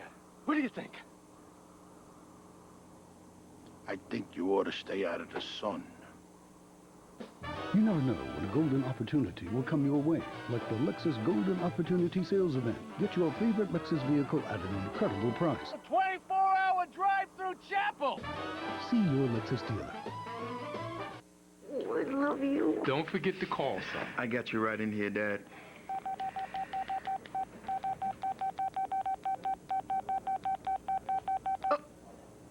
No, not you. Join in and stay connected to everyone. Make unlimited calls to any Verizon Wireless customer anytime without using any planned minutes from our national in-coverage area. Plus, buy any Samsung phone and get a Samsung A650 free. Oh, I need to call her back. Are you all in? Verizon Wireless. We never stop working for you. Check out the new fall fashions. Fran is either dressed for a sexy night or she's a big fat beanie baby. Mad TV. Tonight at 10 on Fox Chicago. Kind of day where you just want to hang outside and just people watch, huh? You know, that's right. A beautiful day. Time is short, so here's Mark Strell. We saw some sunshine mixed with some clouds. The clouds, even a couple of showers across Wisconsin, tended to blow our direction, although we didn't see any wet weather here. Turned out to be pretty nice after all. Just some passing clouds through the neighborhood. Temperatures in the mid-70s this hour, a little bit cooler to the northwest. Elsewhere, doing any traveling over the next couple of days looks good across most of the nation. South, southeast look good. A couple of tornado watch boxes up over the high plains. That's a storm system that's going to move just north of us over the next couple of days, and it's going to also tend to keep us kind of cool over the next several days as well. I'll show you that in a moment. Tomorrow, partly sunny skies throughout most of the day. A few clouds increase late in the day, but a little warmer than today. Temperatures of 82 degrees tomorrow. And we're going to continue to see mild temperatures for the first couple of days, and then it falls off into the low 70s as we head past midweek. Let me take you through the forecast here. A couple of showers northward across Wisconsin, Minnesota from this system that's out over the high plains tonight. Tomorrow morning, we've got partly sunny skies across the area. This system draws a little closer to us. That's a weather changer for us.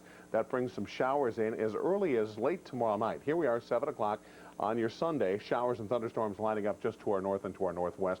Some of those showers could be here overnight tomorrow night into Monday. Mainly cloudy skies, some light winds tonight. Mild temps, we're down to 60 degrees. That's not too bad. Tomorrow, partly cloudy skies. A little bit warmer, temperatures up to 82 degrees. And we're going to continue to see warm temps for the next day or so, and then we begin to fall off. I'll show you the 7-day forecast and go over the complete forecast for you again coming up tonight at 9 o'clock. See you then. Are you looking at the moon and looking at the sun? The bat signal is once again sweeping over the Chicago skyline. The cast and crew of Batman Begins are prowling around downtown rooftops, shooting scenes for the new movie.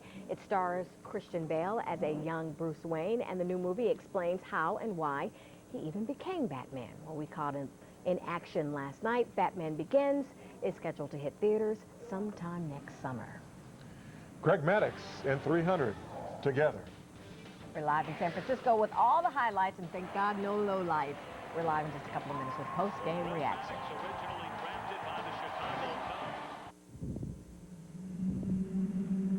Did you hear that? This Friday. Oh, God. It's time to pick a side. Get me out of here!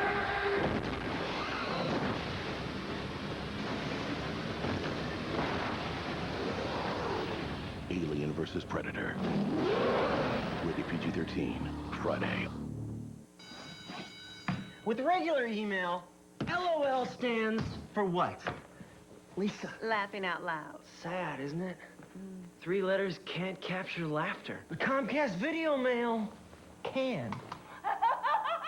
Our world is vibrant and full of life. And now, so's our email. Wow.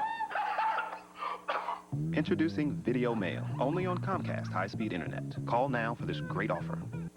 This summer, get ready to experience the toughness of one machine in this year's one big blockbuster event. Ford authorized clearance. Now get Ford F-150 with 0% financing for 60 months or $4,000 cash back plus $1,000 clearance cash. Plus get a 5.4-liter Triton V8 and trailer tow package on the all-new F-150 at no charge. Ford authorized clearance. Now playing for a limited time. Twice the carpet, half the price. There's no better time than now to call Luna and save. Shop top-name brands in your own home, and you won't make a payment for a full year. No payments, no interest for a year. Plus, when you buy one room of carpet, the second room is free. Call Luna now or schedule at lunacarpet.com and save an extra $50. 773-202 Luna. This sports segment has it all. Dan Jiggets, Joel Carlson, and, of course, Greg Maddux with 300 wins. There you go. Thank you very much. We begin, of course, with the Cubs and Greg Maddux' pursuit of career win number 300. Now, the professor took the bump this afternoon against the Giants at SBC Park, hard by the San Francisco Bay. And what a day it was for a baseball game. Everything was set up just right. Bottom of the first, the professor gets Ricky Leday swinging. And the game was tied at 3 in the 5th. And the Cubs took the lead when Derrek Lee took rookie Chad Hennessy deep and off the wall in right center for a double. Ramirez is in, and the Cubs led 4-3. And then later in the 6th, Corey Patterson. Now check this one out. Corey Patterson looks like Barry Bonds on this one. He sends this one into McCovey's Cove. That put the Cubs up 6-3. Things are looking awfully good. And then in the 6th, Greg Maddux hits a little road bump. After giving up a hit to A.J. Przinsky, he puts on 2 with no outs, and after giving up 7 hits, 4 runs through 5 innings, the Cubs decided it was time for him to go to the pen. And he gets a lot of help from his friends. In the bottom of the 8th, with bases loaded, Kyle Farnsworth gets Dustin Moore to ground out to end the inning. And then in the bottom of the 9th, LaTroy Hawkins strikes out Yorvik Toraba to end it. The Cubs win it 8-4, and Greg Maddux gets his 300th win. By the way, the Cardinals beat the Mets by a final of 2-1. Now for more on the Cubs and Greg Maddux, we go out to SBC Park, and that's where we find our Jill Carlson live. Jill? Well, Dan, Greg Maddux, of course, as everyone knows, doesn't exactly like the spotlight. He would prefer just to go about his business, and so long as the Cubs win, well, then nothing else matters. Now, Maddux was a little shaky in the early going, giving up those few runs, but his teammates did pick him up, scoring a pair, and he seemed to settle down from there. You know, I mean, I didn't really pitch all that good today, obviously, but, you know, 6 runs, you know, some big home runs, good defense. The play Mo made running down the fly ball down there by the bullpen, I thought that was one of the best plays he's made all year. And, you know, then he hits the home run, and everybody in the bullpen pitched. And, I mean, it was, you know, total team effort. We will have more from SBC Park tonight on Fox News at 9. Thanks a lot, Jill. Look forward to it. Darlene? He's blowing us Byron? away. He's just so humble. Yeah, okay? he really is. All right, thank you so much. Thank you very much, Dan. And thank you so much for joining us on Fox News post-game. We're going to be back tonight at 9. Take it easy, and we'll see you later.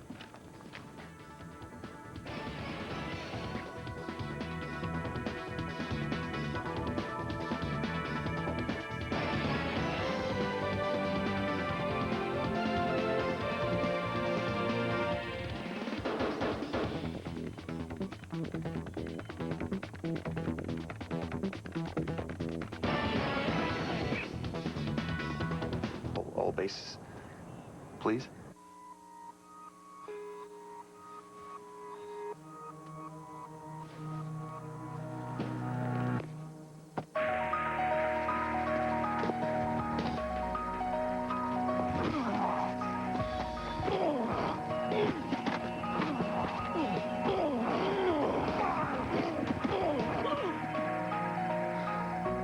Find a way to make the cut. Only at Champ Sports, where sport lives. Hi, Tom Bodette. You're about to witness the miracle of savings. Quick 6 web bargains save you even more at Motel6.com. Technology and value, the stuff of life. We'll leave the light on for you, and Accor Hotel. Hi, I'm Tom Bodette, and you're watching Sports Center, brought to you by Motel 6. We'll leave the light on for you. Moving to the International, no Tiger, no VJ, but we do have a Chris DeMarco sighting. Let's start, though, with the Aussie. Rod Pampling, tee shot on the par 3, 4th hole. Remember, they're using the modified Stableford scoring system. Birdies are good. This was set up, one of 4 birdies on the day. Got to 26 points. Back to DeMarco, tee shot on the same hole. Trouble. Stares it down, and it's going to land in the beach. Fighting for a spot on the Ryder Cup team. That's not going to help. Set up one of 8 bogeys in the round. Second shot on the par 5/8. Oh, boy. His reaction says it all. Into the woods. He'd eventually find the ball and bogey the hole. He drops to 29 points. Pampling and DeMarco finished the day tied with 29 points. 900 thou going to the winner.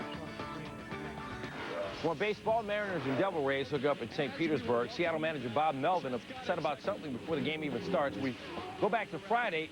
Umpire Paul Emo awarded Carl Crawford a free trip home with a rare obstruction call on Jose Lopez. That was the winning run. And back to Saturday, I don't think Melvin forgot about it. And he didn't have to work at all. Got an early shower. Top second, Mariners up 1-0, 2 on. Mark Hendrickson to Miguel Olivo. Advantage Olivo, his 10th of the season. The Mariners going to win it 5-2, even without their skipper. Ichiro 2 for 5, 2 doubles and a run. How about Junior and the Reds trying to tap the Rockies with a hookup at Coors? Junior, though, a spectator. That sore hammy getting the best of him. Major League home run leader, Adam Dunn. No doubt about this one. Bye-bye. Game tied at 3, 34th of the year. Bottom 6, remember, there's no Larry Walker, but there is a Jorge Piedra called up from AAA. There is your hero. 2 RBI in his first at-bat. Rockies win 9-5. Red starter Paul Wilson now winless in his last 5 starts. Being the first to do something is considered a great accomplishment. What about being the last? With his win on Saturday, Greg Maddux became the 22nd pitcher in Major League history to win 300 games. And just like Nolan Ryan's 7 no-hitters or Walter Johnson's 110 career shutouts, 300 wins may be baseball's next elusive number. Neil Everett explains. Maddux reached 300 for a number of reasons, the first being that he's one of the best pitchers in the history of the game. He also is perhaps the most consistent. He's won at least 15 games for a Major League record 16 straight seasons. And with 11 wins this year, he has a good shot to make it 17 straight. Tim Hudson has the second longest such streak among active pitchers with 4. Maddux has been incredibly durable in his career, not counting the strikes short in 1994-95 seasons. He's made at least 33 starts for 14 consecutive years. Last year, he became the oldest non-knuckleballer in history to lead his league in starts. He's been on the disabled list just 1 time in his career, missed 1 start. Kevin Brown, 205 wins. He's been on the DL 11 times. Maddux started young and was good right away. He won 60 games before his 25th birthday. Mark Pryor was good right away, but he soon will be 24, and he has less than half the wins Maddux had at his age. Of all the active pitchers under age 30, Kevin Millwood has the most wins with 98. Of that group, Mark Mulder might have the best shot at 300. He has 78 wins at age 26. Hudson has 87 wins at age 29. If he averages 20 wins the next 10 years, he still would fall short of 300. Randy Johnson has 241 wins. At age 40, it seems highly unlikely that he could win another 60. Mike Mussina has 208 at age 35, but his best seasons appear to be behind him. Pedro Martinez has over 175 wins, but his fragility makes it hard to imagine him winning, say, 125 more games. Curt Schilling has 175, but unlike Maddux, his greatness began too late. The guy with the best chance to reach 300 is one of Maddux's former teammates, the Mets' Tom Glavine. He has 259 wins. He has never been on the disabled list in 18 seasons, and he has pitched well enough this year to make the All-Star team. But he's 38. He plays for a sub-500 team, and he gets very little run support. Many pitchers work into their 40s, but Glavine would have to be very good in his 40s to win 41 more games. Maddux became the 5th pitcher ever to win 300 before turning 40. He has a real shot at 330 wins, which would put him in the top 10. If he makes it there, he might stay there forever. Thank you, Neil. The question remains, who's next, if anyone? Check out some historic long spans between 300-game winners. Most recently, the 12-year span between Nolan Ryan and Roger Clemens. The longest streak without a new member of the 300 club is the 19-season gap between Lefty Grove and Warren Spahn. Maddux's new teammate, Nomar Garciaparra, hitting .370 since moving into the Cubs lineup. 2 players Boston got in the deal, Orlando Cabrera and Doug Minkiewicz, hitting a combined .205 with 1 less hit than Nomar has. And the Cubs have won 5 of 6 with Nomar in the lineup. Nomar sat down to talk about it with our own Carl Ravitch. After it all happened and everything, I remember going home and, you know, somebody asked me, will the sadness hit later? And I was like, yeah, I'm sure it will. And it definitely did. There was definitely some sadness. I mean, how can you not? Like I said, all that stuff, you know, you said it perfectly. We're human. You know what I mean? We're not robots. We're human. And, you know what just happened. You realize what you're leaving or what, you know, that it's not there anymore. It's not the same bed I'm going back to. It's not the similar environment that I've been doing for 8 years. Well, this reminder for you, Sunday Night Baseball doesn't get any better than this. Sammy and the wild card leading Cubs swinging for McCovey Cove against Barry and the Giants. You can catch the action 8 p.m. Eastern on ESPN.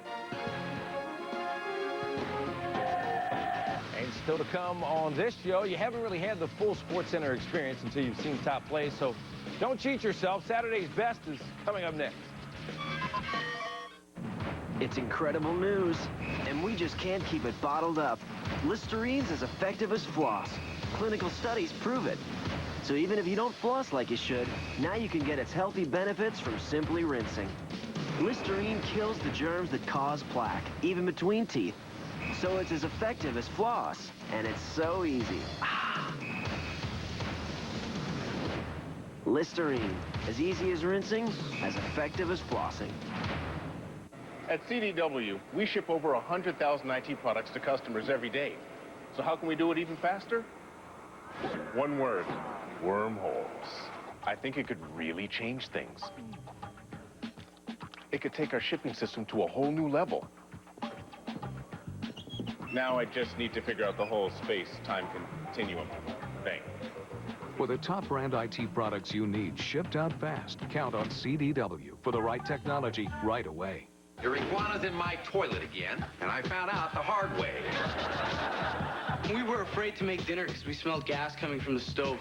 It's electric.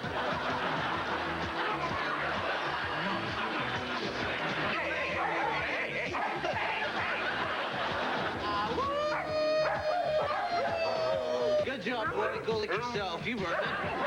Complete Savages, part of an all-new season of TGIF. Fridays this fall on ABC. Miss Moore, this is McMillan's department store again, and Hi, this is Sandra with First National calling to remind you of your way. Right, our records show you haven't made a payment in 7... When you're in debt, there's only one way to get your life back, and that is to get out of debt. Money Management International can help. It's not another loan. It's not bankruptcy. It's Money Management International. If you want the collection calls to stop, gather your bills together and call this number, 1-888-862-3663. In just minutes, our counselors will start you on a plan to free you of debt. We have relationships with over 50,000 banks and creditors, and we work with them to lower your monthly payments and reduce or even eliminate interest charges altogether. And we help make the phone calls stop. MMI is a nonprofit organization that has helped thousands of people just like you get out of debt. So stop the phone calls and get back to life with one simple call to MMI at 1-888-862-3663. Sunday night, the road to Williamsport and the Little League World Series continues. It's the Midwest Regional Final from Indianapolis. Robbinsdale, Minnesota versus Davenport, Iowa. Throw the record books out when they get together. 7 p.m. on ESPN2. Right now on ESPN, it's time for SportsCenter's top plays, and we begin with number 10, Rangers and Orioles. David Newhand, the shot. Lance Nix says, give me that. No regard for his safety and no regard for the Orioles, but they still win it 3-1. You want no regard for safety? Alex Sanchez loses the bats. This guy doesn't look out. He says, souvenir, please. What a grab. Are you crazy? Perhaps. It's a souvenir, though. Number 8, Acelino Freitas and Diego Corrales. In the 8th round, Corrales drills Freitas, and he goes down. Then in the 9th, down goes Freitas. He would get knocked down again in the 10th, and he refused to continue. God knows when he had enough. Corrales, the new WBO lightweight champ. Number 7, Browns, Bills, Willis McGahee. Who? Yeah, Willis McGahee's healthy, and he's scoring touchdowns. 4 of them, to be exact, in his first ever NFL practice. Number 6, Brewers and Marlins. Mike Mordecai shot up the middle. Craig counts with a diving stop. Getting Mordecai at first. Marlins win at 5-zip. Number 5, Whitney handicap. There was a photo finish in Saratoga Springs. Perfect drift and Roses in May. Roses in May, unwavering determination. Perfect drift is surging. Short lead. Roses in May, dead game. Here's the wire. Roses in May in a spectacularly game performance to win by a nose over Perfect drift. It was close for third between Roses in May by a nose. Nicely done. Number 4, Omar Vizquel flashing the leather. First, he robs Carlos Lee with a great diving catch. Next batter is Paul Konerko. And Vizquel says, I got something for you, too. Indians win at 6-5. Number 3, someone called Taco Bell because this long-haired chihuahua named Bear sharing up patients at the Alliance Community Hospital in Ohio. Like the little bike right there. Number 2, Mets and Cardinals. Jose Reyes with the bunt, but Woody Williams quick off the mound, and he makes the play from his knees. Take another look at it. Cards win it 2-1. Woody Williams extreme, but the #1 play, X Games, taking it to new heights on Saturday. Takeshi Yasutoko there's the Viking flip, and he also changed his double flat. Yeah, big double Viking flip. Unbelievable. Takeshi Yasutoko doing what we would expect and blowing this ramp away. SportsCenter's Top 10, brought to you by Mazda, always the soul of a sports car. Greg Maddux entered the baseball record book Saturday with his 300th victory, but so did the pitcher he was facing. A did you know that will make you sigh? Next. Right now, you can find the soul of a sports car in more new Mazdas than ever. And during Mazda's Choose and Cruise sales event, for a limited time, choose from a variety of offers on a great selection of new Mazdas, including low APR financing, or great cash back, or special lease offers.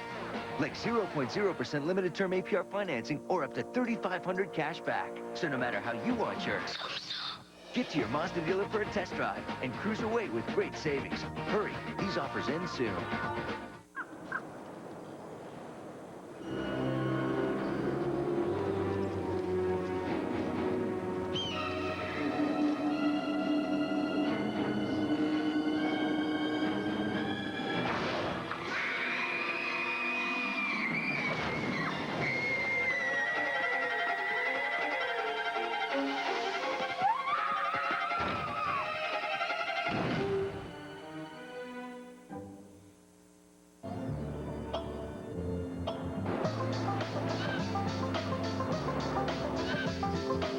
Who says you can't enjoy summer in the city? Who says a light beer can't taste great? Low calorie, low carb, Amstel Light. This is my Atkins Friendly Mediterranean chicken wrap. First a soft tortilla, then chicken, tomato, peppers, olives, and onions. All rolled up with feta cheese. Come on in, I'll wrap one up for you. I'm Luis Flores, Subway wrap artist. Dancing. That'll play. Who says you can't mix business with pleasure? Who says a light beer can't taste great? Low calorie, low carb, Amstel Light. Join us for ESPN 25. This week on Who's Number One, we're counting down the biggest chokes. Bill Buckner. Buckner. Who's Number One? Right after the headlines. Every Tuesday night, 7 Eastern on ESPN. SportsCenter, brought to you by Motel 6. For the lowest price of any national chain, call 800-4-MOTEL-6. And Amstel Light, the beer drinker's light beer. We're bringing back some of SportsCenter's original anchors. Camera loves me, I love the camera right back. SportsCenter is going old school, and your favorite anchors are back on set. I don't like everybody looking at me like an idiot. SportsCenter alumni are back in Bristol for a return engagement. SportsCenter Old School begins Sunday, August 8th at 11 Eastern with Dan Patrick welcoming back Craig Kilborn on ESPN. Brad Hennessy and John Cerruti are the only pitchers without a single major league win to lose to pitchers claiming their 300th win. Hennessy lost to Greg Maddux on Saturday. Cerruti, as a Blue Jay, lost to the Yanks' Phil Niekro back in 1985. But did you know Cy Young is the winningest pitcher to lose to an opposing pitcher claiming his 300th win? Back in July of 1900, Young, owner of 275 career wins, lost to Kid Nichols on the day he won his 300th game. Young went on to win his 300th game the following season. If you want to see how Greg Maddux won his 300th, stick with SportsCenter. We're going to show you coming up. I'm Stan Barrett. I'm David Amber. Great to have you along. Stick around. SportsCenter coming your way now.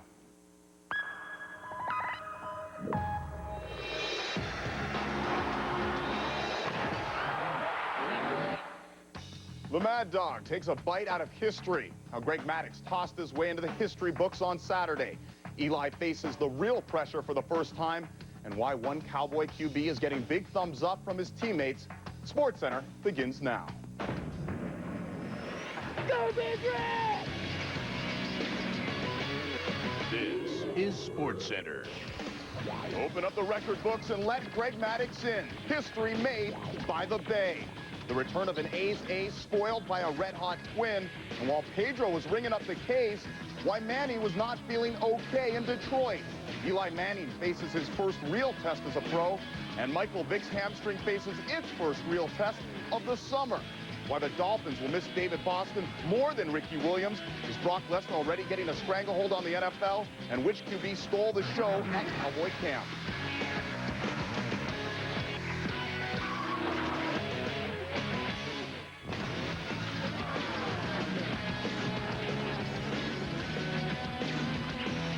Great to have you along for SportsCenter. He's Stan Barrett. I'm David Amber. Baseball history headlining our show. Indeed it does. With Greg Maddux sitting on 299 wins, Cubs manager Dusty Baker said Maddux would surely reach 300 as long as he kept breathing. After Saturday's start against the Giants, Maddux can exhale. Cubs pitcher aiming to become just the 22nd man to get his 300th win.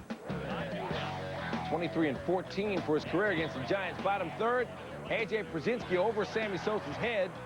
Eduardo Alfonso scores, and it's 3-0 Giants. Przinsky 2 for 3 in the ballgame. We move to the top of the fifth. Runner on first, game tied at 3, 2 outs. Derrek Lee facing Brad Hennessy, and it's a straight shot off Hennessy. And you can make it a double. Aramis Ramirez coming around to score. Cubs take the 4-3 lead, so Maddux with some run support. Bottom 5, 1 out. J.T. Snow right back to Maddux, and that's why he's won 13 Gold Gloves. 2 away. Next batter, Barry. First pitch, well hit, but not quite well enough. Sammy able to track it down. Maddux now in line for the win. Bonds 1 for 3 in the ballgame. Top 6, Maddux laying down the bunt. Apparently hurt his right forearm on the play, but he would stay in the game. Bottom 6, Maddux leaves the game after 5+ innings, giving up 4 runs on 7 hits. Bottom 9 now, 2 outs. The Troy Hawkins facing your Vittorial. The Troy Hawkins fire. Cubs win. And the 300 Club has a brand new member. It's Greg Maddux of the Chicago Cubs. Cubs take it 8-4 for Maddox's milestone win. His 200th came against the Giants, now his 300th as well. After the game, he spoke with Carl Ravitch. It wasn't, you know, one of the better games you could pitch, but, you know, it's one of those where you pitch just good enough to win, and, you know, the teammates were outstanding. 6 runs, everybody in the bullpen got a chance to pitch, and, I mean, it was a total team effort, and it seems like I'm getting all the credit for it, but everybody played a part in the win today. There have been a number in which you deserved all the credit. In this one, getting some help for 300 wins, you realize over your career, you'll be responsible for some, and other teammates will be as well, right? Well, definitely. You know, you're only as good as the guys around you, and yeah, I've played on some good teams. You know, I've played on some very good teams in the past, and this year's team's no exception. How difficult was it after you came out to wait and watch, see the Giants get men on? Well, you know, I've always never really worried a whole lot about what happens, you know, once I come out of the game, because it's kind of out of your control. But I think this one was a little bit different because, you know, there's so much going on between starts, and, you know, there's such an inconvenience and a burden put on your teammates and everything with, you know, everything going on. And, you know, it's nice to just put it behind us, and, you know, now we can focus on doing what it takes to get the postseason. We're not ready to put it behind us just yet. Here's more on Maddux in 300. A 22nd pitcher in history to make it. 5th pitcher in history to win 300 before age 40. 5th pitcher to earn his first and 300th wins with the same team. And we mentioned he's the 2nd pitcher to win his 200th and 300th against the same team. The other was Grover Cleveland Alexander, also with the Cubs, also against the Giants. Carl rejoins us now with more on Maddux's big day. When LaTroy Hawkins recorded the final out of Greg Maddux's 300th win, Maddux was nowhere to be found. The team celebrated on the field for the moment and the man, fitting for a star who's never let himself shine brighter than the team. I was just doing what I always do. I just go up in the clubhouse and try to watch the game and ice down, whatever. You know, I figured we weren't in our park. It wouldn't, you know, it's kind of not the, the right thing to do. He wasn't on the bench. You know, he was inside, you know, like he always does. And just business as usual for him. Greg Maddux has made a living by being anything but overpowering. His 300 wins have been combination, command, consistency, and perseverance. Saturday, he used all 3. You can't put your own personal achievements ahead of the team, obviously, and, you know, you do what you can to give your team the best chance to win, and that's it, you know? I mean, if you do that, you can pretty much sleep. You can sleep good at night when you do that. More than one-third of his 300 wins have come courtesy of complete games, including back-to-back efforts earlier this season. Saturday, the Brains outdid the Brawn as Maddux was out in the 6th inning. A lot of guys come up with ideas, but his ideas seem to work every time, you know. Again, you know, he's got a lot of things that add up that make up for, you know, what is I guess a lack of velocity, and it just goes to show you, like I said, how great he is and how great he's been for a long, long time. When I'm done playing, I'll look back and, you know, I'm sure I'll pat myself on the back then, but, you know, right now it's about my next start. Maddux is the 22nd pitcher in history to win 300 games. Only 3 others have gone on to the World Series the same year they accomplished that milestone. Roger Clemens last year, Steve Carlton, and Christy Mathewson, but none won the ring. For a man who preaches team before self, that would truly be a crowning achievement to a Hall of Fame career. In San Francisco, Carl Ravitch, ESPN.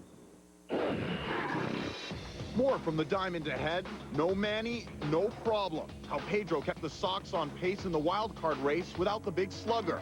And why this A added an L on his big return from the DL.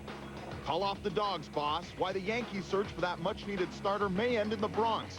And hello, Larry in St. Louis. Was he the cause of the big celebration against the Mets Saturday? Let's go camping. Eli Manning in his first real test. Was he anything like Brother Peyton in a tune-up against the Jets?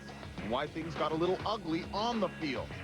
And his last injury didn't sideline him too long. Michael Vick taking snaps Saturday against the Titans. Did the hammy act up, or can Falcon fans breathe easy for now? This is SportsCenter.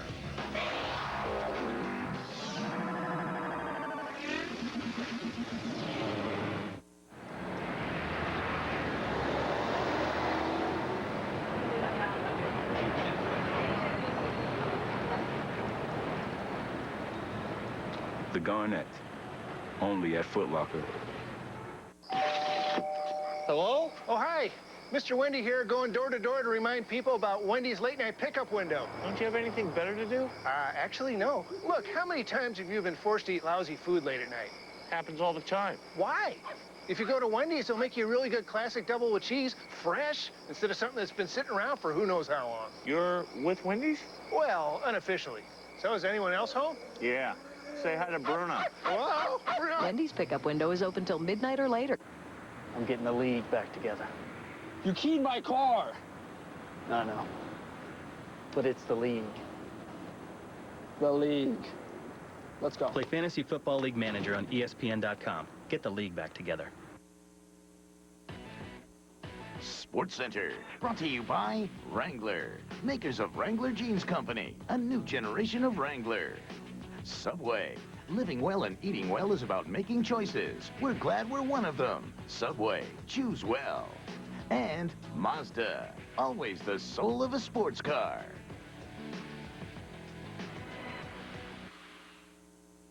We're bringing back some of SportsCenter's original anchors. Camera loves me, I love the camera right back. SportsCenter is going old school, and your favorite anchors are back on set. I don't like everybody looking at me like an idiot. SportsCenter alumni are back in Bristol for a return engagement. SportsCenter Old School begins tonight at 11 Eastern with Dan Patrick welcoming back Craig Kilborn on ESPN. Does pitching and defense really win championships, or is it all about the long ball? Depends on who you ask. The New York Yankees, who happen to lead the majors in home runs, have the best record in the American League, but their defense and team ERA near the bottom of the league. Meanwhile, Minnesota and Oakland, they lead their respective divisions thanks to their pitching staffs that rank 1 and 2 respectively in the AL. Saturday, the A's getting Tim Hudson back after 6 weeks on the DL. Possible playoff preview, Twins hosting Hudson and the A's. Hudson out since June 22nd. Lou Ford into the hole. Arrow on Torrey Hunter started this highlight on second. Crosby's throw doesn't get Ford. And yes, Torrey Hunter scoring. The Twins putting the fun in fundamentals. Hudson's not having too much fun. No glove and not showing any love right there. Johan Santana, all about the love. Hasn't lost in 4 starts, and he's dealing in the 6th. Marco Scutaro, bye-bye. Eric Burns, not excellent. And Eric Chavez, just another victim. 10 Ks, 9th time this year he's had double-digit Ks. A's, though, load the bases in the 7th. Juan Rincon against Chavez. And Christian Guzman says no problem. Easy sidearm toss. A's still down by 1. Top 9, 4-3 Twinkies, and Joe Nathan hot dogging it. Strikes out Mark Hotze. That is your ball game. That was filthy. Twins win 4-3. They've won the last 5 games started by Santana. Nathan hot dog. It's all about Nathan. He's no ordinary Joe, pitching a perfect 9th for his 25th straight save. Hasn't allowed a single earned run in his last 24 appearances. In fact, he's allowed only 5 earned runs all season. His current 0.89 ERA is one of the lowest single-season ERAs in the last 84 years. Rangers and Orioles hooked up at Camden Yards. Scott Erickson with some strong words about facing his former team in his Texas debut. He says, I wish I'd gone out there and made 35 starts a year and finished my career here. The Orioles just totally gave up on me. Saturday's ball game, bottom first, no score. Miguel Tejada versus Erickson, and Tejada didn't give up on that one. David Newhand scores Tejada's 100th RBI of the season in just his team's 108th game. That's an Orioles team record. Top third, Rodrigo Lopez to Rod Barajas, and Lopez's son says, my dad went 6 2/3, gave up just 2 hits and struck out 7. Bottom third, Orioles up 1-0, man on for Rafi Palmeiro. That'll be good for a double. Extra base hit number 1,139 of Palmeiro's career. That ties Ty Cobb for 10th all time. Orioles win at 3-1. They've won 5 in a row. What about the fading Red Sox calling on Pedro for a visit to Detroit? Pedro, 4-0 in 8 career starts versus the Tigers. Alex Sanchez, bye-bye. Omar Infante, just another victim right there. And then Carlos Guillen whiffed. Pedro strikes out the first 5 Tigers he faced. Manny out with the flu, but David Ortiz back after that 5-game suspension. Living large right there, the single. Kevin Youkilis scores. And then Ortiz caught in a rundown, but it works out A-OK. As Gabe Kapler scores. 7-2 Red Sox, more than enough for Pedro. Eric Munson denied. Pedro sets a new Red Sox record for double-digit strikeout games, 69, passing the Rocket. Red Sox win by 3. Kansas City now, Angels and Royals hooking up there. Bartolo Colon has won 5 straight starts going into this game. He had never won 6 straight starts in his career. You see his first 17 starts against his last 5. Bottom of the first, Colon gets Mike Sweeney swinging. And then later, just so Sweeney really understands, he gets him looking. Colon finished with 7 strikeouts, 8 hits, 4 earned runs in 6 innings of work. Bottom 8, 2 on, 2 out for John Buck. That's a drive, but that's a dive. Vladimir Guerrero with a great catch. We may have to see him later on in the show. Bottom of the 9th, first and second for Sweeney. Angels dialing up 5-4-3, and that's the winning number in the pick 3. Angels win at 7-5. They won 6 of 8 and 3 in a row. All right, Stan, the AL wildcard picture after Saturday's games, it's getting closer. Rangers lose while the Angels and Red Sox both win. They are now both just 1 game back in the AL wildcard chase. More than 9,000 fans showed up in Albany to see the Jets and Giants scrimmage Saturday. Eli Manning, Kurt Warner battling for that starting job. Kurt Warner complete to Ike Hilliard for a nice gain there. And then Manning rolling out. The fans in Albany cheered his every completion. And Chris Douglas fighting for a roster spot with the Giants. And the 2 teams just plain fighting behind him. Jets had to get up at 4:30 just to make it there in time. And 4:30 wake-up call will make anybody want to fight. Later in the day, Chad Pennington over to Carl Kearney. Pennington didn't have Santana Moss and Wayne Trebet because they didn't practice today. Meanwhile, back to the Giants. After that draft day trade, Eli Manning will forever be linked and compared with the Chargers' Phillip Rivers. For his part, Rivers says he won't measure himself against Eli. But haven't we seen this before? A Manning facing comparisons to a San Diego quarterback of the future? We all know what happened the last time, and the Giants hope a Manning was the right choice again this time. But right now, Eli is more concerned with his camp battle with Warner. Tom Rinaldi now with more. Saturday's shared practice between the Jets and Giants gave Eli Manning and Kurt Warner each a chance at first reps against a different defense. Warner very sharp in the morning session, Manning effective in the 2-minute drill in the afternoon. An important test for each quarterback. This is as good as the pressure can be right now. You know, you're out here, you're against somebody different. You know that you're not sure about exactly what they're going to do. We haven't studied them. They haven't studied us. You know, how do you handle it? How do you perform? I'm getting to the point where I really am starting to feel comfortable and can see things and can slow things down and make adjustments and do some of those things. So I'm getting to that point. I'm just, you know, not where I want to be yet, but after, you know, a week or so of camp, I feel pretty good with where I'm at right now and just have to continue to take, you know, step after step. It was just pretty much just like a normal practice, just facing some new players. It's good just to see defenses, to see how other teams try to disguise defenses and play different styles. So that was good, but I thought I made good decisions and took care of the ball.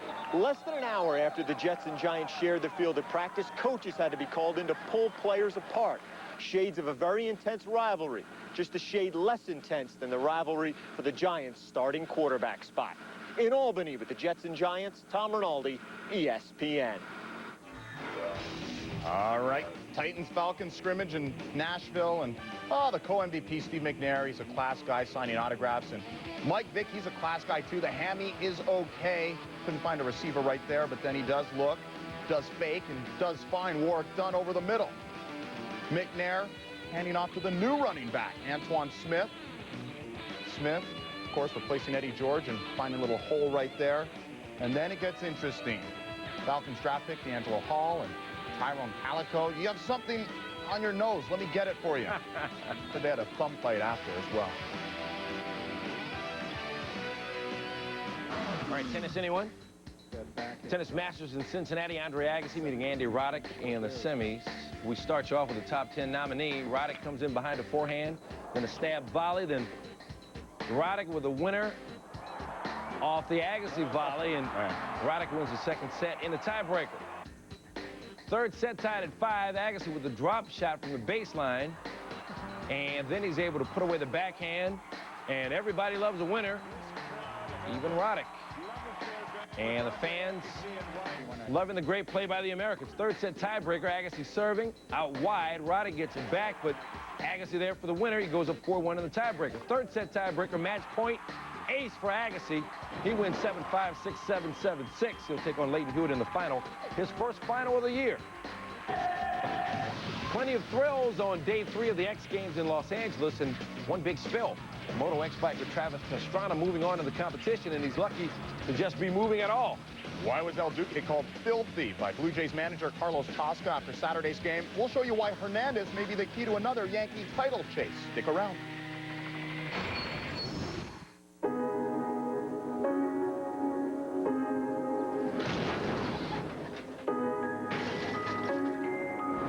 There are good ideas. There are great ideas. Then there are ideas that meet a higher standard. And those are the only ideas that make it into our trucks and SUVs. GMC Professional Grade Engineering. It's not more than you need, just more than you're used to.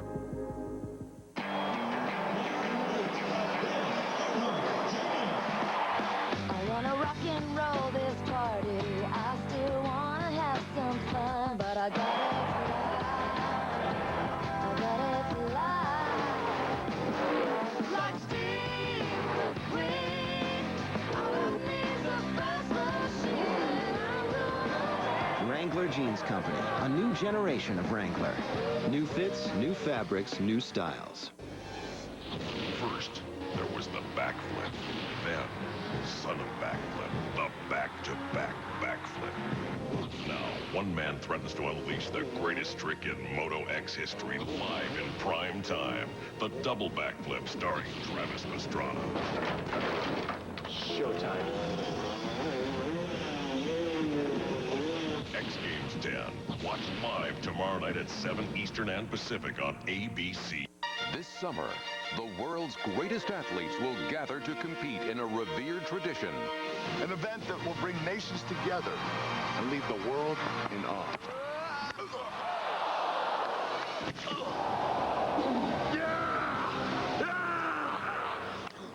What were you expecting?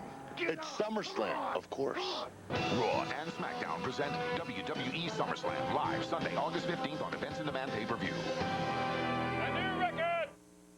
Menards' entire selection of ceiling fans is on sale, including the latest styles by Hunter. This 52-inch Bedford fan with light in weathered bronze is $129.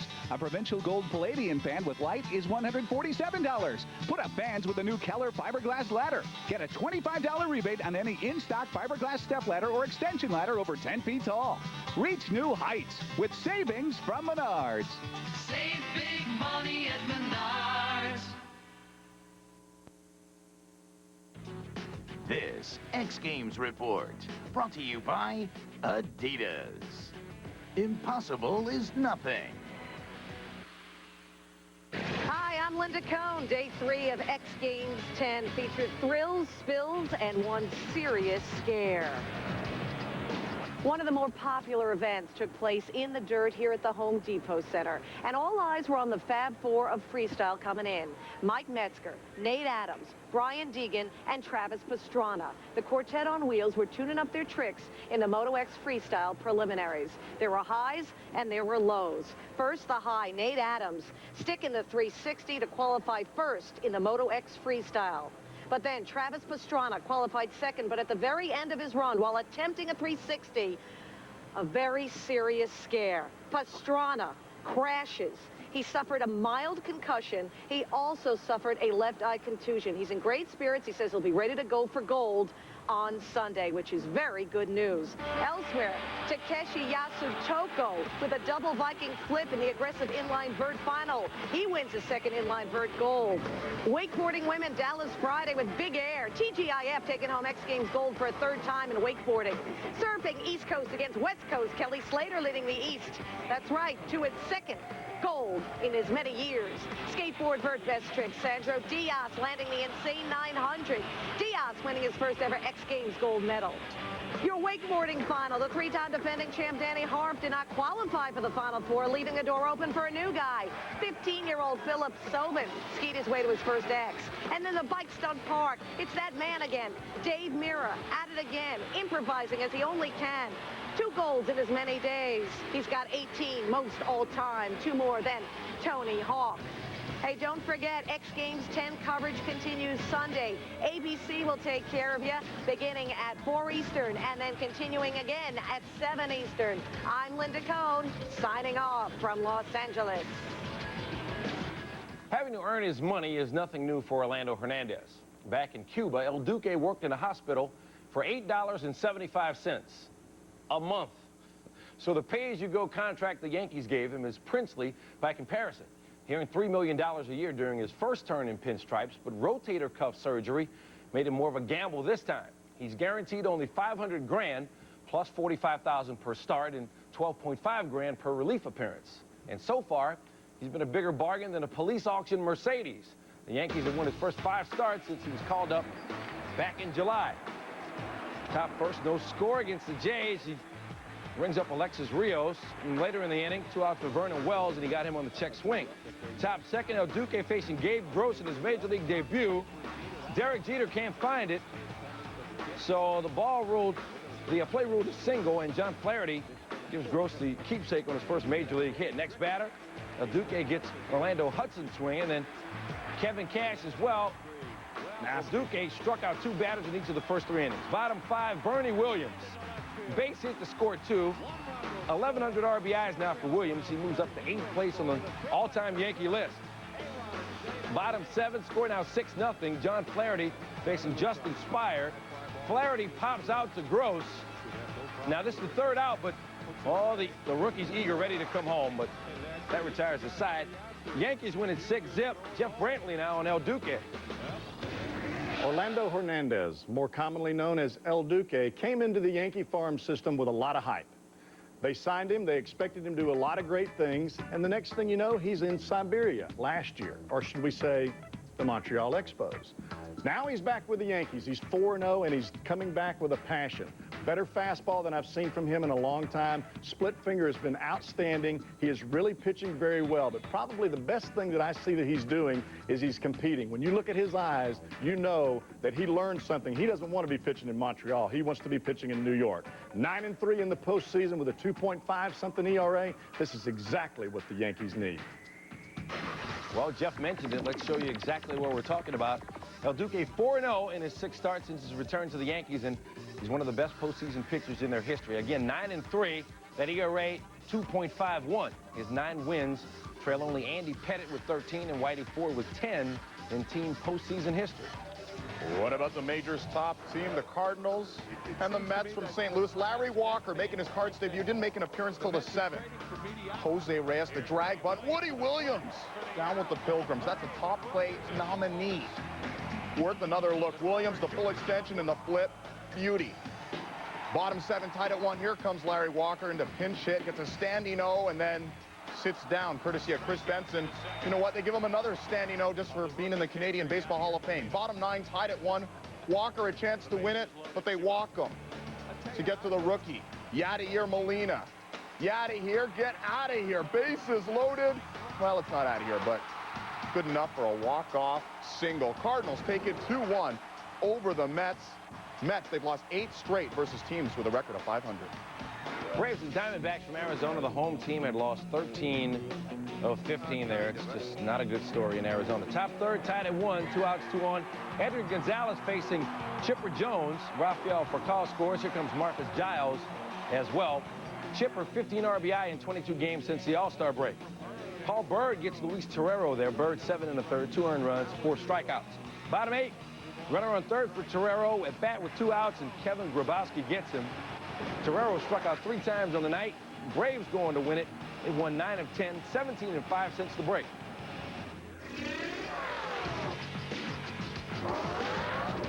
Lots more baseball ahead. Who wants to be playing baseball in October? The push towards the postseason is on. Why the National League wildcard race is getting even tighter. Off to the campsites we go. Which Big D QB impressed big time at Cowboy Camp? And why the Dolphins think losing David Boston is even worse than losing Ricky Williams. And 2 of the game's best ever getting their due this weekend in Canton. The master of the drive and the lion we never heard roar enough join the Immortals in Ohio. And if you're a fan of the average, mundane, and ordinary, then this is certainly not for you. The top plays from the wide world of sports coming your way. This is Sports Center.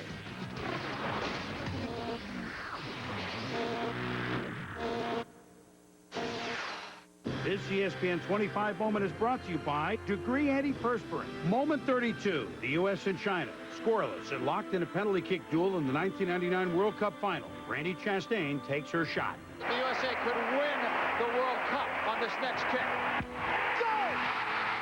It was just a natural, spontaneous celebration of relief, satisfaction. And I think it was not just about that kick, but celebrating the whole entire World Cup.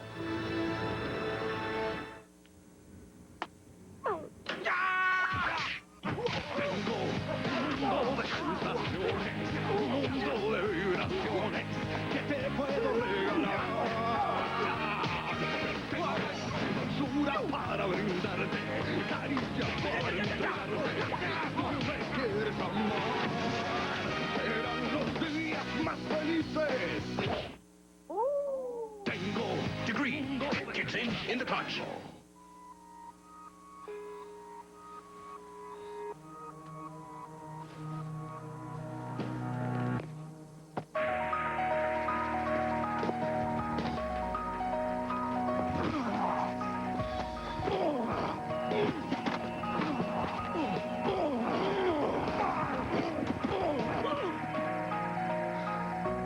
Find a way to make the cut. Only at Champ Sports, where sport lives. Let's get off the field right now. Yeah! Sooner or later, you're going to have to play football, big boy. Just snap the ball. Is this what you want?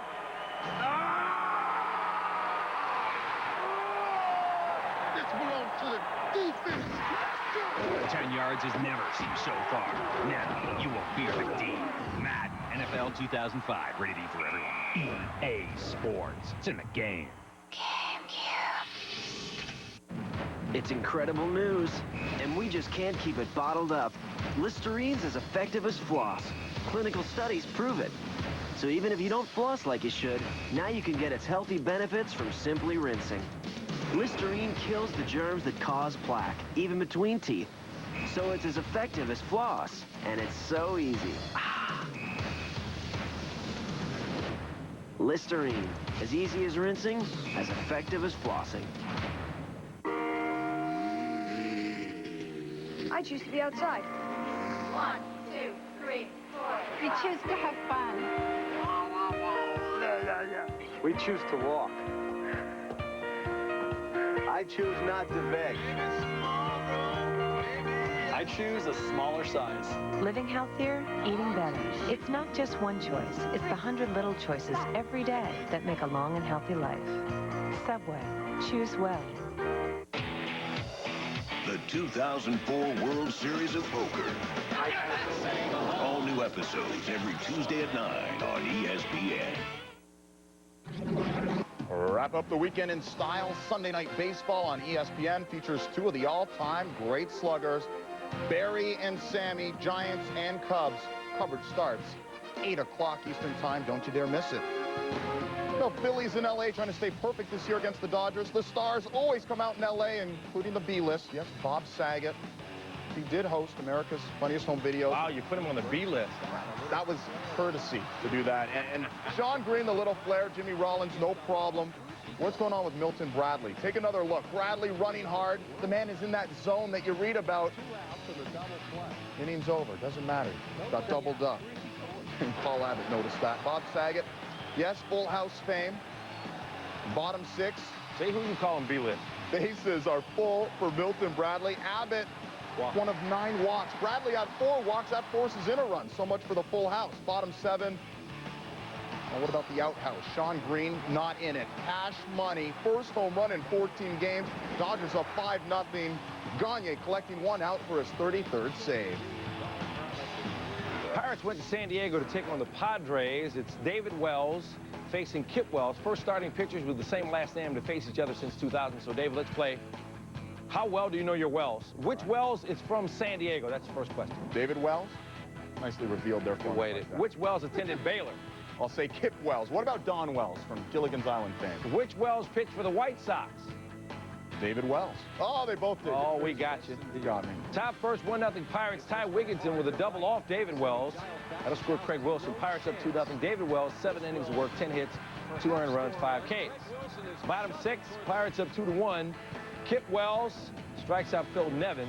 And all's well that ends well for Kip Wells. 8 in the third, 4 hits. Pirates take it 3-1. Very clever. All right, Barry Sanders in Ohio checking out the new fall clothing line. Saturday's Hall of Fame dinner highlighted by the awarding of the Yellow Jacket, Sanders and John Elway. All smiles, and on Sunday, ESPN has full coverage of the ceremony. So who else is making news in NFL camps? Let's find out, beginning with Ed Werder and the Dolphins. Dolphins defensive end Jason Taylor told me that in some ways, David Boston's season-ending knee injury suffered in the early part of training camp has been harder for his teammates to accept than Ricky Williams' shocking retirement beforehand. He says that's because of all the time Boston put in during the off-season conditioning program. Chris Chambers says he believes that he and Boston might have emerged as the best receiving tandem in the entire league. As it is, Dave Wanstead's looking for a speed receiver. For more on the Cowboys, here's Alex Flanagan.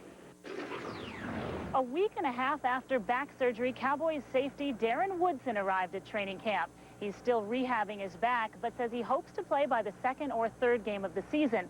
While Woodson didn't take part in Saturday's scrimmage, all 3 quarterbacks did. Vinny Testaverde started the rotation, followed by Tony Romo and Drew Henson. Henson saying he felt very relaxed after throwing a touchdown pass on his first play. After the scrimmage, Eddie George said he thought Henson played well. Jason Witten called him a tight end's best friend, saying he throws the ball right in there.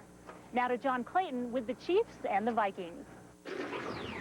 Few people gave former wrestler Brock Lesnar the chance to make the Minnesota Viking practice squad, but he does have a fighting chance. He's making plays behind the line of scrimmage. He's not backing down from fights, and he's even fighting back from injuries. Meanwhile, the second freak is exciting the defense. That's Ontarius Thomas, the linebacker, along with E.J. Henderson, adding a lot of speed to a unit right now that's one of the better young front sevens in football. New defensive coordinator Gunther Cunningham of the Chiefs is making an easier scheme, and he's focusing more on trying to hit people instead of outthink people. It's working for the league's worst defense. In Mankato, Minnesota, John Clayton, ESPN. All right, let's show you that Dolphins-Texans scrimmage. Miami hoping that Travis Minor can carry the load that Ricky Williams left behind. Minor getting some work on Saturday and putting together a nice game there. So you got problems at halfback. How about running the fullback?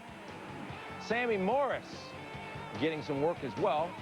And maybe that's part of Dave Wannstedt's plan. Later in the scrimmage, quarterback A.J. Feely back to pass. But maybe this is why they missed David Boston. Feely, he just can't find anybody. Antoine Peak in for the sack. Not a lot of hitting here, Stan. So then more starting running back auditions for Miami. Fred Russell, the rookie from Iowa. Maybe Williams' departure gets some extra minutes. Nice run there for Russell. Well, still to come, No More had 3 hits Saturday. He's helped the Cubs move forward in the wild card race, but I'll tell you why he can't put his departure from Boston behind him. And as a player, Phil Garner had 1,594 hits. We'll show you why he hit the shower before the Stros and Expos finished their game. SportsCenter, coming your way. The WNBA plays all summer long on ESPN2 and ABC Sports. At CDW, account managers help you choose the IT products right for you. So we read a lot of product manuals. Open. They're great. My husband likes spy novels, but give me a modular access router manual any day. Then Mama Bear routes the frame directly to the switch port. I love the way this one ends. For the answers you need on the products you want, count on CDW for the right technology right away. Airport? Yes. Well, my name is Jim. I just love the smell of your limo, Jim. Oh, yeah, well, it's a new car. I love that new car smell. Yeah, I wish it was mine. It smells so good, Jim. This leather. Right, here we are. Help me put the polo match too, okay? Yeah. I know. Well, Mommy's going to be at the airport. You know, sometimes I feel like all the fans care about is the money. Today, a smart fan pulling $1 million, just like that. ESPN and Degree want to make the fans rich for a switch. Log on to ESPN.com/degree and enter the Degree Anti-Perspirant Match the Moments $1 Million Challenge. Correctly match your top 5 picks with our experts' moments on who's number 1 for your chance to become a sports millionaire. Go! Fans today, bigger, quicker, and smarter. Mom, what date did you and Dad get married? November 23rd. Sweet. What year? 1986.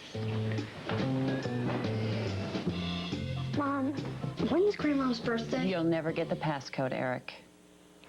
Passcode protective parental control. Kids hate it, moms love it. Another way Comcast digital cable makes life a little cooler. I died about a year ago and became a Grim Reaper. Meet the Reapers. There's souls to be taken, folks. I'm Dan. 2 of the hard half get it. You want to get a latte? I'm so smart, I'm practically retarded. I'm a virgin with a death certificate. They put the life Who do I have to kill to get some attention around here? and afterlife. That's death for you. Dead Like Me, Sundays at 10, 9 Central, only on Showtime.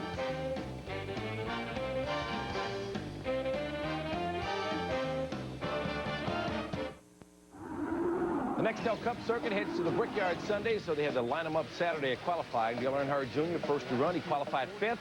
Says he's determined to drive all the way in Sunday's race after dropping to 3rd in the points with relief drivers the last 2 races. 3-time Brickyard champion Jeff Gordon, he finished at just under 184 miles per hour. He'll start 11th.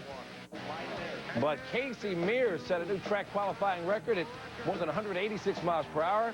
He gets the 2nd pole in as many weeks. The nephew of Rick Mears said a win Sunday would mean everything in the world to him at the Brickyard. Back to baseball. White Sox and Tribe tied in the AL Central. Something's got to give on the south side. 3-0 for the Tribe until Roberto Alomar. Yeah, that's gone. Number 210 in his career. Probably a Hall of Fame career. We are tied at 3. Fireworks are going off. 3 batters later, Carl Everett facing Cliff Lee. No one on, 2 outs. Hits it deep. And Deep in the left field. Stretch. Gets back, looks up. You can put it on the board. No. I have been waiting my whole life for that. Yeah, hold the fireworks off the top of the fence. Back into play. That's the double. Next up, Juan Uribe. Joey Cora with the call. Come on, Walt. I was out of here. That's how you can put that on the board. Yes! Uribe's 15th over the year. Yeah. Everyone likes it except Cliff Lee. Same score top 9, Matt Lawton against Mr. Zero. Oh, Bingo, no. Tatsu, and that is a game winner right there. A 3-run job. Indians clip the White Sox. Brewers and Marlins took it up in Florida. Jack McKeon looking for his 900th career win. Bottom first, 1 out, bases loaded, no score. Jeff Conine with an opportunity. And we have seen this before. Earlier this year, Conine with a 2nd grand slam this year, his 7th of his career. Marlins going to win at 5-zip. Jack McKeon gets number 900. He said of Greg Maddux, I can always remember this day. I got mine the same day he got his. Astros, Expos. Astros flirting with 500. John Roush standing tall, 6'11", and center of attention in this highlight. Nick Johnson, nice stop right there on Jose Vizcaino. Roush falls down. Vizcaino jumps over. That little twist towards second costs him as Einar Diaz tags him out. Vizcaino can't believe it. Another look. Watch Vizcaino. Little tip to second right there. You commit to second, you better be on a base. That is against the rule. Phil Garner, livid. He gets tossed. Do not read lips. Yum says, don't poke me, and then Garner plays a little peekaboo. He's going to go get Jeff Kent for him. You better watch out. Yeah, 8-3 Expos win. Stros fall to 500. Not good. Here's how it stacks up. The NL wild card. Cubs are now 2 games up in the wild card as the Padres lose. Giants 3 games back, while the Phillies drop to 4 games back. Marlins, well, they're the defending champs. They know about the wild card. They had it last year, but they're now 5.5 out. Marion Jones may wind up running the 100 at the Olympics after all. The domino effect that she needed to get into the event is falling into place. That's after Jones finished 5th in qualifying in Sacramento. The top 3 qualifiers go to Athens, but Tori Edwards was 3rd, and it looks like she'll be banned for 2 years for a doping violation. And 4th place qualifier Gail Devers might pull out to focus on the 110-meter hurdles, opening up a spot for Jones. Jones won 5 medals in 2000, but she qualified for this Olympics only in the long jump. Well, still to come earlier, you saw Phil Garner become an early goner in Houston. Well, Seattle's Bob Melvin did him one better. He was sent to the showers before the game even started. We'll show you why coming up. And the Mad Dog etched an indelible mark in baseball history Saturday. But will he be the last to celebrate 300? We examine next. The 2004 World Series of Poker heats up with the main event. The field narrows and the intensity burns on ESPN. The main event begins August 17th and continues every Tuesday at 9. I'm George W. Bush, and I approve this message. The last few years have tested America in many ways. But together, we're rising to the challenge, standing up against terrorism and working to grow our economy. What gives us optimism and hope? Freedom, faith, families, and sacrifice. President Bush.